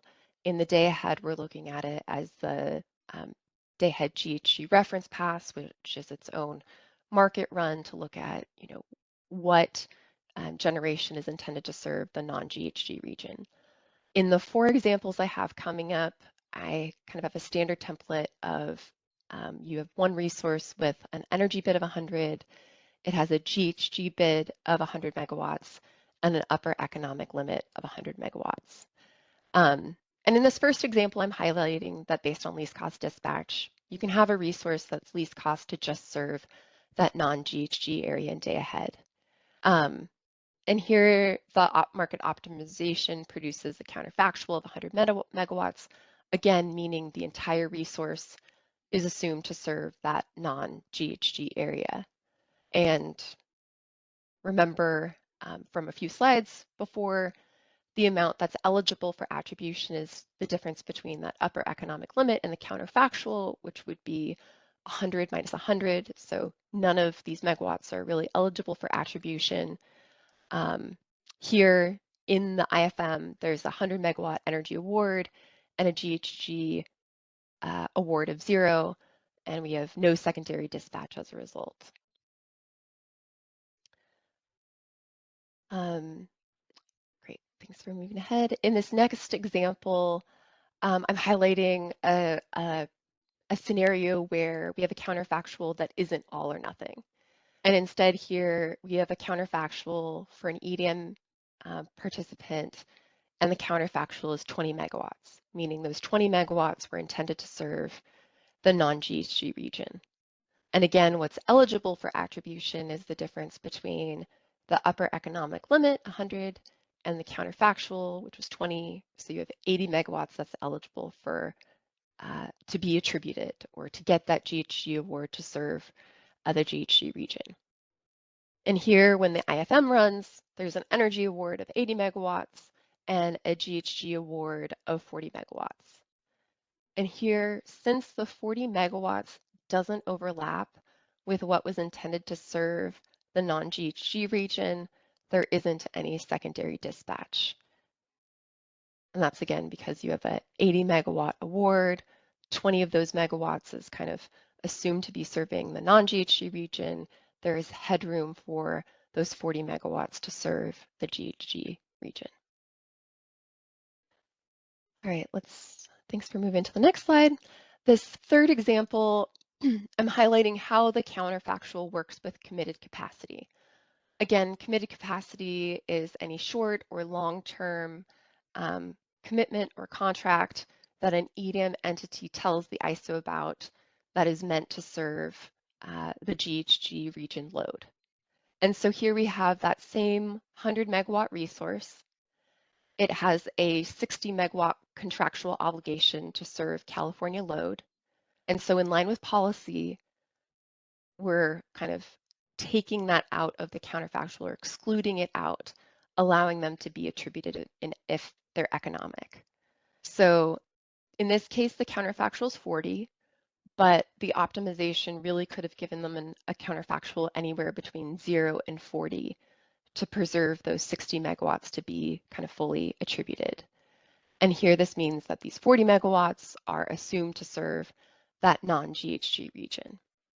So now when there's a 100 megawatt energy award and 60 megawatts is attributed, there's 0 megawatts of secondary dispatch, again, because there's not overlap between what was intended to serve the non-GHG region, which was 40 megawatts, and the 60 megawatts that served the GHG region. All right, let's move to the next slide and final example here. So in this final example, instead of looking at kind of day ahead, I'm looking at the real-time counterfactual and how the counterfactual rolls over from day ahead to real time. And again, the EDM real-time counterfactual is the difference between the day ahead energy award and GHG attribution.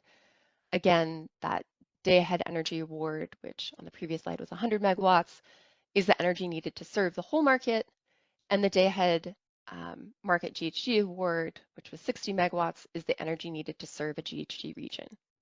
The difference between them is the energy needed to serve the non-GHG region. So that's why the counterfactual here is 40. Again, those 40 megawatts are intended to serve that non-GHG region. Here, when the the real-time market runs, the resource gets an energy award of 100 and a GHG award of 100 megawatts. Well, now, because this overlaps with the 40 megawatts that was assumed to serve the non-GHG region, we have 40 megawatts of secondary dispatch. So let me pause here and see if there's any questions.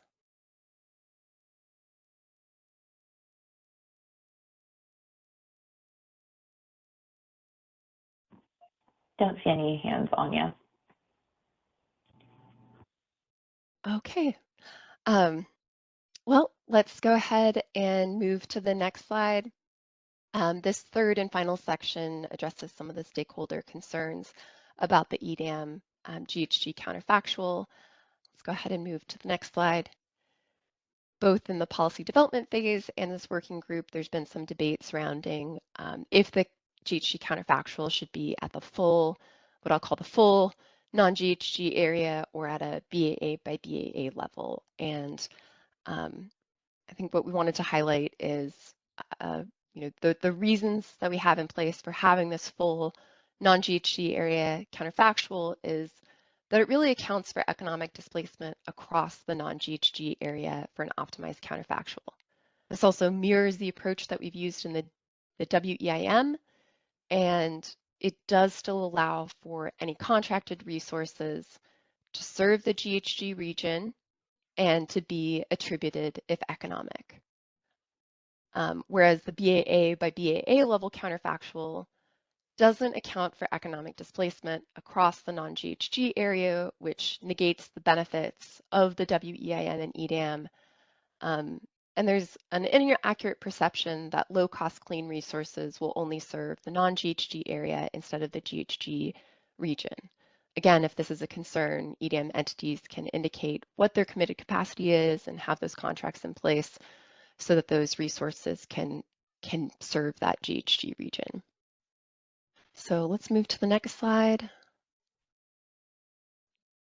So in light of some entities stating that the BAA by BAA counterfactual approach is optimal and that the WEIM approach is akin to the BAA by BAA approach, what these next set of slides illustrate is really that the WEIM approach isn't like the BAA approach and shouldn't be.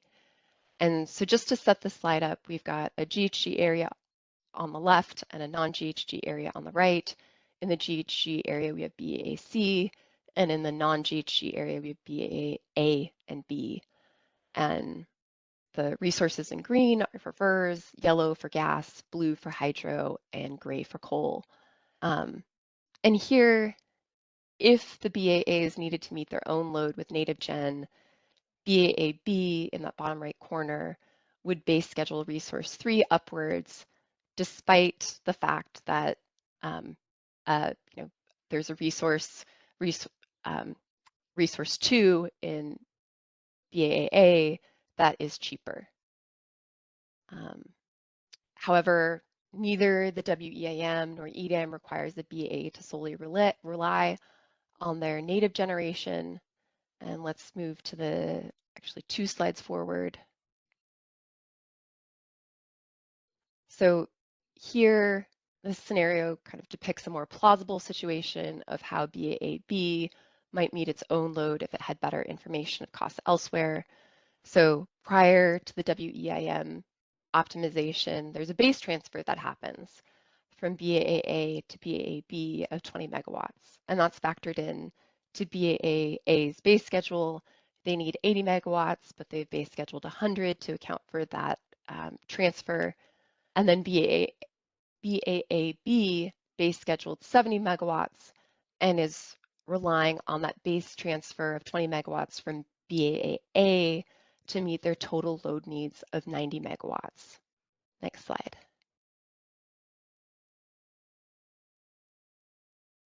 Then when the WEIM is optimized and the WEIM transfers are unlocked, it's also economic for resource 3 to be attributed 50 megawatts to serve the GHG area, as its all-in price of $24 is cheaper than if the GHG area were to run their gas resource of resource 6 at $25 per megawatt hour. So in this case, BAAB was able to procure less expensive energy bilaterally prior to participating in the WEIM by receiving that base transfer from BAAA, and we've showed how the attribution works as well. Let's go ahead and move 2 slides forward.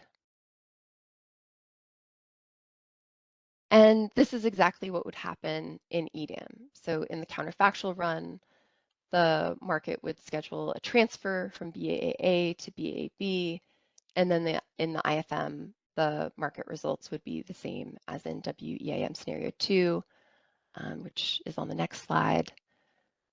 And in short, the counterfactual run simply avoids what happened in our first scenario, where we're not just serving load with native gen, but also relying on those transfers. And I see Todd Ryan has his hand up. Go ahead, Todd.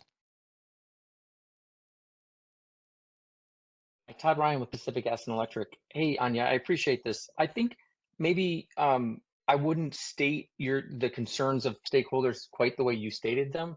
I don't think anyone's saying the BAA by BAA basis is more optimal. It's just that it's a trade-off between what you're calling, I guess, accuracy to other unintended effects, like the ones pointed out by Vistra in the previous working group. And in this example, for example, the effect that we've pointed to in the past, where, for example, resource 2, as I understand it, is not contracted by by BAB. And what you're seeing here is that prior to the run of the IFM, resource 2 is being, or BAB is being given access to resource 2 prior to the GHG area. And so if it were to be fully committed in the counterfactual run, then BAAC would be unable to have access to the residual capacity of resource 2. So again, I don't think it's the BA by BA basis is more optimal. I think that there are unintended consequences of grouping together a group of balancing areas that are not actually in an RTO or not actually pre-optimized in any kind of way, that there's residual capacity that should be be made available to all in the IFM. So I still do believe that it's worth talking about that trade-off in terms of what level of accuracy are we talking about in terms of difference between having a, so we say, grouped non-GHG counterfactual versus balancing area by balancing area. So I appreciate the slides. Thank you.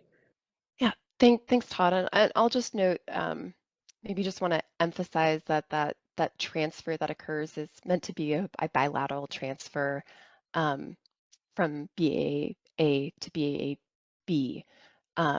So wanted to at least highlight that and appreciate your comments about kind of the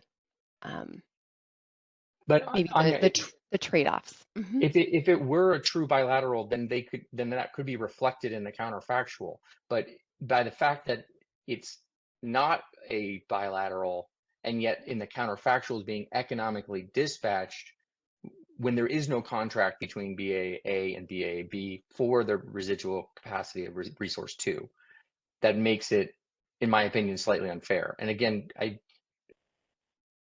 I just feel like you're slightly misrepresenting the concerns of stakeholders when you say that we're saying that the balancing area by balancing area is more optimal.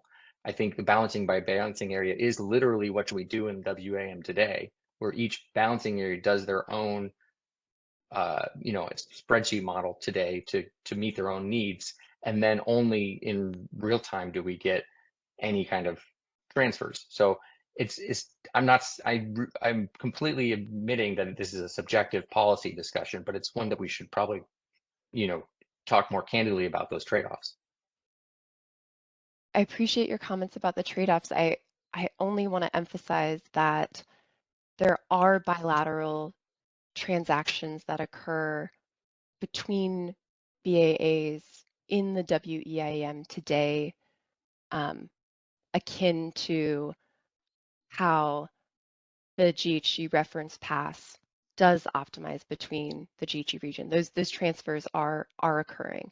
Would those transfers be accounted for today in people's spreadsheets if they have a bilateral Yes. contract already? Yes.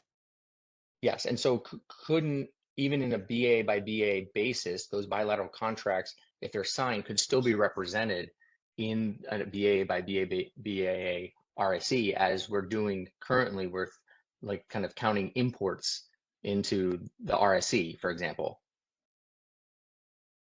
So you could have a counterfactual that's BA by BAA that represents all contracted transactions without allowing, in my words, pre-access to truly residual capacity.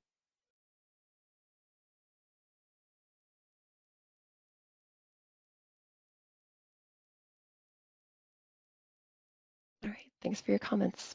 Thanks, appreciate it. We do have a hand from Callie Wells.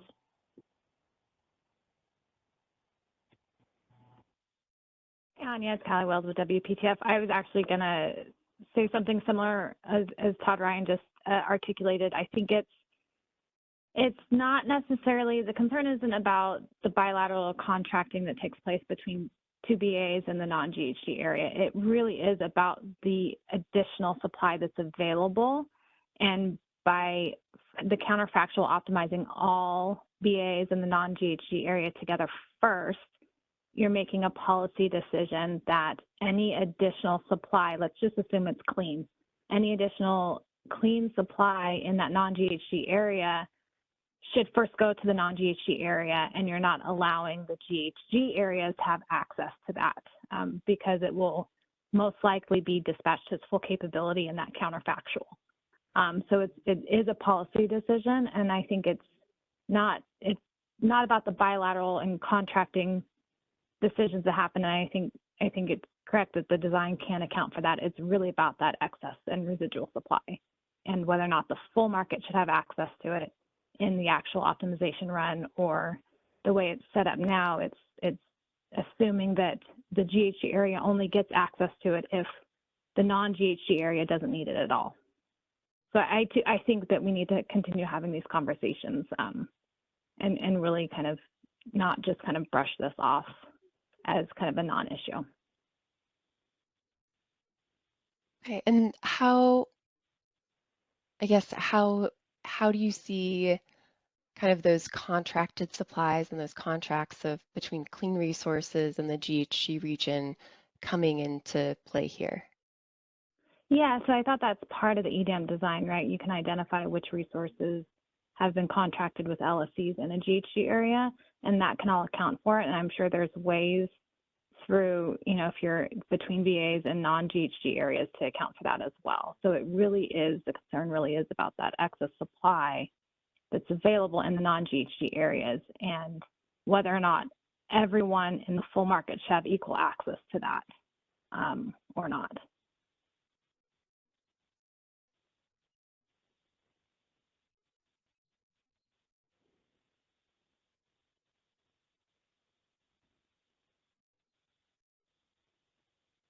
And by full access, it is a least cost dispatch market. Do you think that by having different configurations of BAA groupings, that it would more equitably allow for attribution to GHG regulation areas, or kind of allow clean resources to specify, because they are specifying with bid adders, if they're electing to serve a GHG region. Yeah, okay, so maybe not, but equitable access.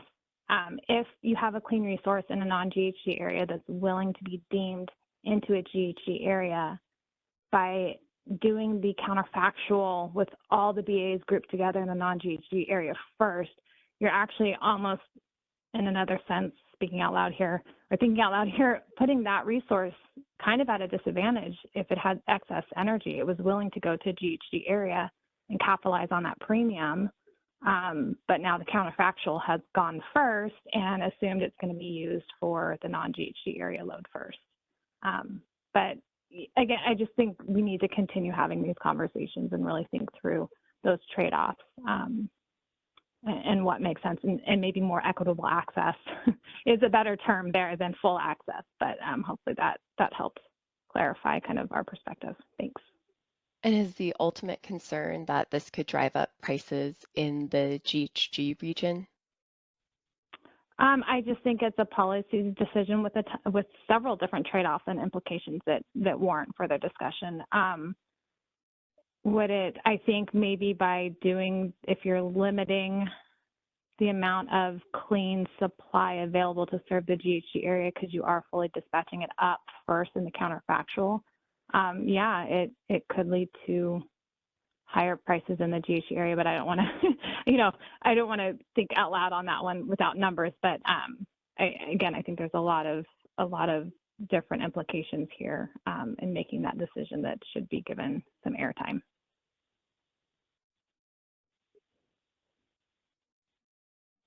Thanks, Callie. Yep.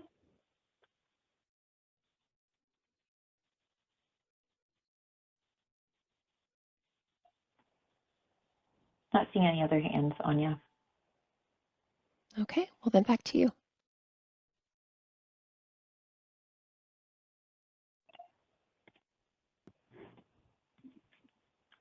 All right, well, that takes us to the end of today's working group. So we will cover next steps here. If we could go to the next slide.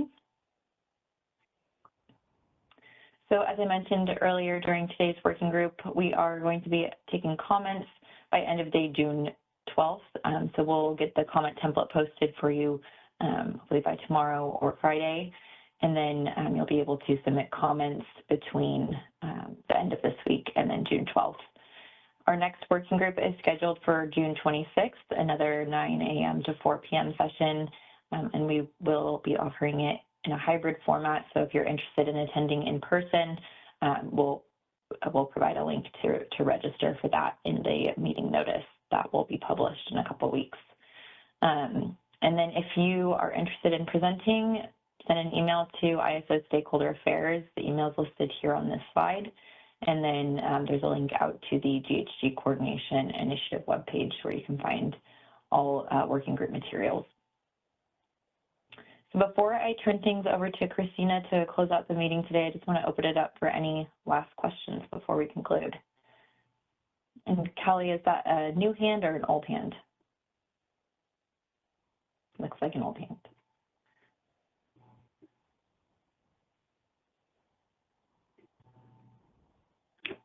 Okay. All right. Well, then I will turn things over to Christina. Thank you all for joining us today. Have a great rest of your afternoon.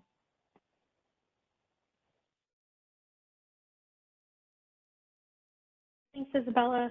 First update we have for you today is to remind you of the new redesigned CAISO website coming tomorrow.